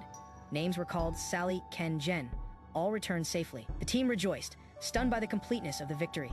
Derek and Shuri were left speechless when Isaac casually confirmed he had gone in alone and came out not just alive, but triumphant. Questioned on how he survived, Isaac spun a tale. The demons panicked upon hearing about the mission and fled. One stayed behind, attempting to negotiate, but backed down the moment Isaac threatened to alert the Sancta. With that, he found the paladins and ended the threat. Derek remained skeptical, but accepted the explanation, choosing not to press further. Shuri, however, reprimanded Isaac for his reckless actions. Isaac admitted his choice was hasty but necessary. He argued it was better than clashing with mages. Less risk, fewer casualties, moved by Isaac's reasoning and dedication. Derek proclaimed him a true guardian of faith. As the atmosphere settled, tension returned in the form of suspicion. Shuri confronted Isaac bluntly. Doubting the sincerity of the mage's concern for a priest, Isaac reminded him to be mindful of his words. Still, even Isaac knew their visit had another purpose. When the mages entered, they claimed they feared demons had attacked. Isaac, unimpressed, noted they were after the mana cores left behind. The conversation turned tense. The mages insisted they sensed a demonic presence nearby. Isaac dismissed them, suggesting it must be from one of their own. When they pressed the issue, Isaac played innocent, downplaying the idea that a mere trainee could defeat a demon. The investigators hesitated, confused by the conflict between what they sensed and what seemed logical. As the inquiry drifted, Shuri speculated on the name Halek, unsure if it referred to someone in his family. The conversation grew awkward and indirect. Isaac used the distraction to excuse himself, walking out casually, claiming he needed rest. Shuri shouted after him, demanding clarity, but Isaac was already gone. He strolled through the forest toward a quiet cottage, alone once again. Whatever truth remained was his alone to carry, hidden behind sharp eyes and a calm fa-fade. Isaac returned with a smile, entering the hidden room. The trembling demon awaited calmly, He declared it was time to end things. 2 nights prior, under the moonlit sky, Isaac interrogated the demon woman about her past. He sought proof of her involvement in the demon massacre, particularly in an incident from 14 years ago involving the devouring of Azure trainees. Her reaction betrayed guilt, but Isaac quickly dismissed the idea that someone of her current strength could have been responsible. He insisted that without tangible proof, no one would believe she had slain a being as powerful as Rilla. Isaac demanded she bring him a head, evidence to present to the Sancta Sedis. When she succeeded, Isaac acknowledged the act with surprise, albeit mockingly. He admitted he had known the true culprit all along, a woman and her monster companion, and had used the task to test the demon woman. She, confused, questioned why Isaac had misidentified her. The truth emerged: the real culprit was her sister, who once unleashed her monster to feast on souls. Isaac, now aware of deeper connections, shifted the conversation to the current demon hierarchy. She revealed that the fake Skeleton King now ruled the Ninth Circle. Restraining the true form of the Skeleton King, Isaac grew suspicious of the god's silence. If they hadn't noticed his soul was missing, something far worse was unfolding. Isaac grew increasingly suspicious. If his soul had escaped the seal undetected, then who, or what, was occupying his former place? The unsettling thought sparked deeper speculation. Could it be a new being infused with dark mana, another catastrophic entity, or even a rogue god? Despite his disturbing thoughts, Isaac maintained control. He tasked the demon woman with infiltrating the demons once more, ordering her to serve as his eyes and ears. Grateful yet terrified, she complied without resistance. The next day, Isaac was greeted as a hero by the townspeople. They showered him with gratitude, believing he had single-handedly defeated the demon and saved their lives. Villagers wept in awe, soldiers hailed his nobility, and all praised him as a true descendant of the House of Azure. Amid the celebration, one knight declared unwavering loyalty, pledging himself and his comrades, nicknamed the Pack Mules, to Isaac's command. Surprised by this turn of events, Isaac welcomed the reinforcement. Not only had he secured obedient troops, but they also possessed strong networks and mobility across the continent. Isaac smirked internally, pleased with the unexpected advantage. Saving a handful of villagers had yielded more than goodwill. It had won him an army with reach, loyalty, and valuable intelligence. Amid the crowd, Isaac noticed a child who looked far too young to be involved in the recent conflict. The boy introduced himself cheerfully as Hiberius, the youngest prince of the Arcane Empire. Isaac was taken aback when the boy thanked him for saving his life. Realization dawned. This child's presence explained why the mages had been cooperative earlier. One of their own had been in danger. Hiberius, blunt and excitable, confessed that he had previously hated Hellions, but now felt indebted to Isaac.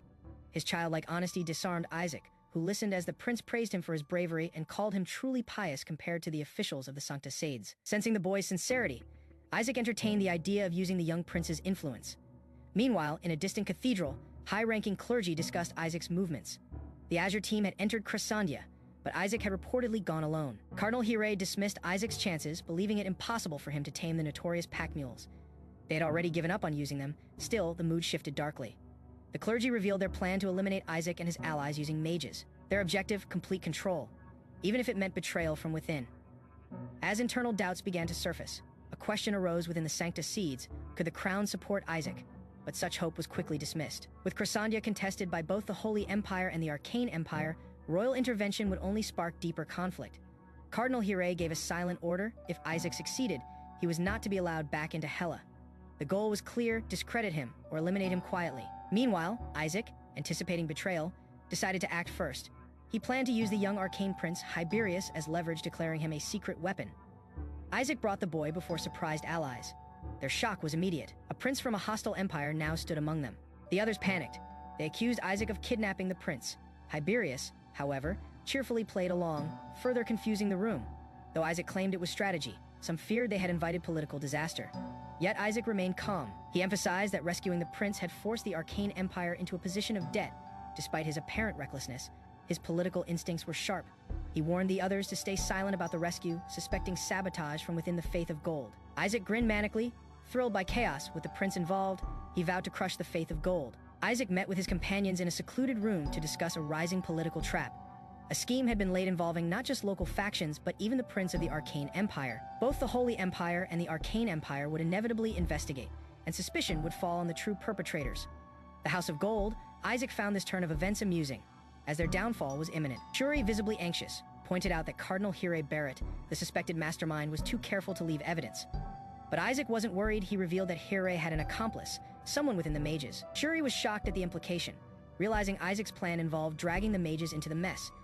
Isaac calmly explained his intention to retaliate against those who wronged him, though he acknowledged direct confrontation would cause diplomatic issues. Instead, he chose to provoke chaos indirectly. with a loud theatrical gesture of kaboom. Moments later, an explosion shook the building. Panic spread as people rushed to the source, smoke rose in the distance.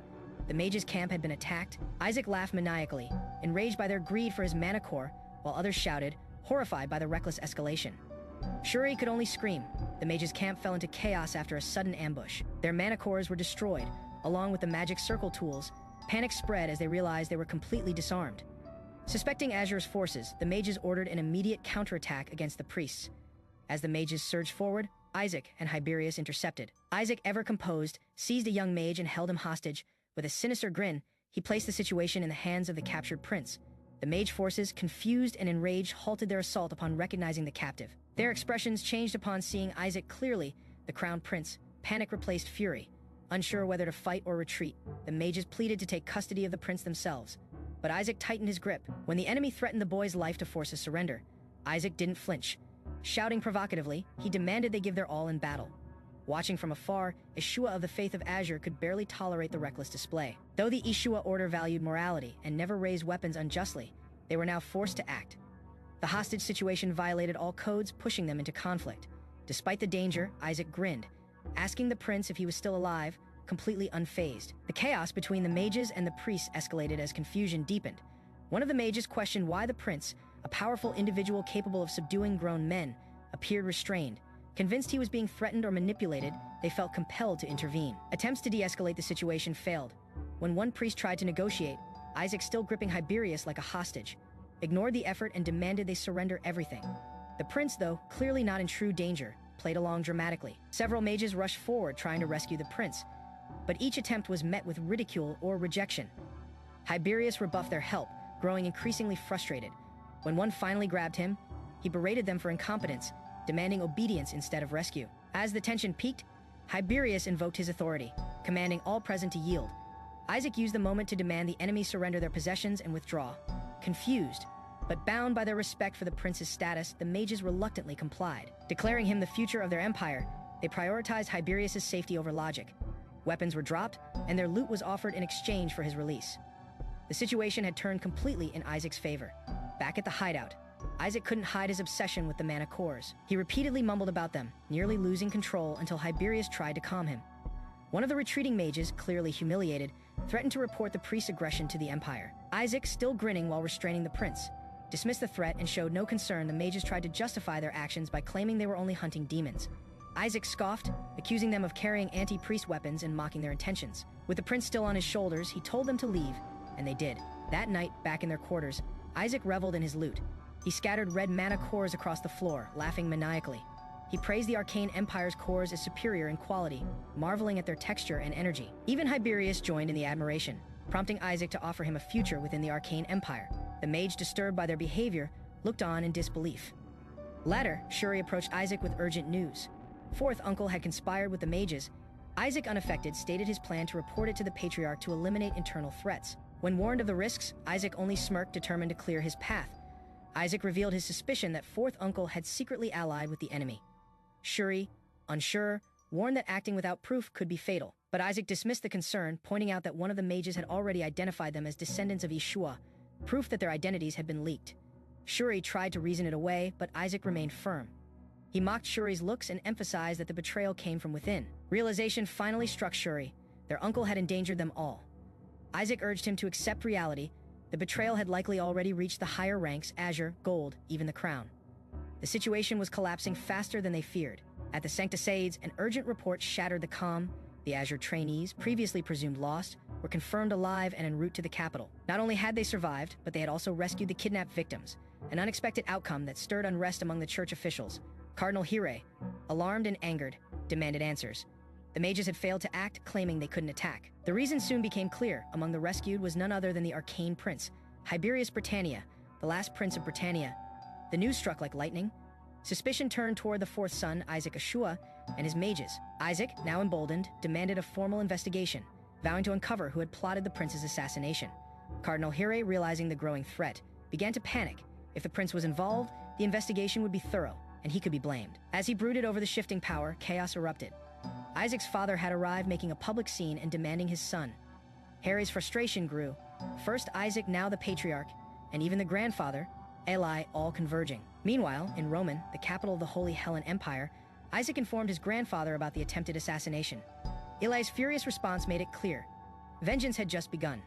While walking through the city, Isaac was approached by a Sally who thanked him for avenging a brother lost 14 years ago. The revelation startled Isaac, who hadn't known his actions would impact someone so personally.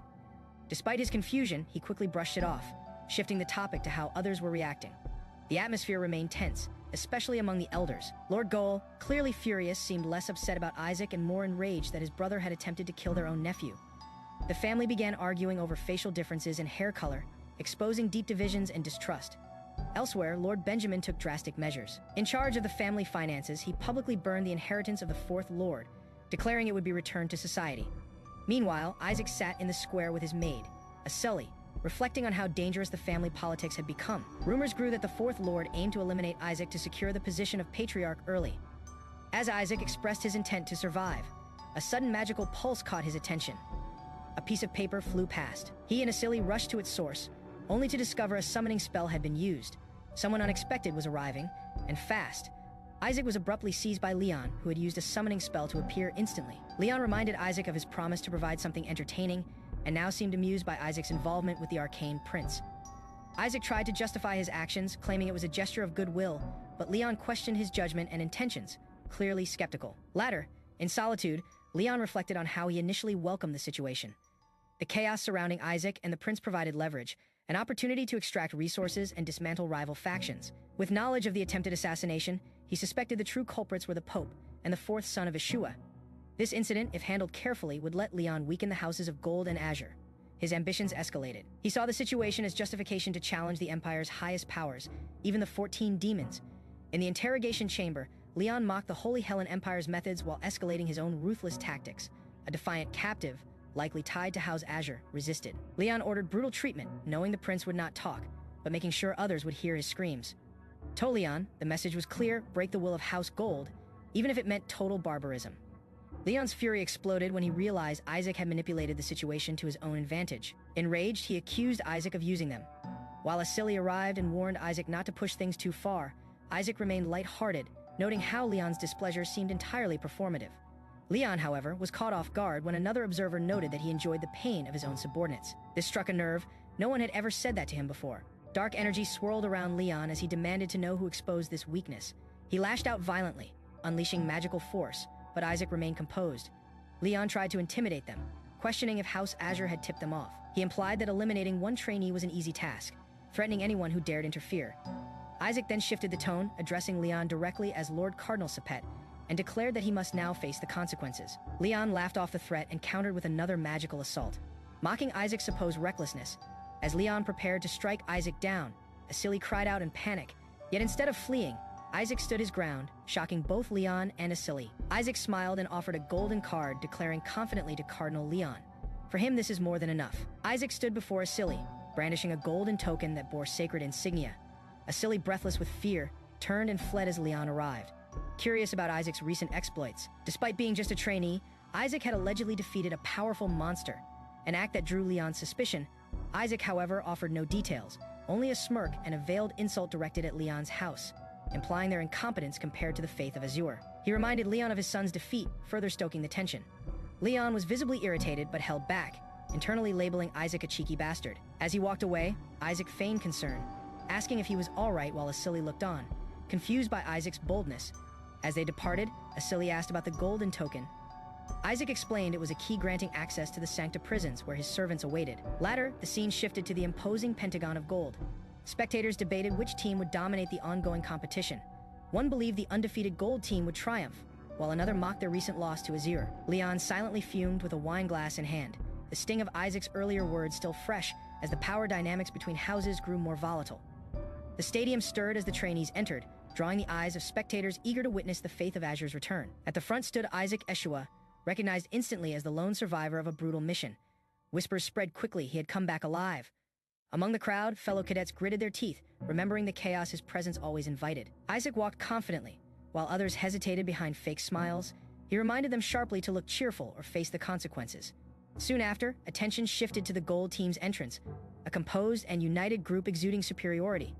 Their rivals, particularly the Azure faction, became targets of scorn. Members of the Gold Team ridiculed Azur's mission, dismissing their survival as irrelevant compared to returning a sacred relic with political value.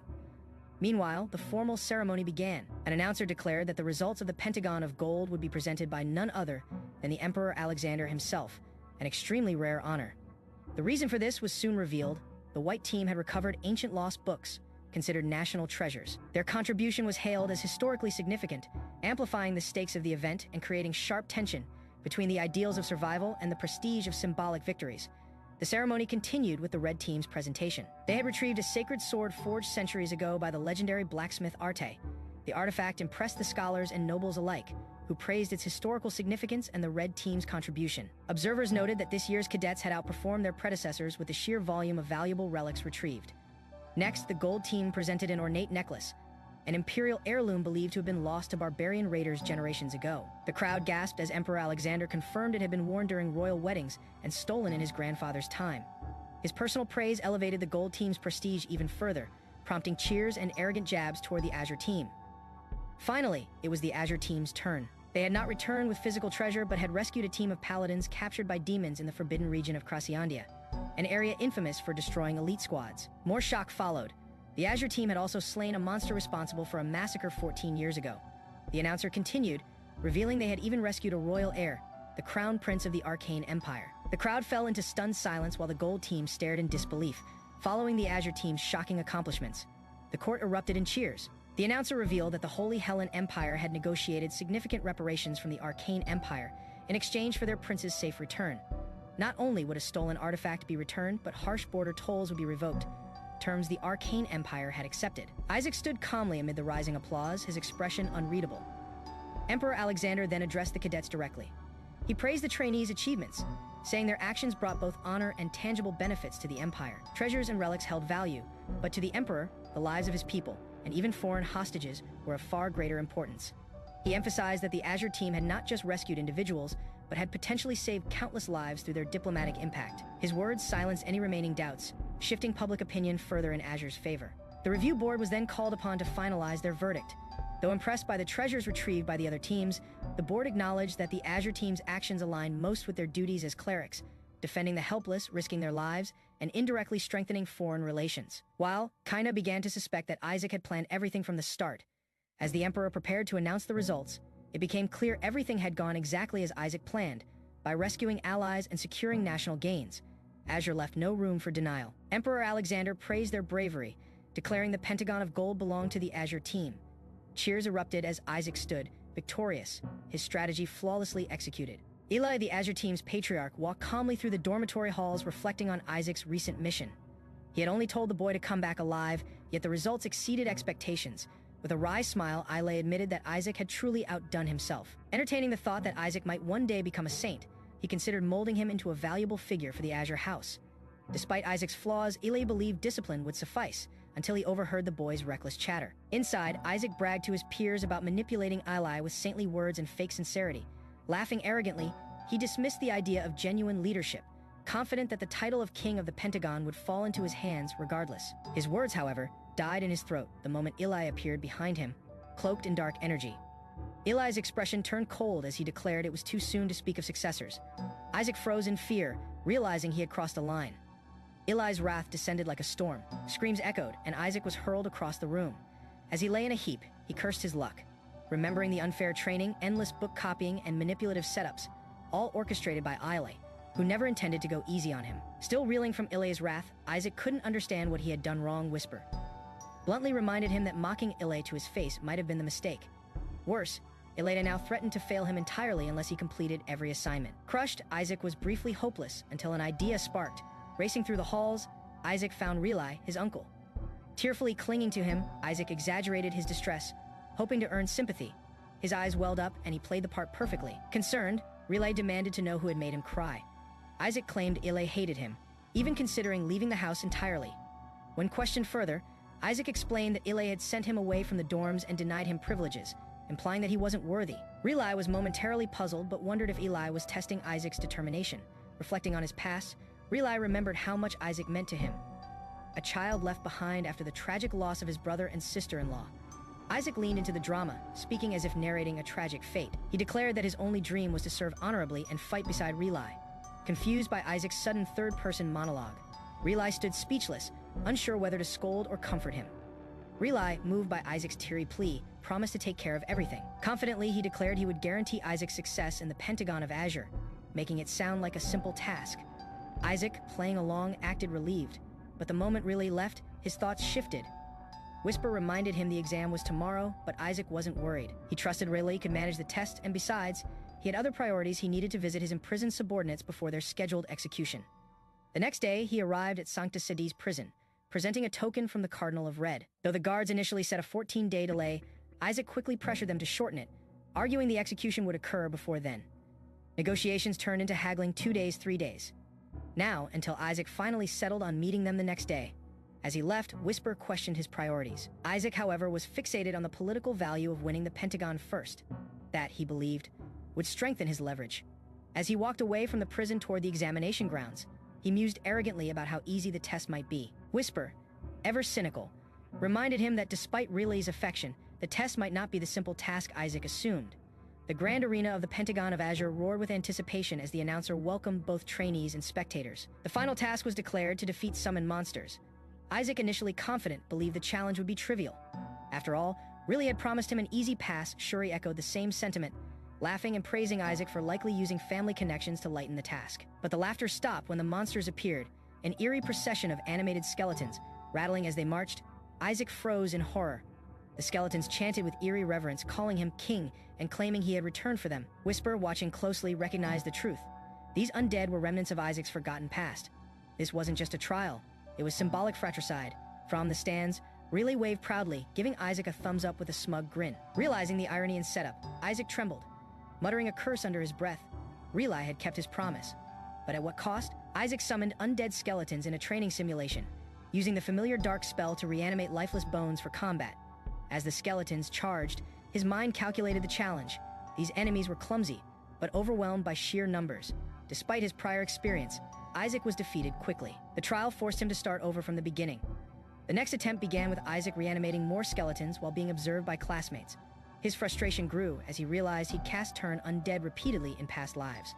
The spell's simplicity made it irritating. Suddenly, a large number of skeletons surrounded Isaac. Screams echoed as panic spread throughout the hall. Isaac stumbled while running and watched as a wave of skeletons swarmed toward him. Shuri and others speculated whether the skeletons were attacking or greeting him, unaware of his hidden identity. Isaac resolved to play it off. He planned to destroy the mana cores and make the undead fight among themselves. Ada teacher clarified the rule. They could not destroy mana cores, only use turn undead to win the trial. Isaac cursed in frustration. Joshua shouted encouragement from afar, mocking the difficulty, making Isaac pissed off. Spectators criticized the task's simplicity. They claimed even an infant could pass this kind of trial. Isaac struggled with multiple skeletons at once. Despite his power, his actions were restricted. He dodged attacks while questioning the purpose of such a weak test. His movements remained cautious. Finally, exhausted and out of options, he collapsed to his knees, whispering his inability to continue. Isaac crouched in exhaustion, facing criticism from Shuri and other students who questioned his inability to act. The summoned skeletons paused in confusion, noting Isaac's lack of mana and his motionless state in his mind. The voice of the Skeleton King flared up. Isaac mentally rejected his identity as undead, affirming his existence as a living human. Observers speculated whether Isaac hesitated to harm skeletons due to their human origins. They assumed his hesitation stemmed from mercy, mistaking it for noble faith and righteousness. Isaac internally rejected their assumptions, knowing he lacked such piety. Shuri stepped forward to take over. As Shuri attempted to act, Isaac quickly intercepted him, blocking his advance. Isaac believed that using Turn Undead would doom the skeleton's souls to hell and sought to prevent that outcome. Determined, he cast Turn Undead himself with immense power that illuminated the entire hall covered in blue aura. Saika activated the spell while simultaneously shielding the children. Using Whisper's shadow magic, spectators were shocked by the scale of the spell, having never seen Turn Undead used so massively. Skeletons began reacting fearfully while Whisper obeyed Isaac's command to protect the children. The skeletons vanished into shadow, retreating from the powerful spell effect enveloping them. Spectators gasped as they noticed the battlefield had cleared entirely. Isaac stood silently while others realized all skeletons had been eliminated in a single cast. Joshua and others praised Isaac's performance, believing his actions reflected the grace expected of the Scientist's son. Isaac seethed internally, hiding his anger while vowing to crush the clergy he despised. Elsewhere, Eli and others discussed plans to proceed with a ritual, linking Isaac's awakening to a divine corruption. Eli observed Isaac's condition while Gao warned that his powers could spiral out of control. Eli accused Isaac of being worse than an evil god concerned over signs of divine interference. He declared Isaac's re-education essential and ordered his return. Moments later, a messenger reported contact with him. The messenger confirmed that Isaac was heading toward the Sancta Sades prison, a restricted area heard that made the three elders shocked. Eli questioned how Isaac could access a facility run by the Red Faith. It was revealed that the Cardinal of Red had personally given Isaac a token, allowing him entry. Enraged, Eli erupted with power. Furious, the Red Cardinal dared lure Isaac with deception. Determined not to be outdone, Ili vowed to act using similar methods to retrieve Isaac himself. Meanwhile, Isaac walked slowly toward the prison, unaware that multiple forces were now moving because of him. Isaac stood outside the Sancta Sades prison, his cloak rustling in the wind. He had just used a forbidden spell and cautiously scanned the area. He muttered to Whisper, displeased by the necessity of the turn undead spell. Despite the discomfort, the result had been effective. Isaac revealed a string-like item, claiming it was the reward he retrieved. Though simple in appearance, it was used to suppress dark energy. Isaac explained that the string would conceal his dark mana, allowing him to infiltrate the prison undetected. He looked satisfied. Before proceeding, he confirmed with Whisper that the area was clear. With no one nearby, he activated his next move. He summoned undead soldiers from beneath the earth. They rose, recognizing Isaac and expressing loyalty through their magical bond. Isaac ordered the skeletons to return home under the Lich's supervision. The skeletons reacted hesitantly but obeyed. He warned them they would be exorcised if they stayed. The Shadow Lich acknowledged the order with a bow. Isaac turned to enter. He prepared himself for what lay beyond the prison gates. Suddenly, Isaac was startled as one skeleton clung to him. It had followed him secretly. He realized its mana was too faint to detect. The skeleton was determined not to be separated again. Isaac panicked when a group from the Holy Empire called his name. He knew if the skeleton was caught, it would be destroyed. The skeleton scrambled to hide as Isaac approached the heavily guarded prison entrance. After a tense pause, he was granted permission to enter. He stepped through the massive doors confidently. Inside, a powerful demon restrained by the Empire awaited. This was the true beginning of Isaac's plan. Isaac stood atop the tower, reviewing the records about the captured demon.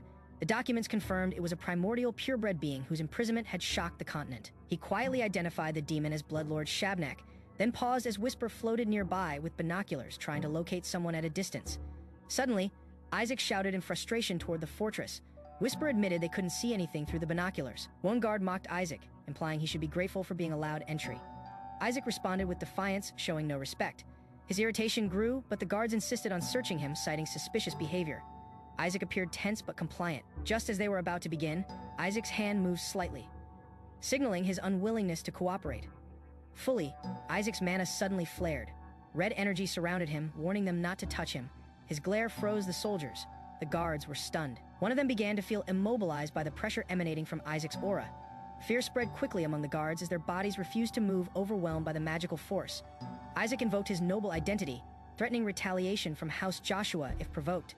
The guards hesitated, shaken. His threats escalated, warning them of political consequences. The guards panicked, fearing retribution. Realizing the danger, the guards murmured among themselves, ultimately deciding not to escalate the conflict further. Isaac smirked as the guards finally stepped aside. One of them acknowledged that their superior had granted Isaac entry.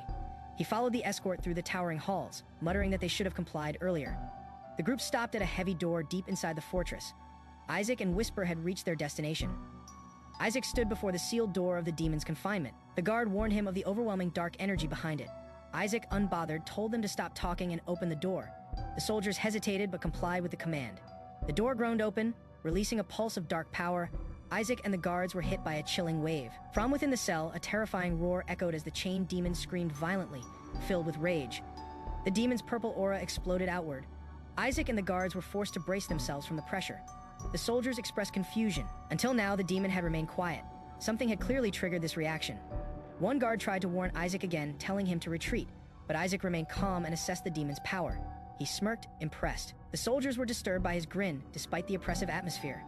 Isaac realized the demon misunderstood his presence as a forced offering from the clerics. The demon's rage escalated.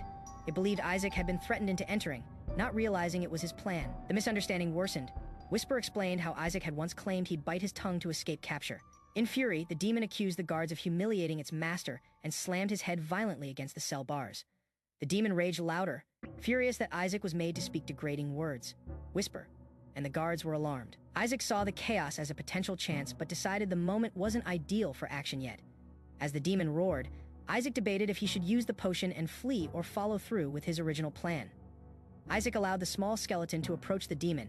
Trusting its low mana would keep it undetected, the skeleton offered to communicate. Isaac acknowledged the skeleton's value, then instructed it to deliver the blue crystal that would break the demon's chains.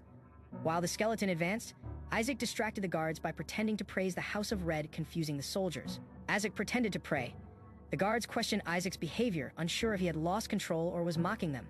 Isaac, keeping a straight face, admitted to stalling, using the situation to his advantage. Meanwhile, the skeleton rushed forward, holding the glowing crystal tightly as it approached the prison bars. Isaac nervously laughed off the recent demon encounter while trying to earn the favor of the guards. He praised their bravery and composure, masking his own fear with flattery. The guards exchanged confused looks, trying to understand Isaac's behavior. His sudden compliments were unexpected, raising their suspicion. Isaac leaned in and revealed in hushed tones that his presence there was due to a direct order from the Patriarch. The guards were left stunned by the confession. The guards questioned Isaac about the Patriarch's involvement. Isaac casually explained that it was part of an internal competition to determine the next Patriarch. He revealed that his assigned task was to wound a powerful demon. The guards expressed concern, acknowledging the life-threatening nature of such a mission. As the little skeleton appeared, the guards noted that even assigning such a task to a child was madness, reaffirming their belief that the house involved was known for extreme measures. Attempting to lighten the mood, Isaac asked if the guards were interested in joining the House of Azure. His tone was casual but held an underlying motive. The guards were surprised by the offer. Isaac admitted the mission may have been too much for him to handle alone. Seeing his exhaustion, the guards offered to escort him home. From the shadows, the demon silently acknowledged them with a quiet thank you. Isaac broke into laughter after enduring the pressure of his situation. The voice of the demon called him, "My king," a reminder of his true identity. Outside the gates, Isaac was supported by the guards as they approached the final checkpoint. He was clearly worn down. Just before leaving, a new group blocked the way. Nigel stated that Isaac would have to pass a test before being allowed to leave. Isaac was asked to present the token given by the Red Cardinal. Nigel seemed interested in examining it closely. Nigel explained that the token itself tested faith. It would change color depending on the bearer's belief. Isaac nervously revealed the token, which glowed ominously with red and black, prompting a surprised reaction from Whisper. Isaac stared at the token as it turned completely black, confirming the worst-case result. Sweat dripped down his face under the growing tension. Nigel extended his hand and demanded the token. Whisper intervened between them, refusing his request with a sharp no. Nigel mocked Isaac, suggesting fear of the token's crimson hue. Whisper retorted, stating it was darker than crimson. As dark as his master's soul, Nigel accused Isaac of having nothing to hide, but Isaac suspected he would steal the token and twist the truth to discredit him. The guards were shocked by Isaac's accusations. Isaac argued that this was Nigel's territory, where manipulation would be easy. Angered, Nigel insulted Isaac, then claimed he no longer needed the token. The atmosphere grew heavier with confrontation. Suddenly, Nigel raised his fist, channeling a violent energy toward the ground as Isaac and Whisper braced for impact. A powerful magic array erupted beneath Isaac, trapping him within its circle. Nigel grinned, suggesting a better solution had arrived. Whisper warned Isaac just in time as the spell surged upward, revealing a deadly magical construct forming around them. A massive blood-red statue appeared, a judgment stand, its form towering over Isaac and glowing ominously with divine force. Isaac recognized the relic as one meant to force repentance. It was used to reveal lies or confirm guilt with absolute finality.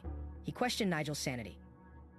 Knowing misuse of such a relic, especially on nobility, could lead to catastrophic backlash. The guards cheered Isaac on, claiming his faith and bravery would see him through the trial. Pressure mounted from every side. Nigel goaded Isaac to prove his worth by stepping into the trial. Isaac hesitated, questioning the need to comply with this farce. When Nigel threatened his ties to his family, Isaac's expression shifted. He stood firm, shouting back that his house would not tolerate such humiliation. Isaac tried to demand passage, but was abruptly shoved toward the statue by a magical force. His body staggered without resistance. A powerful pull forced him against the judgment relic. Confused, he struggled to understand what was happening. Behind him, Nigel calmly approached, smirking as he assured Isaac that the ordeal would soon come to an end. Isaac stood trapped within the judgment field, realizing he couldn't move or even flee. Panic filled his face. Nigel shouted to the statue to awaken, preparing to use the divine relic to destroy Isaac and the House of Azure. The statue opened its eyes and wept blood, a divine sign rarely seen. Nigel's excitement turned to confusion. Shock spread across Nigel's face as he recognized the bleeding statue, a phenomenon usually reserved for cardinals. He couldn't comprehend how someone like Isaac could possess any faith. Desperation crept into his voice.